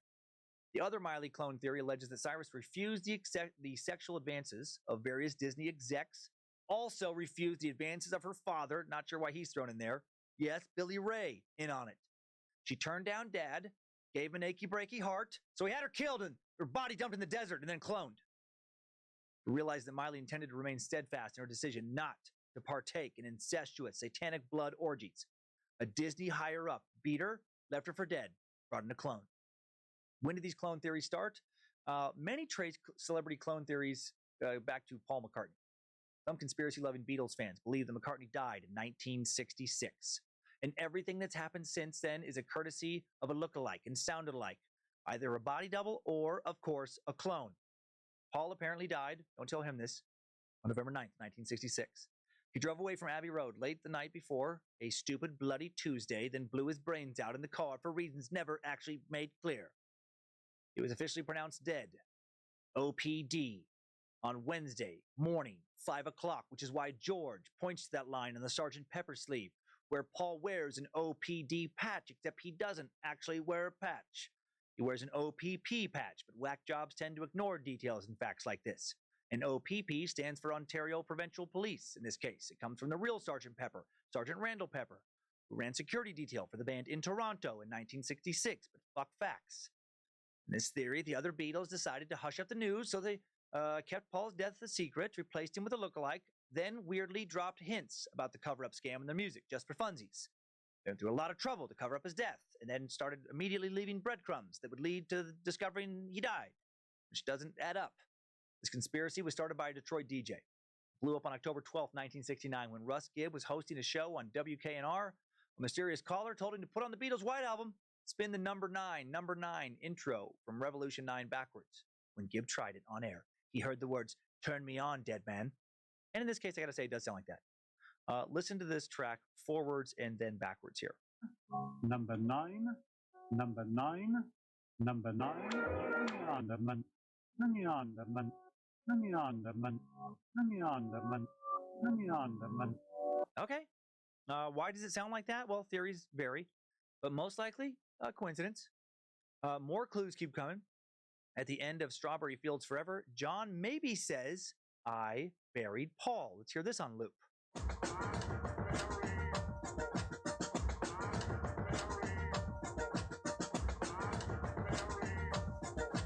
Now, is that what he says? Lennon claims he was saying cranberry sauce. The Beatles press officer claims he was saying, "I'm very bored." And conspiracy theorists, thought he was saying, "I buried Paul." I hear "I'm very bored." If you listen again. It's hard to get the end with the music. It does sound like he's very bored. That's so sad. That's so sad that he's very bored. I'm so sorry, guys, that you guys are so bored. Even if this was all engineered into the album, it could have been just to fuck with people, right? It's like sometimes people forget that people will do pranks and troll others because they fall for this shit. Fans also began whispering about all the clues on the just released Abbey Road. You know, the jacket, the cover showed Paul barefoot out of step with the others, holding his cigarette in his right hand. What the fuck? He's a lefty. He plays most instruments with his left hand. I think these people just, don't understand that photographers kind of like mess with you on like press shoots. And they might have just liked the way the cigarette looked in his left hand for symmetrical reasons better than the cigarette looked in his right hand. Yeah. Or, vice versa. Which is crazy. And then there's the Volkswagen with the 28 IF license plate. That's how old Paul would have been if he were still alive, say conspiracist, which is wrong. He would have been 27, when Abbey Road came out. But again, who cares about facts when you're connecting so many dots in your basement? Then the song I Am the Walrus ends with the live BBC broadcast of a fatal scene from Shakespeare's King Lear, with the character Oswald groaning, "Oh, untimely death, clearly a nod to Paul's demise." Or, John Lennon taped it on the radio one night and thought it sounded fucking cool. He was doing a lot of drugs at that time, and he liked how it fit into the song. Yeah. When he's apparently dying in a car crash, Paul claims he was actually in seclusion on his Scottish farm with his wife Linda and their 6-week-old daughter Mary. Convenient. Nice alibi. Life magazine sent reporters out to stalk McCartney on his farm around that time he supposedly died. They didn't notice it was a clone. Actually, after Paul threw a bucket of water on him, then he agreed to an interview and took photos with him to make him go away. That's when you know you're really famous. When reporters still want to do an interview with you after you fucking teach them a lesson by throwing buckets of water on them. 1974, Paul had some fun with his dad's conspiracy, telling Rolling Stone, "Someone from the office rang me up and said, 'Look, Paul, you're dead.' And I said, 'Oh, I don't agree with that.'" I don't agree with that. He said regarding the rumor in 2009, I don't agree with that. That I could see people sort of looking at me more closely. Were his ears always like that? Paul McCartney seems to have a great sense of humor in a variety of non-clone interviews. Again, like with Avril, if he was cloned, the clone has been killing it. That clone helped write the White Album. That clone released and sang Let It Be, Hey Jude, Band on the Run with Wings, Maybe I'm Amazed as a solo artist, and so many others. That clone is fucking legit talented. Another supposed clone, arguably the hottest clone I'll talk about here today, is Megan Fox. Oh, no. Oft-named sexiest woman alive in the mid-2000s. Megan Fox. Hot-ass clone. Hail Josephina. According to posts on one conspiracy forum, Fox has been replaced several times with clones created by the government. These clones are referred to by forum users as Fagin, not Megan. Oh, I see you, Fagin. Not tricking me. One user, The Mask, commented, "I'd say she was replaced. The look, quote unquote, seems to change right around the movie Transformers, 2007. She was replaced right before that in 2006, perhaps that summer. The show Hope and Faith, 2004 through 2006, had just been canceled. Filming for Transformers would have to start soon because it was released in July of 2007. Transformers is known as her breakout role, which is the same time period her look changed. She began dating Brian Austin Green in November of 2006. The timing fits perfectly. It's perfect, you guys. Everyone knows that Brian Austin Green is a clone fucker. Common knowledge. He only wants that sweet clone puss. The pieces fit. File it in the facts drawer. Every time Megan looks different, which could easily be explained again by the normal aging process or the fight against it. It's a new clone, say theorists. Then there is perhaps the most famous clone of all, and actually arguably also the hottest one, Beyonce. The woman my wife Lindsay wants to be reincarnated as. She's a bit obsessed with Beyonce. Beyonce ever goes missing, I want Lindsay looked into as a suspect. According to a slew of very, very reliable sources, Beyonce's career was going so swimmingly in the aughts that the singer's team of producers decided, better make a fucking clone, right? Or at least extract some of her stem cells, store them in case something happens to her and they need to make a clone. Gotta make sure Queen Bey, or Clone Bey, is sticking around. For a few years, the music industry's clone a pop star project sat in a mini fridge in a record exec's glass-roomed office. And then disaster struck. 2010, Beyonce died. How? I don't know. Somehow. They never make that clear. Maybe it was a really bad case of gas and her stomach exploded. Maybe she slipped on some caviar, fell off a yacht, hit her head on a paddleboard, made of diamonds. I don't know. After her death, the Beyonce clone seamlessly entered the world, strutting into her role. No one was the wiser for a few months. To the untrained eye, the clone replicated Beyonce so well that it was impossible to notice the difference between her and real Beyonce. But then, some very, very smart people online noticed that the clone started to malfunction. She would not quite dance perfectly at every single show and stuff. During the summer of 2011, she announced her pregnancy. A pregnancy genius theorists think is fake or was fake and led to more malfunctioning. She kept getting dates wrong. In one interview, she announced that her baby was due in February, but in a different interview, she claimed January. No way an original human would ever misspeak or remember a date incorrectly. Especially a date that can fluctuate a little bit as you begin your pregnancy. That's literally never happened, ever, with a non-clone. Theory said that her pregnant belly looked faked, not quite the right shape. The cloners couldn't pull the wool over everyone's third eyes. And more evidence of malfunctioning presented itself during her Super Bowl halftime show in 2016 when she almost but not really fell over. Hello! Would the real Beyonce almost but not quite have fallen over for a second? No chance. 0% chance. She would have never made a mistake. She was literally perfect. Everyone knows that real people never ever slip up. Two more big ones before the timeline. Britney and Marshall Mathers. Start with Britney. Another for sure clone. Britney Spears, singer, songwriter, dancer, Britney Spears, actress, clone. Britney's credited with influencing the revival of teen pop during the late 90s, early 2000s. That's why she became referred to as we the just Princess need of to Pop, leave her alone. or her clone was referred to as the Princess of Pop. I don't know if you remember this. Back in 1998, right before dropping the now classic rock opera Baby One More Time, Britney and Justin Timberlake got into a nasty car accident. It resulted in severe burns for Justin and Britney being decapitated. I had completely forgot about Britney getting her head chopped off back in 1998. That for sure happened. If it didn't happen, it wouldn't have been reported on the now defunct website BritneyIsDead.com. On this site, written back in 2011, our beloved Pop-Tart Britney Spears has been dead for about 5 years now. And maybe actually let's see, dead for about 5 years now. So I think I might have had the dates wrong.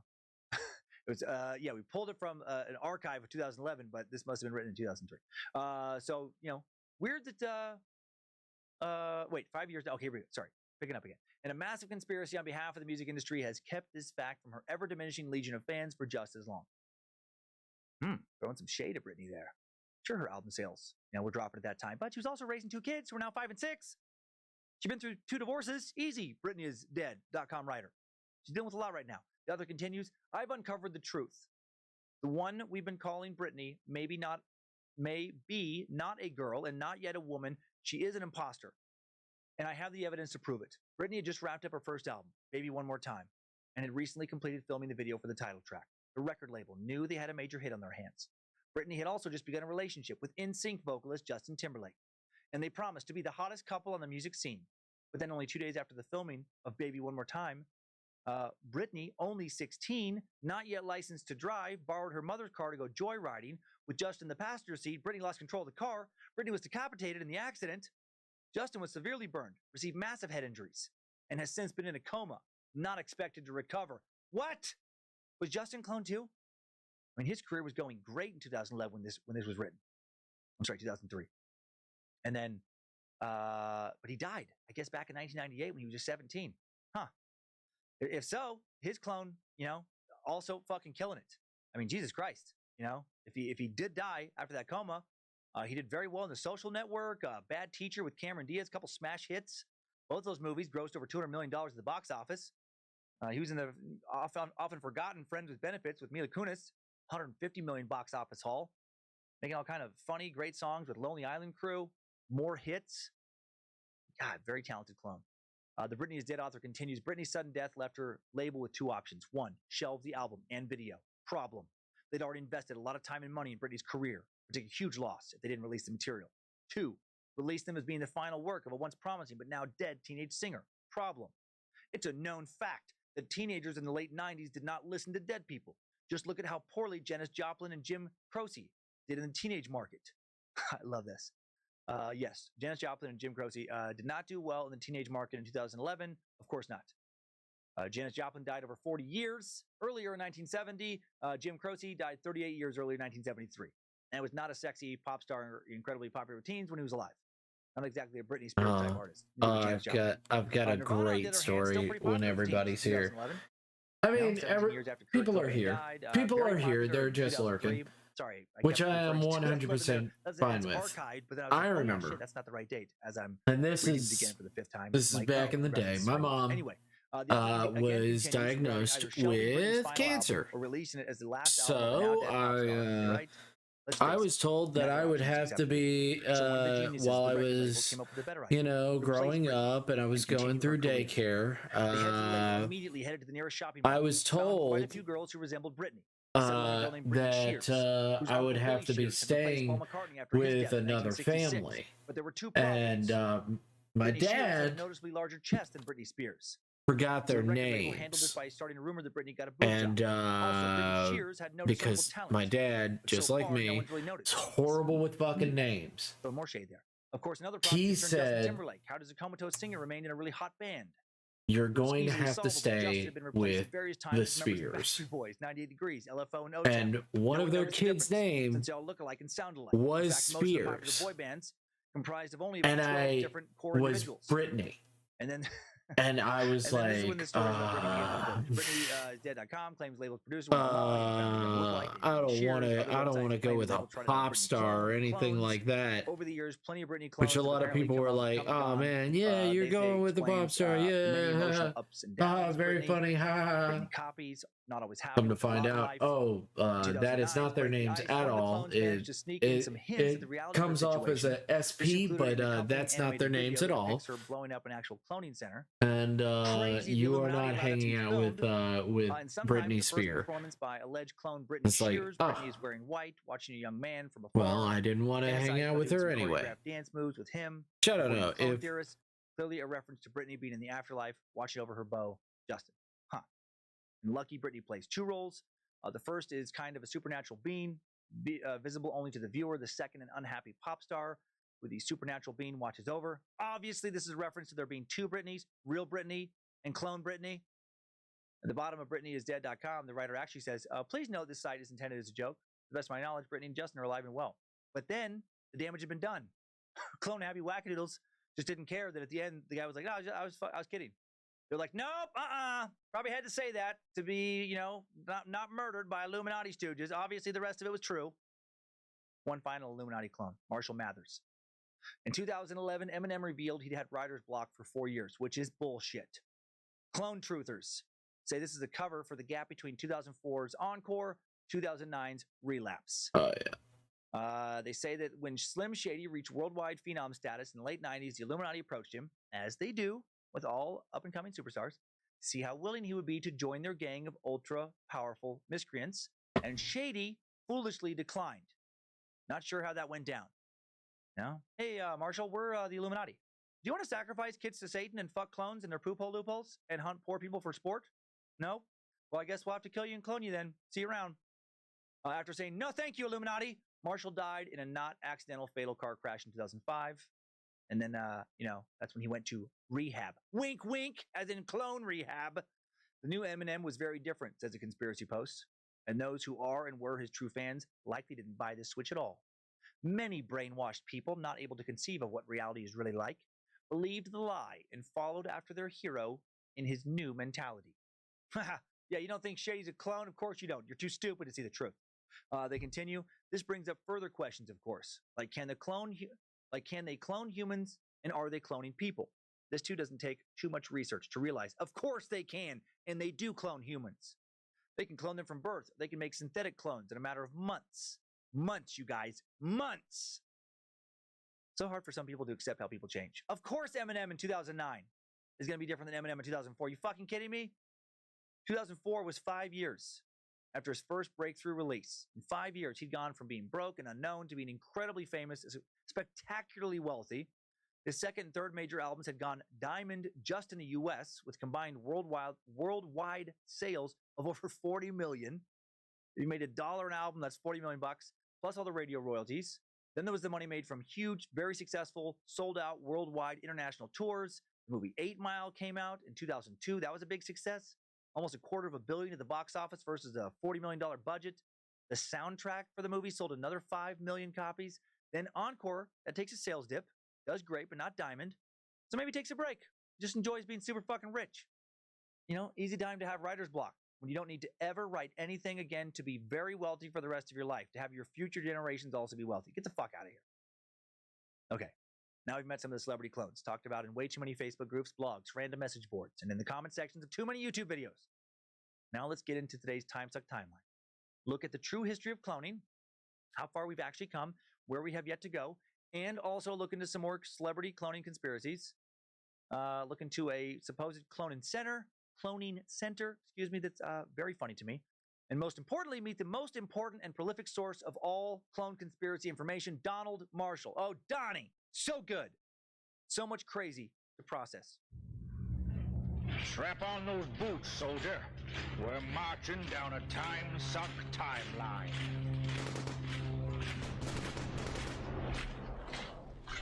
Kicking things off way back in 1885.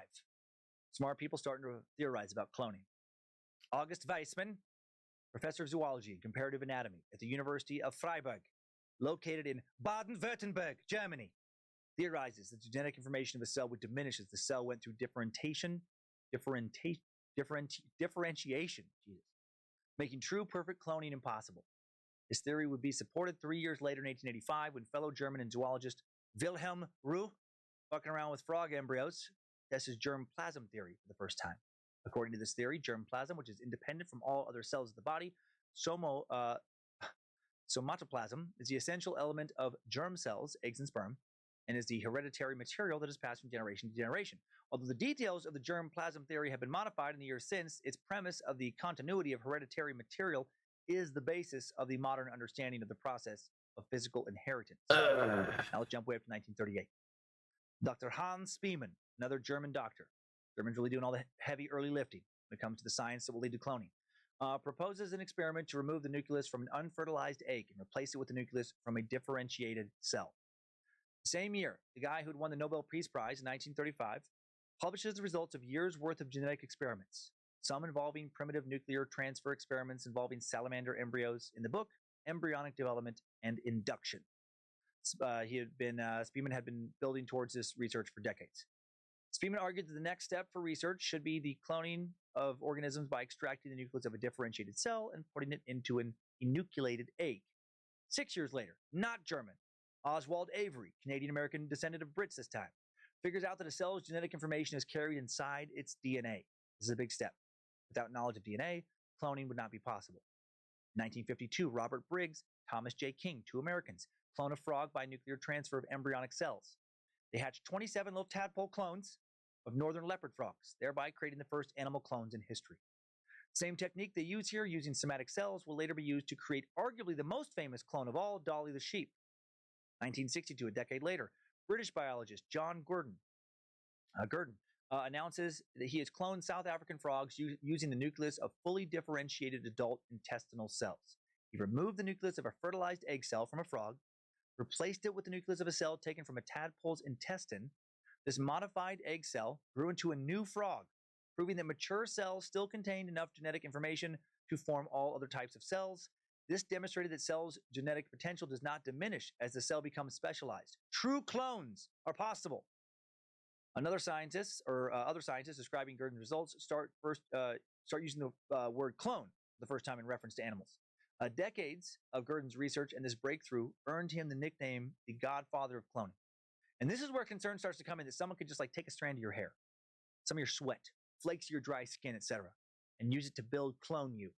He showed conclusively that this was in fact possible. Crazy shit. October 17th, 1972, Marshall Bruce Mathers III, known professionally as Eminem, born in St. Joseph, Missouri. Interesting, born 10 years after a frog was cloned from intestinal cells. What does that mean? Whose intestinal cells was Eminem created from? Adds two tacks in the basement wall, strings pieces of yard between them. Jumping ahead now to 1978, the world sees another amazing scientific advancement that kicks off some clone fear. Louise Brown, born in the UK, the first child conceived via IVF. In vitro fertilization, aka test tube baby. With IVF, mature eggs are retrieved from ovaries, fertilized by sperm in a lab. Then the fertilized egg or eggs, the embryo or embryos, transferred back into the uterus or into another uterus. We went over some of this, I believe, in our designer Baby Suck. As of 2018, over 8 million test tube babies have been born. Now that this technique had been perfected, cloning technology using elements of John Gurdon's earlier work could be combined to create a clone embryo and have that implanted in a uterus. Easier said than done, of course, but recently this has become scientifically possible. December 2nd, 1981, Britney Spears is born in Macomb, Mississippi. What does that have to do with any of the science we've covered so far? I don't know, but it has to mean something. How does it all connect? Gotta buy more yarn. Tax. 1984. Danish researcher Dr. Steen M. Willidsen at the British Agricultural Research Council's Institute of Animal Physiology in Cambridge, England, successfully uses cells from early embryos to clone sheep by nuclear transfer. The procedure he develops is essentially the one that will be used a decade later to produce Dolly the sheep, although in Dolly's case, nuclei from mature sheep, i.e. not from sheep embryos, will be used. The same year, Avril Lavigne is born. Interesting. Did the Illuminati clone her at birth, somehow knowing she'd become famous? They must have. They used their dark evil wizardry to predict her future, but not be able to save her from death and needed to clone her. I don't know. A decade later, 1994, in the U.S., American Dr. Neil First clones calves from cells of early embryos. A year later, 1995, British doctors Ian Wilmot, Keith Campbell create the world's first cloned sheep, Megan and Marag from embryo cells, and then the following year, Dolly the sheep, still one of the most famous clones of all time, is born. Dr. Wilmot and his team cloned the world's first sheep from adult cells with Dolly. Now clone conspiracists really start to freak the fuck out. They've cloned a mammal using adult cells. Only a matter of time before they clone you and everyone you love, and then kill the originals. Because the clone can be, I don't know, controlled better or something. Not sure why some think that clones can A, be created really quickly so that you can be replaced, and B, be more easily controlled. Anyway, Dolly is created via SNT procedures, somatic cell nuclear transfer. Reproductive SCNT cloning is accomplished by implanting an SCNT-derived blastocyst into the uterus of a surrogate mother, in which the embryo develops into a fetus carried to term. The nucleus of a cell is taken from anywhere in the animal's body, placed within an egg, with its own DNA material removed. The egg is technically called an enucleated oocyte. In Dolly's case, it was a mammary cell, hence the name Dolly, a nod to singer Dolly Parton's Sweet Sweet Tatas. Did you know that Dolly the sheep was named after Dolly Parton's boobs? Has anyone ever had more famous boobs than Dolly Parton, by the way? Hail Lucifina. Dolly Parton, A, has fucking fantastic boobs, and B, so much more than her boobs. So much more than a country singer. Very cool meat sack who's done a surprising amount of very impressive, like, humanitarian shit and all kinds of really cool things. Love me some Dolly Parton. Maybe not as much as Jimmy Wisman, Small Town Murder and Crime and Sports. He really loves Dolly Parton. But still, love me some Dolly. Anyway, as it goes with a lot of experiments, Dolly's life was short. Dolly started her life in a test tube in 1996, died just 6 years later. When she was only a year old, there was genetic evidence that she might physically be older. At 5, she was diagnosed with osteoarthritis. At 6, a CT scan revealed tumors growing in her lungs, likely the result of an incurable infectious disease. Rather than let her suffer, the vets put Dolly to rest. Now, again, does that mean, like we talked earlier, being a clone will make you age faster? That's been a concern, but they think they've figured that out since. Dolly's birth blew the world away. Scientists had taken a single adult cell from a sheep's udder, implanted it into an egg cell that had been stripped of its own DNA, successfully created a living, breathing animal, almost genetically identical to its donor. And then Dolly's health challenges, along with other cases in which cloned animals developed symptoms of diabetes or obesity, made it harder to grapple with the ethical and safety controversies of the procedure.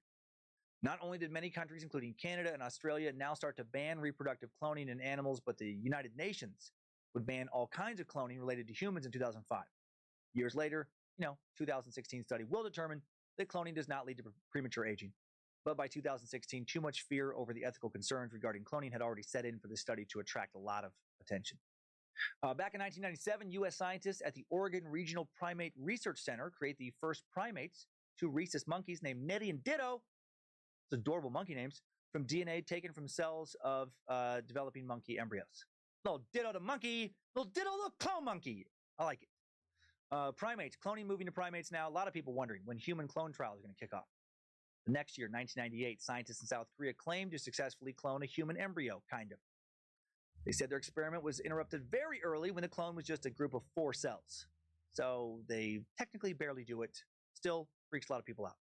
Next year, 1999, Chinese-born American citizen Dr. Jerry Yang leads a U.S. experiment to clone calves from frozen cells taken from a Japanese bull. The experiment is successful, now proves that cells can be stored for later cloning. This advance will lead, later to speculation of the DNA of various celebrities being stored in execs' freezers. So if they don't follow Illuminati orders, they'll get killed and cloned. Following year again, now in 2000, the first patents for cloning given to the scientists who cloned Dolly, giving their company, Geron Biomed, exclusive rights to the technologies they use. Same year, Japanese scientists cloned a baby bull from a bull that was a clone itself, the first recloning case. involving a large mammal, a clone of a clone. In 2001, scientists at Advanced Cell Technology in Massachusetts cloned human embryos in the U.S. for the first time. They don't get much farther than those South Korean scientists did. The embryos died at less than 10 cell replication. Still, this pisses a lot of anti-cloning advocates off. Why are they doing this? An ACT spokesperson says their intention is not to produce a cloned baby, but to develop a way of obtaining embryonic stem cells to match to patients. Stuff we went over earlier. 2001 will also be the year that marked the first foray into pet cloning.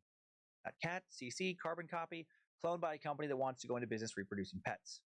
2002, California becomes the first U.S. state to approve a law legalizing the therapeutic cloning of embryos. Anti-cloning advocates lose their minds. In late 2002, a crazy human cloning advancement claim is made. It's not a true claim, but holy shit, was this wackadoodle nonsense fun to look into. Clonaid, part of a religious group that believes humans were created by extraterrestrials, holds a news conference on December 26th, 2002. Very sparsely attended news conference. Not sure if anyone I almost forgot about Clonaid. And they announced the birth of the first cloned human, a girl named Eve. And this is, of course, A, not true, and B, a crazy fucking story so worth digging deeper into.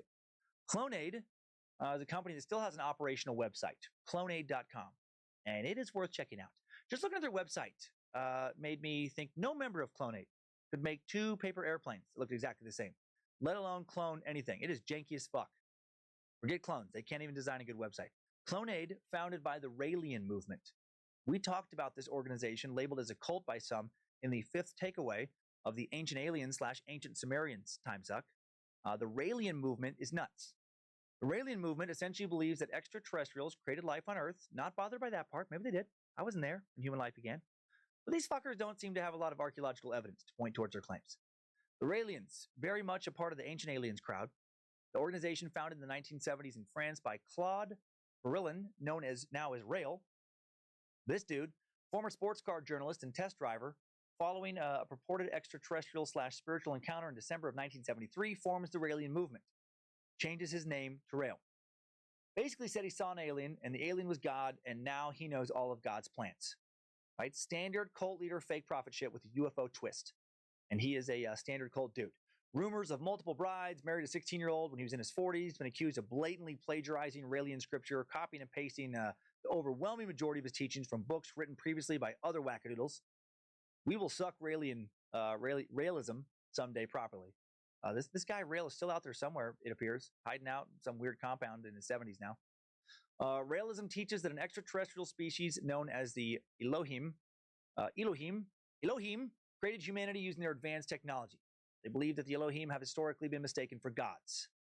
According to their website, it might be Elohim. The Elohim explained to us that they were created by a more advanced race of humans, that were created by a more advanced race of humans, and so on ad infinitum. We are simply another link in the eternal cycle of life. And one day our scientists will travel to another planet and create life the same way that Elohim did on our planet. All right? They believe that occasionally the Elohim have mated with humans, created throughout history 40 Elohim human hybrids who have served as prophets. Amongst those listed as prophets are Buddha, Jesus, Muhammad, and of course Rael himself, the journalist guy. Naturally being the 40th and final prophet. He's the same as Jesus and Muhammad and Buddha. You get it. He's a very important prophet. And if you're asking why the Elohim don't just show themselves to the rest of us, the Raelians have an answer for that. Because an unannounced and undesired landing would be pandemonium, and the world governments would view them as invaders, resulting in threatening retaliation by the military. You'd think if they were smart enough to, powerful enough to start off our planet, they could handle the military, but okay. The only way to avoid this disastrous scenario is to raise awareness of who the Elohim are and spread Rael's message all over the world first.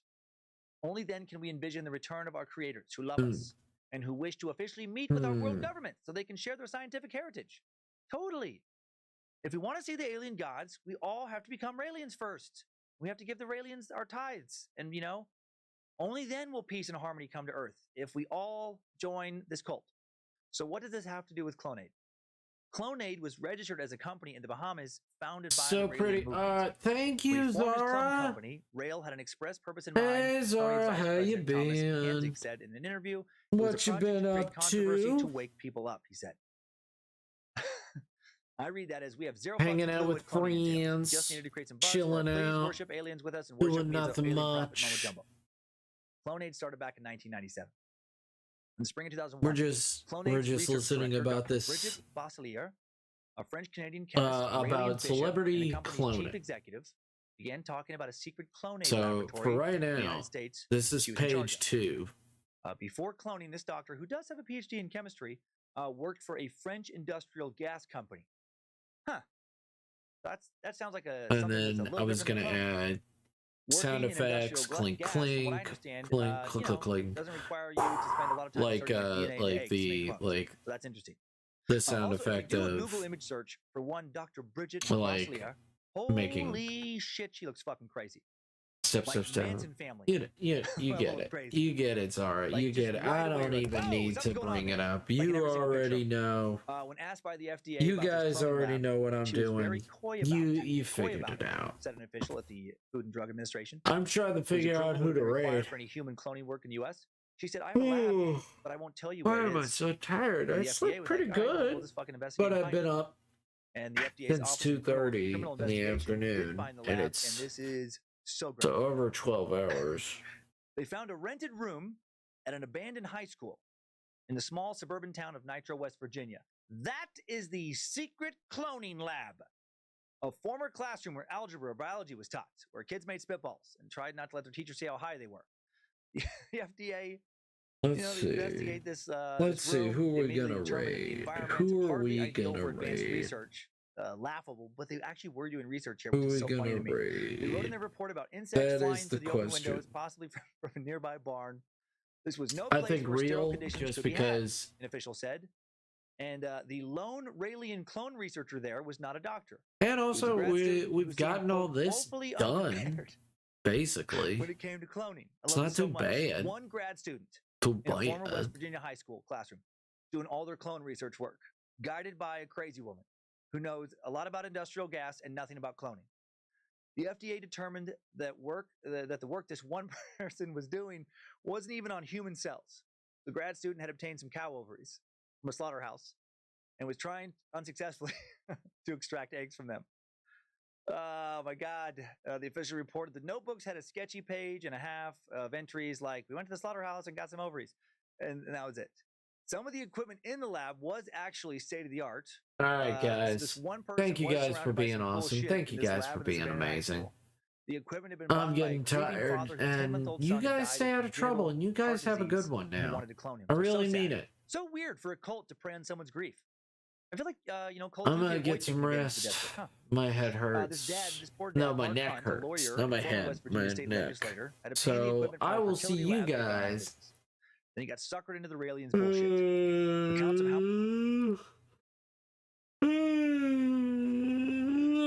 Next time. Have a good one. Night night.